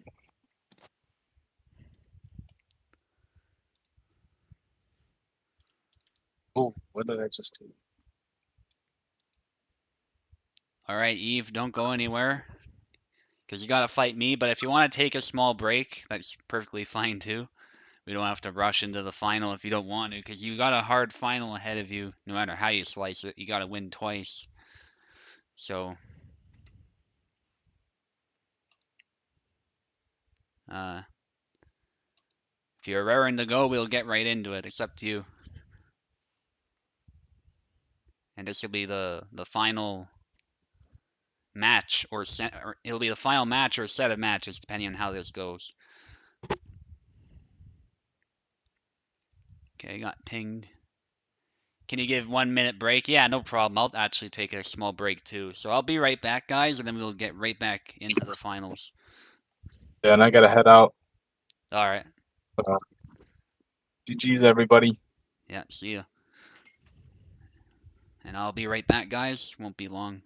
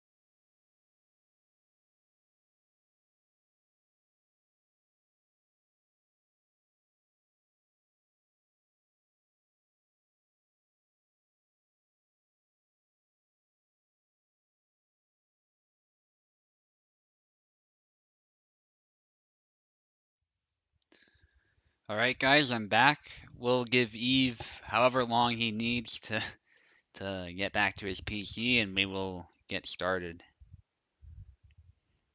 There's no rush at all. I had to go to the bathroom too. Eve is ready. All right. Obviously, I'll take the left since I am from the winner's bracket, so it gives me the left side. But if Eve manages to win, he will get the left side first. So obviously, the reason for anyone who's unaware that Eve has to fight twice is just because I haven't lost yet. So think of it as lives. In a double elimination, you have 2 lives. I have not expended any of them, whereas Eve has expended 1, so that's why he has to sort of climb his way back up. You can play, obviously, double elimination without the extra match if you want to. That is a legitimate way of doing it as well, but that's how I'm doing it here, so it can make finals really exciting for sure.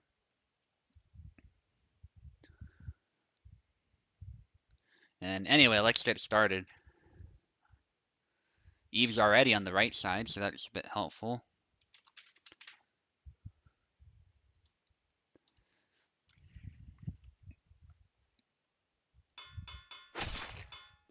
Classic. I like it. Alexander versus Gideon.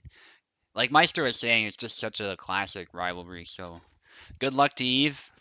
Hoping for a really good fight. Ah, we're touching tips. I like it.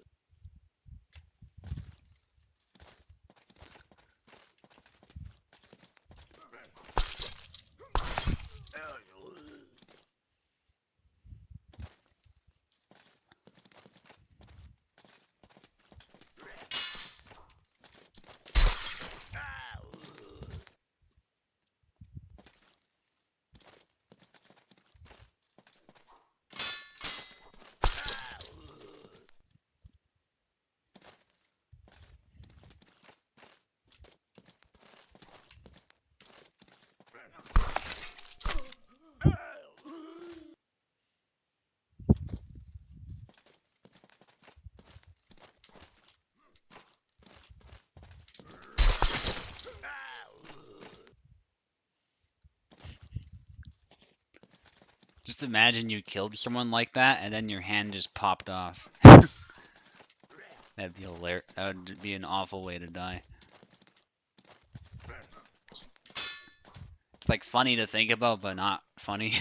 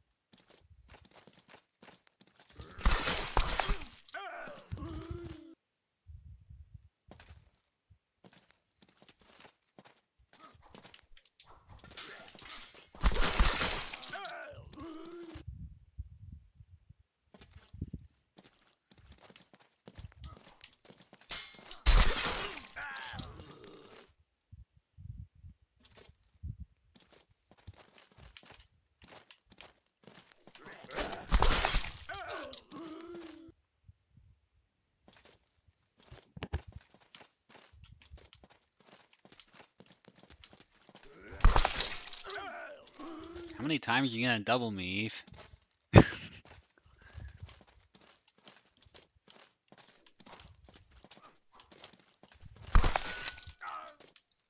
Okay.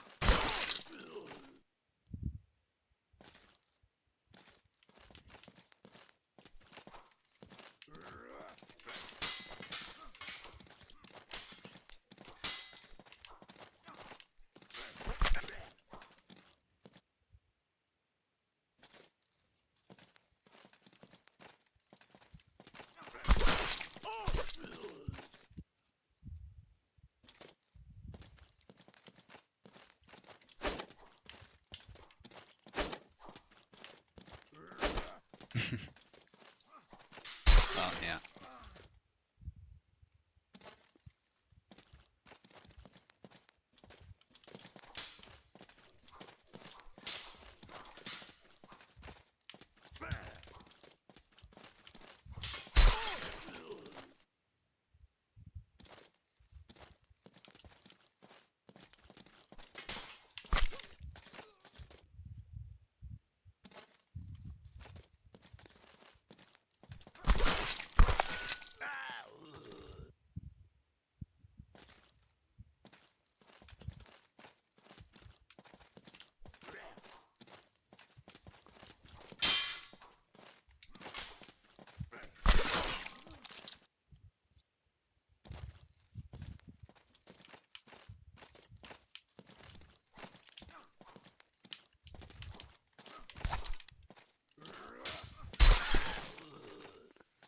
Oof. Good fight, Eve. Two close matches. I end up taking it, but Eve sure fought really hard for both of them. Classic rivalry between these two characters as always. And Eve and I are fighting a lot in tournaments lately, so developing rivalry, certainly a friendly rivalry in that regard. So I got first place, of course. Eve got second. Well done to him. Maestro got third. Again, well deserved. And a lot of good matches overall, guys. Thanks for coming out for this event. I think I'll be including more double eliminations in my Thursday, series of tourneys. So they won't necessarily be round robins anymore. They'll just be, depending on how many people show up, we'll do double eliminations because we're seeing so many more people joining these. So I think that's the logical approach going forward for sure. That way we include as many people as we can since we're getting all these people coming in. Don't want to leave them out. Obviously, round robins do have their charm as far as being very quick and all the rest of it. So I totally understand that. And so if the opportunity presents itself and there's less people showing up, stuff like that, we will definitely do more of those. But I want to include some more double eliminations for sure if so many people are signing up. They do run a bit longer though. That is obviously the disadvantage, but more people showing up, more people showing their skills. So I think it's worth it if we're up for it for sure. So GG's everyone. Thanks for showing up and making this community such a positive place. And I'll see you all next time. Good fight to Eve.